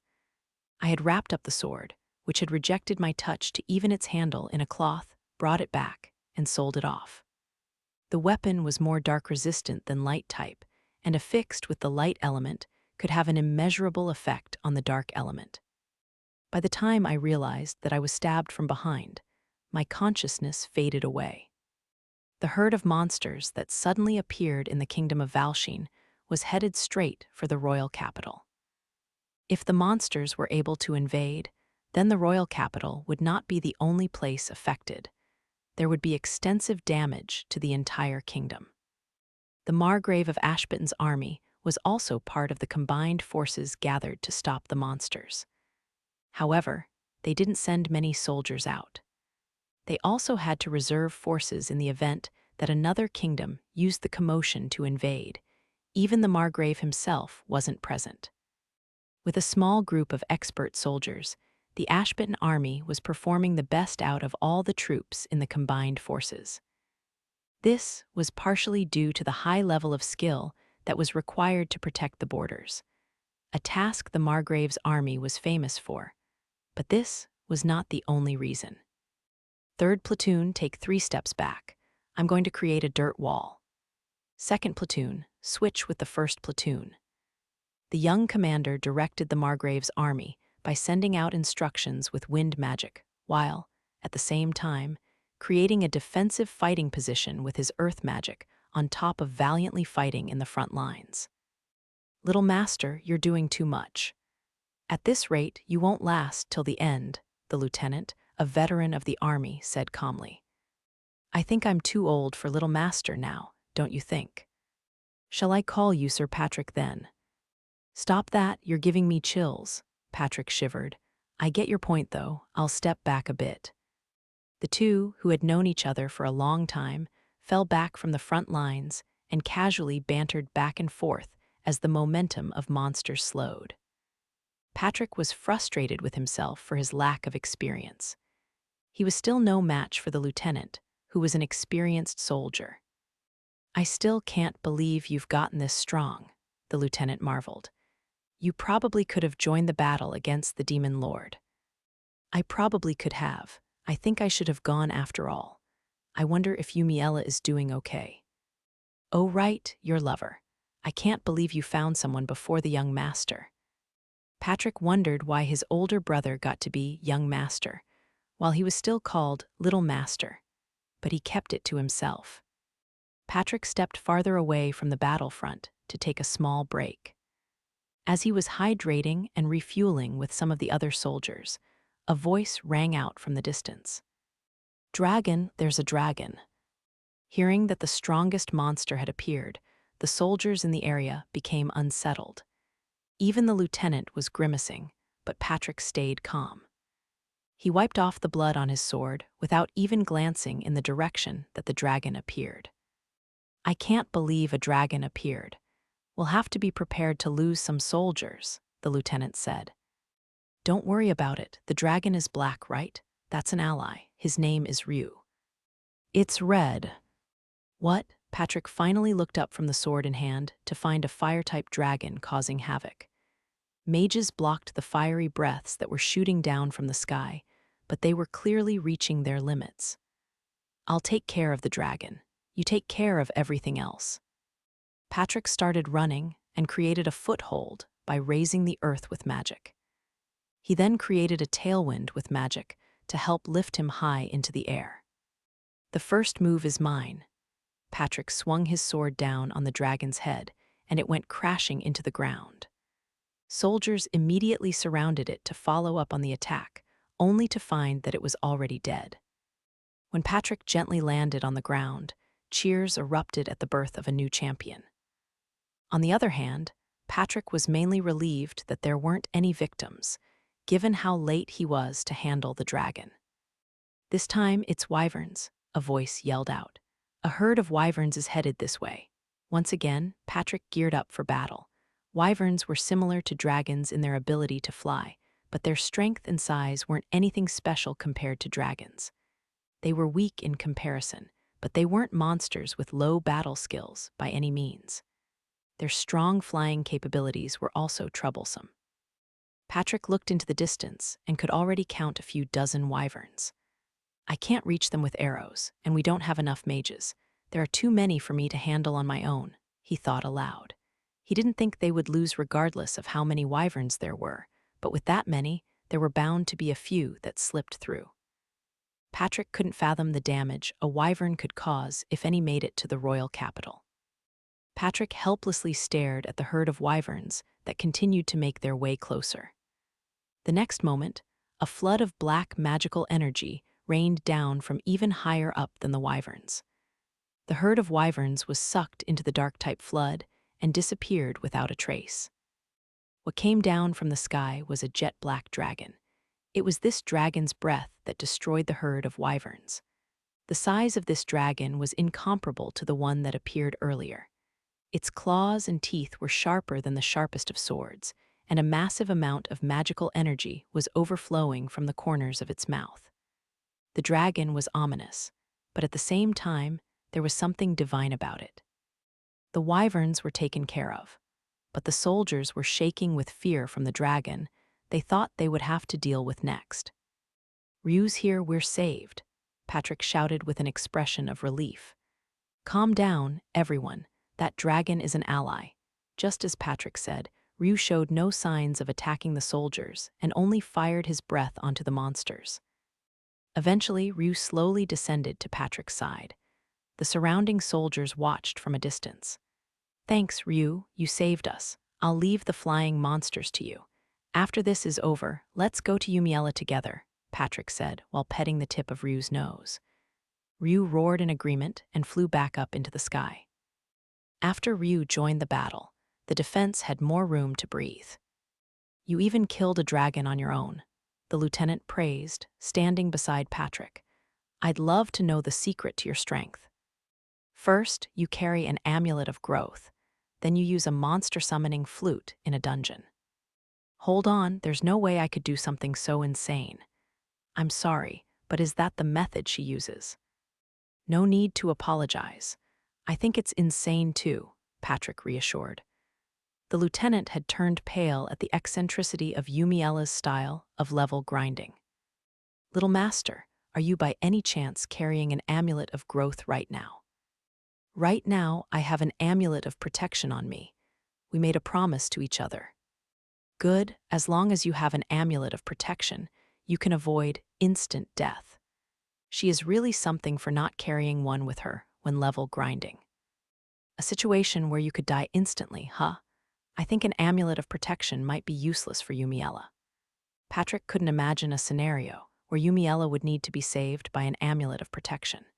She would probably be able to instantly defend her vital organs and use recovery magic to immediately get back on her feet, as long as it wasn't a surprise attack with the element she was weak to. The element she's weak to. Patrick stared off into the distance in the direction of where Yumiella was, unpleasant thoughts running through the back of his mind. Yumiella wasn't necessarily undefeatable. She was only able to stay calm through assassination attempts because there was a difference in their levels. If someone of a high level used a high-quality weapon to attack her, naturally, she would take damage. Yumiella, stay safe, Patrick whispered to himself while gripping the amulet around his neck. Why don't you understand? We have to kill her off. Yumiella hasn't done anything wrong. Why do you all treat her like she's the enemy? I was woken up by hysterical screams. Oh right, Alicia stabbed me in the back. Literally. Still lying on the ground, I held back the groans and used recovery magic on myself. Once I healed my wounds, I stood up and felt the amulet around my neck sway. It wasn't the amulet of growth that I had spent many years with, nor the amulet that enhanced dark magic, the prize of the battle arts competition. It was the amulet of protection that Patrick gave to me. We promised each other we would carry one. Thank you, Patrick, this saved me. It seemed that Prince Edwin and the other three were arguing. Usually, you would want to do something like this after taking down the demon lord. I called out to them. Why are you alive? Alicia responded incredulously. You all have one too, don't you? An amulet of protection, so you'll be explaining why you stabbed me, right? It's all your fault. I'm supposed to be the one who defeats the demon lord with my light magic. Like hell I'm going to die for a reason like that. I don't even want to take credit for taking down the demon lord. It's all right if I incapacitate her, right? I asked, turning to Prince Edwin, who was by my side. It would be troublesome if she stabbed me in the back again while we were fighting the demon lord. Just wait a moment, I'll reason with them. Despite the prince's words, it felt like we had already reached a point where that would be impossible. I wouldn't be able to fight the demon lord without turning my back to them, and there was no way I was going to do that again. Prince Edwin began trying to convince Alicia and the others who were opposing us. Alicia, please stop. You have such a kind heart. You must know this is wrong. You can't baselessly discriminate against people with black hair. No, she is someone who shouldn't live, Alicia exclaimed. Will, you don't like things that are unreasonable, right? The prince asked William. What happened to you, Ed? You didn't like her before either, William responded. The prince then turned to Oswald. Oz, what happened to your usual calm self? Even now, I'm calm. After we defeat the demon lord, she's going to be dangerous for the kingdom. We should take this opportunity to take her out. Your Highness, I think that it's impossible to reason with them. This is dangerous. We're in enemy territory. You should just give up and I'll restrain them, I said. We can let the law judge Alicia and the others. I didn't think they would do something this stupid. I don't want to dirty my hands with people like them. The king would surely give them quite the punishment for friendly fire in the midst of the kingdom's biggest crisis. They might even be imprisoned for the rest of their lives. Restrain us, you were able to survive, thanks to an amulet, but do you really think you're any match for us right now? The hot-headed William gloated as he unsheathed his sword. Just where does all that confidence come from? If you add up our levels together, we're level 120. That means we're stronger than you, Oswald declared, pushing up his glasses. I don't think that's how it works. I had thought this before, but Oswald was just a glasses wearer who pretended to be cool and wasn't actually smart by any means. If his logic was correct, then that would mean I was just as strong as 99 people who were all level 1. There was no way a group of fewer than 100 level 1 people could defeat the Demon Lord. Wait, that means each of them is only around level 40. That's way weaker than Patrick. Ed, please come to our side, Alicia pleaded to the prince, using an upward glance with teary eyes. So that's how she made 3 guys fall for her. I'm impressed. Do you think you can fight me head-on and win? You used a surprise attack because you weren't confident that you'd have a chance against me, right? Your Highness, please step back. I won't kill them or anything. As I took a step forward, Alicia and the others took a step back and braced themselves. Just as I had thought, they were bluffing. Right when I was about to use magic to restrain them, the entire area was filled with that which I was all too familiar with, dark magical energy. What's happening? I haven't used my magic yet. Your Highness, stay back, I warned. What are you? I grabbed Prince Edwin by the collar and leaped backward. At that moment, the space we were previously standing in became engulfed in darkness. This was Black Hole, one of the strongest dark magic spells. Only 2 enemies in the game were able to use this. The hidden boss, me, and the final boss. Infighting in enemy territory, huh? Humans really are quite foolish. Or rather, it's the people of Valsheen who are foolish. No, it would be more correct to say that the royal family of Valsheen are the fools. I'll have to thank you. I was able to take down 3 of you without any effort at all. In the spherically carved-out hall in the Demon Lord's castle, a man dressed in black Japanese armor appeared. Yes, this was his castle.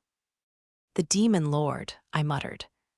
I see, so that's what they're calling me now, he said, his words catching my attention. He looked just like he did in the game, dressed from head to toe in jet-black Japanese armor. The only thing that could be inferred was that he was a man. Even his face was obscured by a kabuto helmet that covered his head. Please stay back, Your Highness, I warned again. As I urged the prince to keep his distance, the Demon Lord let out a resentful growl. So that man's a member of the royal family, Don't expect to die so simply. It seemed that he had an exceptional hatred toward the royal family. The in-game Demon Lord complained about humans and the kingdom, so I guess he was the same in real life. I wonder if there's a reason for his hatred that wasn't explained in the game. I unsheathed the sword hanging on my waist and stood across from the Demon Lord. I decided to use my sword one-handed so I could use magic easier. As I waited for the right moment to attack, the Demon Lord spoke. Hey you, what's your name? I'm Yumiella Dolkness. Dolkness? I've never heard the name. Must be a recent aristocrat. There are few households that have been around since this kingdom was founded. Well then, Yumiella Dolkness, how about you abandon the evil kingdom of Valsheen and join me? Oh, there's the classic question. I wonder if you'll offer me half the world. No, thank you. I don't have any reason to do something like that. I wondered why the Demon Lord was only trying to get me to join him. Is he trying to increase his strength by appealing to me? Or is he? Help, a voice murmured faintly from behind the Demon Lord, sounding like it could disappear at any moment.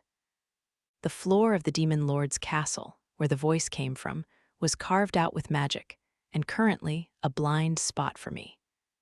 I see you're still alive. The Demon Lord turned around and picked up Alicia, whose clothes were tattered like torn-up cloth. Oh right, she and the others had on amulets of protection. I guess you can even survive a spell that destroys an entire space itself once with an amulet. The amulet that had saved my life saved hers as well. William and Oswald should have been alive as well, but they must have been unconscious because they didn't make a sound. Either way, without any method of recovery, They were probably covered in wounds. "Alicia," the prince cried. He tried to run toward her, but I stopped him by grabbing his collar. The demon lord faced us, still holding Alicia by her arm. "I was listening to your conversations, but I really don't understand you too. I did realize that these three are garbage right away," he said, gesturing toward Alicia and the two others behind him. "Prince of Valsheen, why do you care so much for this one? Wouldn't it be better to get rid of a fool who would stab their ally in enemy territory?" Alicia did something unforgivable, but even so, I love her. How absurd. What's the point of love? People will even betray those they love if it furthers their own interests. That's not true. I wouldn't betray those that I love. Well then, if you stand there and watch Alicia, or whatever her name is, die, I will accept my own death. If that happens, the kingdom of Valsheen will be free from the threat of the monsters. Love or benefit, which will you choose? You can't compare an entire kingdom and one person. There isn't even any guarantee that you would keep your promise. Alicia, still held captive by the demon lord, became erratic, seeing Prince Edwin at a loss for an answer. "Ed, I don't want this. Save me." The demon lord turned his face to look at Alicia. "Stay quiet. Actually, let's ask you, Alicia. You, the prince, and the kingdom. I'll save one of those three. Go ahead and choose," the demon lord threatened, bringing his face closer to hers. "Me, please save me," Alicia answered in screams, possibly at her limit with the stress and fear she was feeling in that moment. "See, Prince of Valsheen, this is what people are like." No, upon hearing Alicia beg for her life uninhibitedly, the prince was left in a daze. According to the prince, Alicia was a kind-hearted girl who just acted differently when she saw me. That was something that I understood as well. She was originally someone who was worthy of being the main character of the game. However, reality had strayed from the game's story. Alicia had spent her time, until now, avoiding the various obstacles she was supposed to encounter during her first and second year at the academy. I believed that this was the reason why her heart was still weak. "Well, I only asked who I should kill out of curiosity," the demon lord said before strangling Alicia, who let out a cry of agony. "Alicia," Prince Edwin tried to run to her once again. It was then that I felt something was off about the demon lord's actions. The demon lord should be able to kill Alicia easily, but he was slowly strangling her, as if to make us watch her die.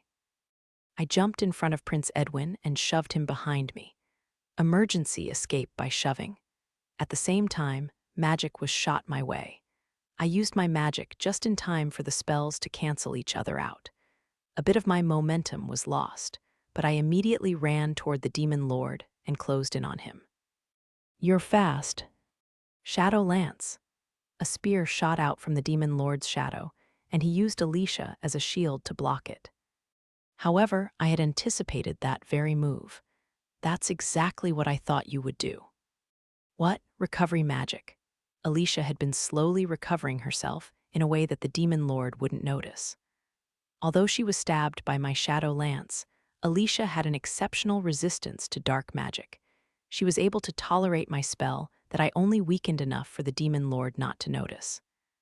My real objective was a physical attack, and my kick landed on his helmet. Gah, the demon lord staggered back and let go of Alicia.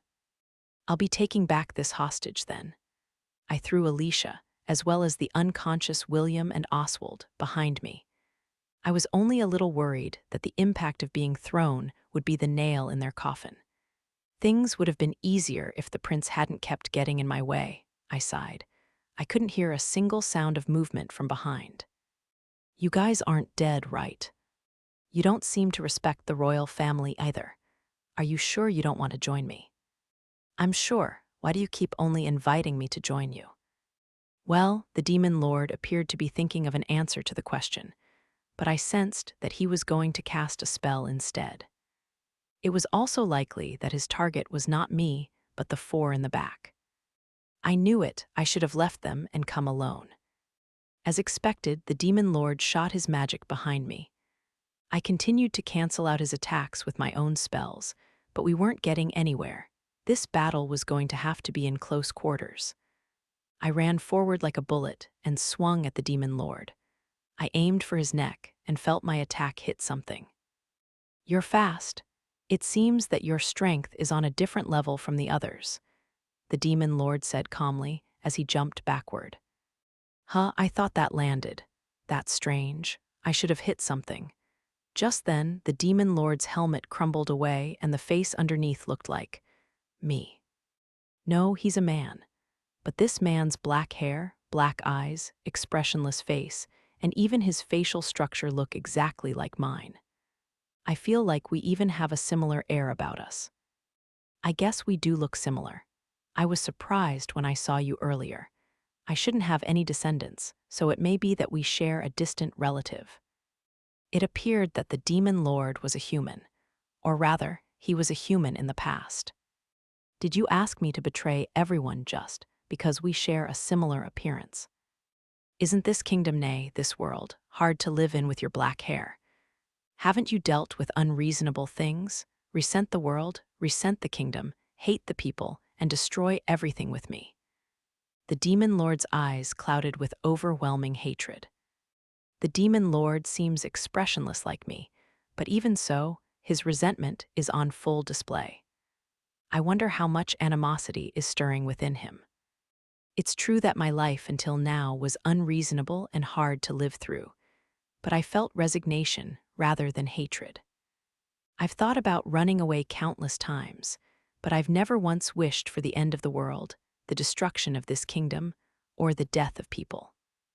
I don't think I have. I'd like to think I've never felt that way because I could actually make all of that happen if I wanted to. Why do you care so much? In the end, you're just going to be betrayed. I want to know, how did the story of this kingdom come to be told? It's said that the hero and saintess sealed away the demon lord and created this kingdom. I wonder if the demon lord's secrets are related to the founding of this kingdom. The demon lord erupted into laughter. The hero and saintess, those snobs. Snobs? Don't you think it's strange? Shouldn't there have been a kingdom here before the one called the demon lord appeared? I had found that strange, and I even looked it up once, but didn't find a single piece of writing related to the history before this kingdom was founded. I convinced myself that the records had burned up in flames during the battle with the demon lord. Before the kingdom of Valsheen was established, this entire area was in a period of warring states where there were rivalries between warlords. The first king of Valsheen won many consecutive battles and created this kingdom with the help of two skilled people working under him. One was a user of light magic, the other a user of dark magic. Were you? The two people must have been the first queen and saintess, and the other. Yes, I served the king of Valsheen. I respected and worshipped him. My loyalty to him was second to none because he was accepting of my black hair, which had been seen as unlucky even back then. So the demon lord was a loyal subject of the first king, who ended up betraying the kingdom later on. But as soon as the kingdom was stable, I was sent to these backwoods, continued the demon lord, referring to this castle's remote location. The king feared my strength. No, from the beginning, he was only after my strength. He probably secretly detested black hair and dark magic. Despite his harsh words, the demon lord's expression was surprisingly gentle as he spoke about the past, like he was nostalgic for those days. Is that why you started a rebellion? Absolutely not, the demon lord exclaimed, his face instantly filling with rage. That is absolutely not true. I thought the way that I was treated couldn't be helped. The king truly cared for his people, and I thought that was enough. It didn't sound so bad to spend the rest of my days in this secluded place, hearing what the king was up to through others from a distance. That probably was what happened, though, and the demon lord likely did not throw the first stone. The king raised an army against me. I didn't have an army of my own to go up against him, so I pleaded for him to stop. I pledged that I would fight in any harsh battlefield for him. Why didn't he fight back or run away if there was no chance of winning. As I thought about his actions, I realized that, unlike me, the demon lord probably cared for this kingdom. I cared for this kingdom and its people, the demon lord said sadly. I loved them, but I was betrayed. I was betrayed by the people in my domain who blindly listened to the rumors that the king spread, and even my most trusted subordinates. Because he loved the kingdom so much and so deeply, it was easy for his feelings to flip to intense hatred. It was then that I killed and destroyed everything in my path. Eventually, I found that I was able to control monsters. Even though I never cared for monsters because of their threat to the kingdom and its people, I still used them. I didn't know much about the Demon Lord's story, but I do know how this story ends. But I lost. They avoided confronting me directly and sealed me away using an ancient spell. And that's how we arrive at the present. Even after hearing this, do you still side with the kingdom of Valsheen? I think that the first king is entirely at fault for all of that, but things are different now. Oh, but it seems like those three over there haven't accepted you. Well, they're on the extreme end of those who dislike me. Neither His Majesty nor His Highness are like that. They were probably just cajoling you in anticipation of my resurrection. Even if you kill me and return, there's no place for you in this kingdom. After hearing the Demon Lord's story, I understood what the king meant when he mentioned a second Demon Lord. I also understood why the king thought it was better that I didn't know the identity of the Demon Lord. I would like to eliminate the discrimination against people with black hair for me and for the black-haired children that will be born in the future as well. That was why I couldn't become an enemy of humanity. That would only exacerbate the discrimination against those with black hair. Upon hearing that, His Majesty said he would support me so that we could also prevent the creation of a second Demon Lord. I'm just guessing, but I believe that you are the villain in the story that's been passed down in the royal family. However, I think that His Majesty is aware that you didn't cause a rebellion and knows that you were truly born out of discrimination and contempt. I was genuinely someone who could become a demon lord, one that was far stronger and more terrifying than the one before me. People's feelings are fleeting. Even if things are good now, the situation will change in a few decades. If that happens, I'll run away out of this kingdom or even outside of this continent. There are people here who are capable of killing me or possibly sealing me away, but here I am. I was referring to Alicia, who was probably the greatest light magic user in all of history. But I wouldn't be bested by her a second time. If I destroyed the light-type sword, it would probably be impossible for her to kill me. After hearing what I had to say, the anger in the Demon Lord's face slightly softened. You're, how should I say this, kind of cold. Do you have anyone you love? What is he suddenly bringing up? The Demon Lord shouldn't be gossiping about love lives. Flustered, I stumbled a bit before responding. I do. What would you do if he betrayed you? I didn't say that the person I love is a guy.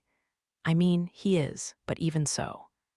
What would I do if Patrick betrayed me? I would probably just flee the kingdom.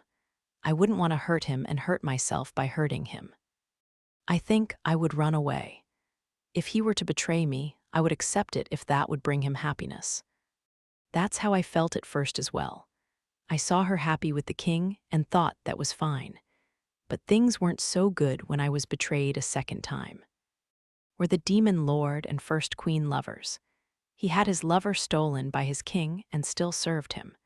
This guy's loyalty is incredible. I have the option to run away. You didn't have that. I think that's the only difference between us. You could also say that the Demon Lord was brave enough to face this kingdom, while I was. Run away, huh? I never even thought of that. I wonder if history would have been different if I had fled.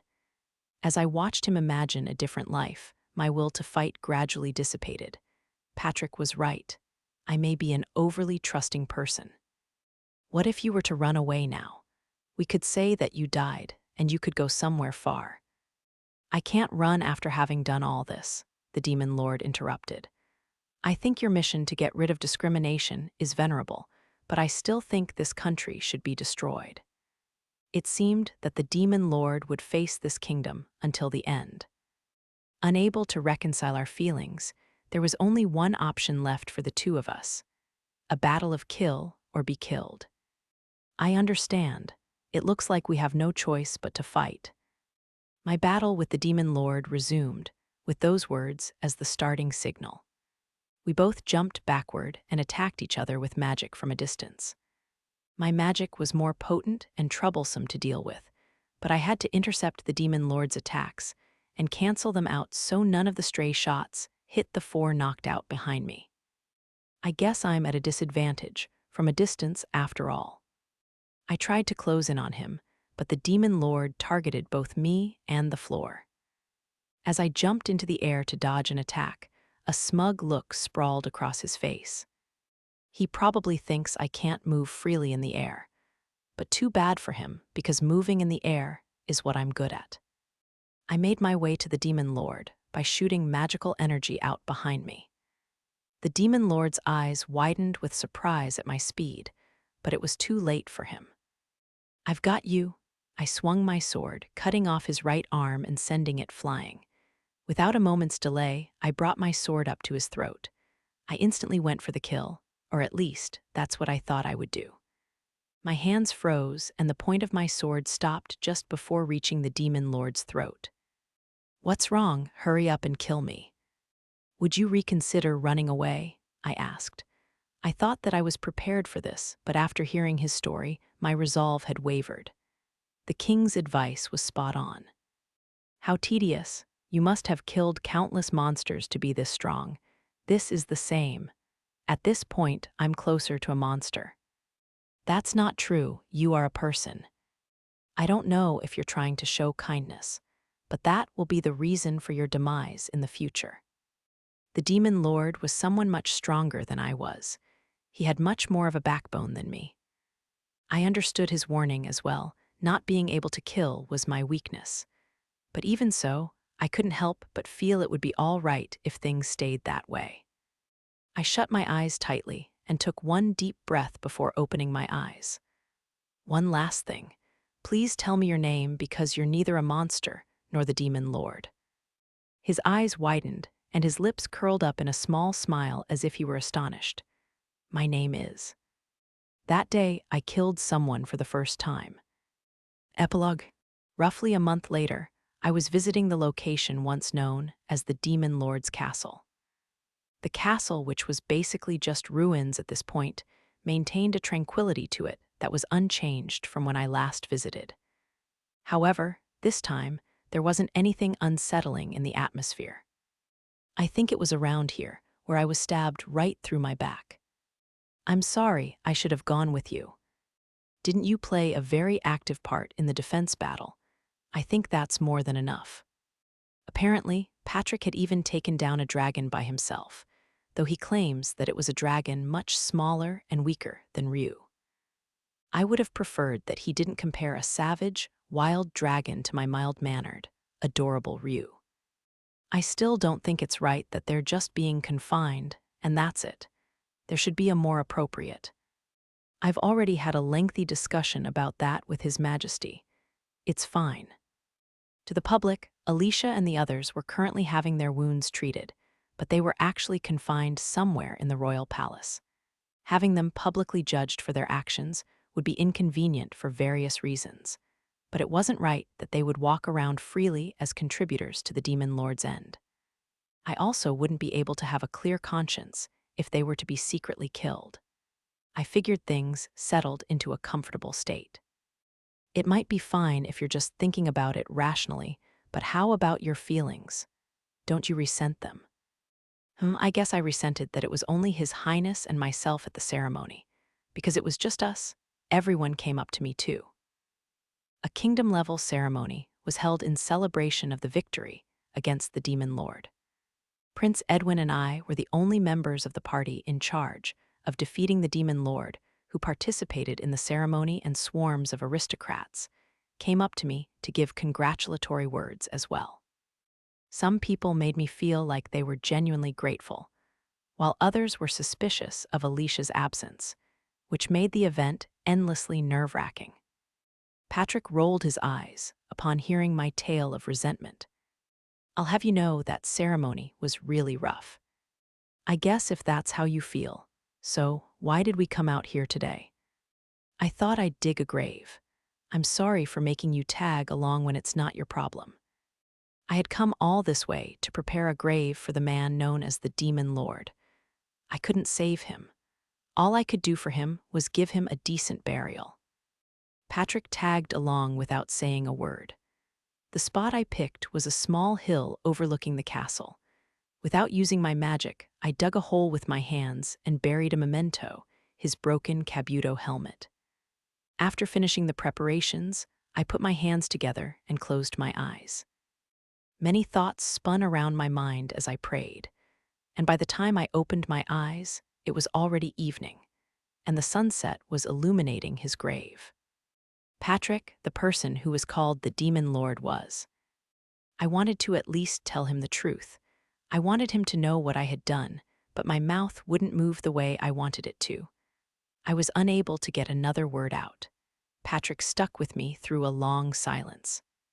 "You don't have to tell me if you don't want to," he said from behind me. I wonder what kind of face he's making right now. I managed to continue without turning to face him. The person who was called the Demon Lord was just a person. He was just a person who thought about others, worried for others, and resented others. I couldn't even tell how my voice sounded right then. I see. So, a person, I killed a person. Those were the words that weren't coming out. I couldn't handle that truth. I was afraid of Patrick hating me, and I hated myself for worrying about him hating me. Before I knew it, there were tears flowing down my face, blurring the beautiful sunset. Him. I get it, you don't have to say any more. I understand, Patrick said gently as he hugged me from behind. He's warm. I think you did the best you could, Yumiella. But even if you made the wrong choice, I would still love you and would still want to be with you forever. Okay. I don't know what else to do for you. Telling you that is the only thing I can do. Okay, I understand. I didn't know if there was more that I could have done for the man known as the Demon Lord. My actions may have been for the best or for the worst, but regardless of morality, Patrick was on my side. Thank you. I'll do my best from now on. Don't try too hard. Things go south when you try too hard. I slipped out of Patrick's arms and turned to find Patrick smiling like he usually did. I was probably smiling as well. Everything's okay now. There were lots of things I had to do moving forward. The county that my parents had neglected was probably full of problems. And I had to do something about the social climate of contempt toward people with black hair. What do I need to handle these things? What am I currently lacking? I need to get stronger. My level won't go up anymore, so maybe I should train a new ability. Like what? Maybe I could learn to stop time. There have been many situations I could have handled better if I was able to stop time. It wasn't that difficult. I didn't have to stop time itself. I would just have to stop people's movement, stop natural phenomena from occurring, stop the stars from moving, and then finally hold a clock's hands in place. Then I could say I stopped time. Oh, I'm getting kind of excited. Patrick was silent for a moment before responding. I'm glad to see you're back to your usual self. Though he said he was glad, there wasn't an ounce of happiness on his face. Does Patrick prefer warping to stopping time? But I was probably correct in thinking he seemed to be having a bit of fun as well. Aren't you curious about it? I asked. Stopping time and everyone's movements, I mean. If I were to stop time, would you be frozen as well? Oh, I wouldn't want that. Let's say that you can choose what you want to be frozen. Then I'd like you to stay still for a second. Without giving me a chance to ask why, Patrick hugged me, this time from the front. Time wasn't stopped. If anything, it felt like time was passing by faster. My heart was beating incredibly fast, so that had to be what was happening. I raised my head that was buried in his chest, and our eyes met. Patrick, Yumiella. Just saying each other's names filled me with happiness. If we can spend our time together, then I have no need to stop time. Yumiella, I found a pretty rock. I shall gift it to you. Never mind. I want the ability to stop time after all. I escaped Patrick's arms to see Eleanora running toward us while waving. Eleanora had been very worried about my going to battle the demon lord. When I returned to the royal capital, she embraced me, partially in tears. Since then, she has followed me around everywhere without leaving my side. Even today, she forcibly came along with us. Shouldn't you be worried about the prince, not me? While I was digging the grave, she was off somewhere nearby playing with Ryu. She was carrying a round stone she had found somewhere. Ryu followed after her, giving off an atmosphere of fatigue. I'm sorry, Ryu, that must have been tiring. Eleanora finally reached us and held up the rock. Isn't it so perfectly circular? I found it over there and, oh, she was proudly talking about her rock but stopped and looked back and forth between Patrick and me before realizing something. Oh, I will keep my distance for a bit. Please take your time. She ran to a nearby tree and hid behind it. No, wait, she's poking her head out and looking over here. Patrick and I looked at each other. It wasn't the right mood to continue. Lady Eleanora, please come out. We're going home. I'm not here. Please continue what you were doing earlier. What a pain.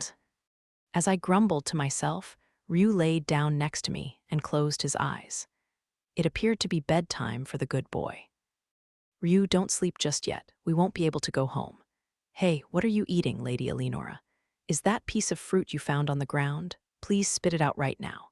Hey, why are you laughing, Patrick? Patrick seemed to be having fun, laughing at my disarray, and drawn in by his laugh, I began laughing too. Maybe commotion like this isn't so bad every now and then. Afterword. Hello, I'm Satori Tanabata. Thank you very much for picking up this book. Are you all people who read the Afterword of books? I have to apologize to other authors because I usually don't read them, or I just skim through them. I was told to write an afterword, but I have no idea what I should write. I thought about the reason for the existence of an afterword while eating my second string cheese. Was an afterword for people who want to know more about the author. But these days, people can usually learn about the personal life of authors they like by checking places like Twitter. I don't use Twitter, though. Then was an afterword for basking in the afterglow of a book. If that was the case, I apologize for what I've done. Was an afterword to thank the editors, illustrators, and readers. No, my gratitude couldn't fit onto 2 pages. All right, that's enough thanking. Still unsure of the significance of the existence of an afterword, I stood still in a daze, my string cheese finished. I was in a daze because I was supposed to have 2 string cheeses, but they were both gone. To this day, I do not know what happened to the cheese. Troubled, I tried Googling it. The only reason that Googling didn't result in an answer was because my internet connection was out. Surprisingly, I found out that there were many people who liked reading the afterword. I apologize for saying I don't read them. Not only do many people like them, but some people were also afterword fundamentalists who decided to buy a book only after reading the afterword. How strange. I saw an opportunity for success there. An afterword was a space to appeal to people who loved to read the afterword. People who read the afterword seem like they, have superior personalities. There's no doubt that they are wise people with common sense and intelligence. They're not strange at all. So I will list some of the appealing points of this book. To see the charm of the story itself, please read the blurb or the obi wrapped around the book. The editor in charge is incredible, so I'm sure they've done a better job than I have of conveying the charm. For the charm of the characters, please look at the cover or illustrations. Rather than me needlessly talking about it, it would be faster to just look at T's art. It's cute when Yumiella, who's usually expressionless, has a slight smile or is blushing. All I can say is that this is a book written by an author who writes this kind of afterword. Also, this book is the novelization of a web novel, but with the help of editors, it is surely a much more complete story compared to the web novel. There is also 50% more content than the web novel. We've arrived at the end. To my 2 editors, the illustrator T, proofreaders, everyone involved in the publishing of this book, and everyone who picked up this book, I want to truly thank you. I hope to see you all again,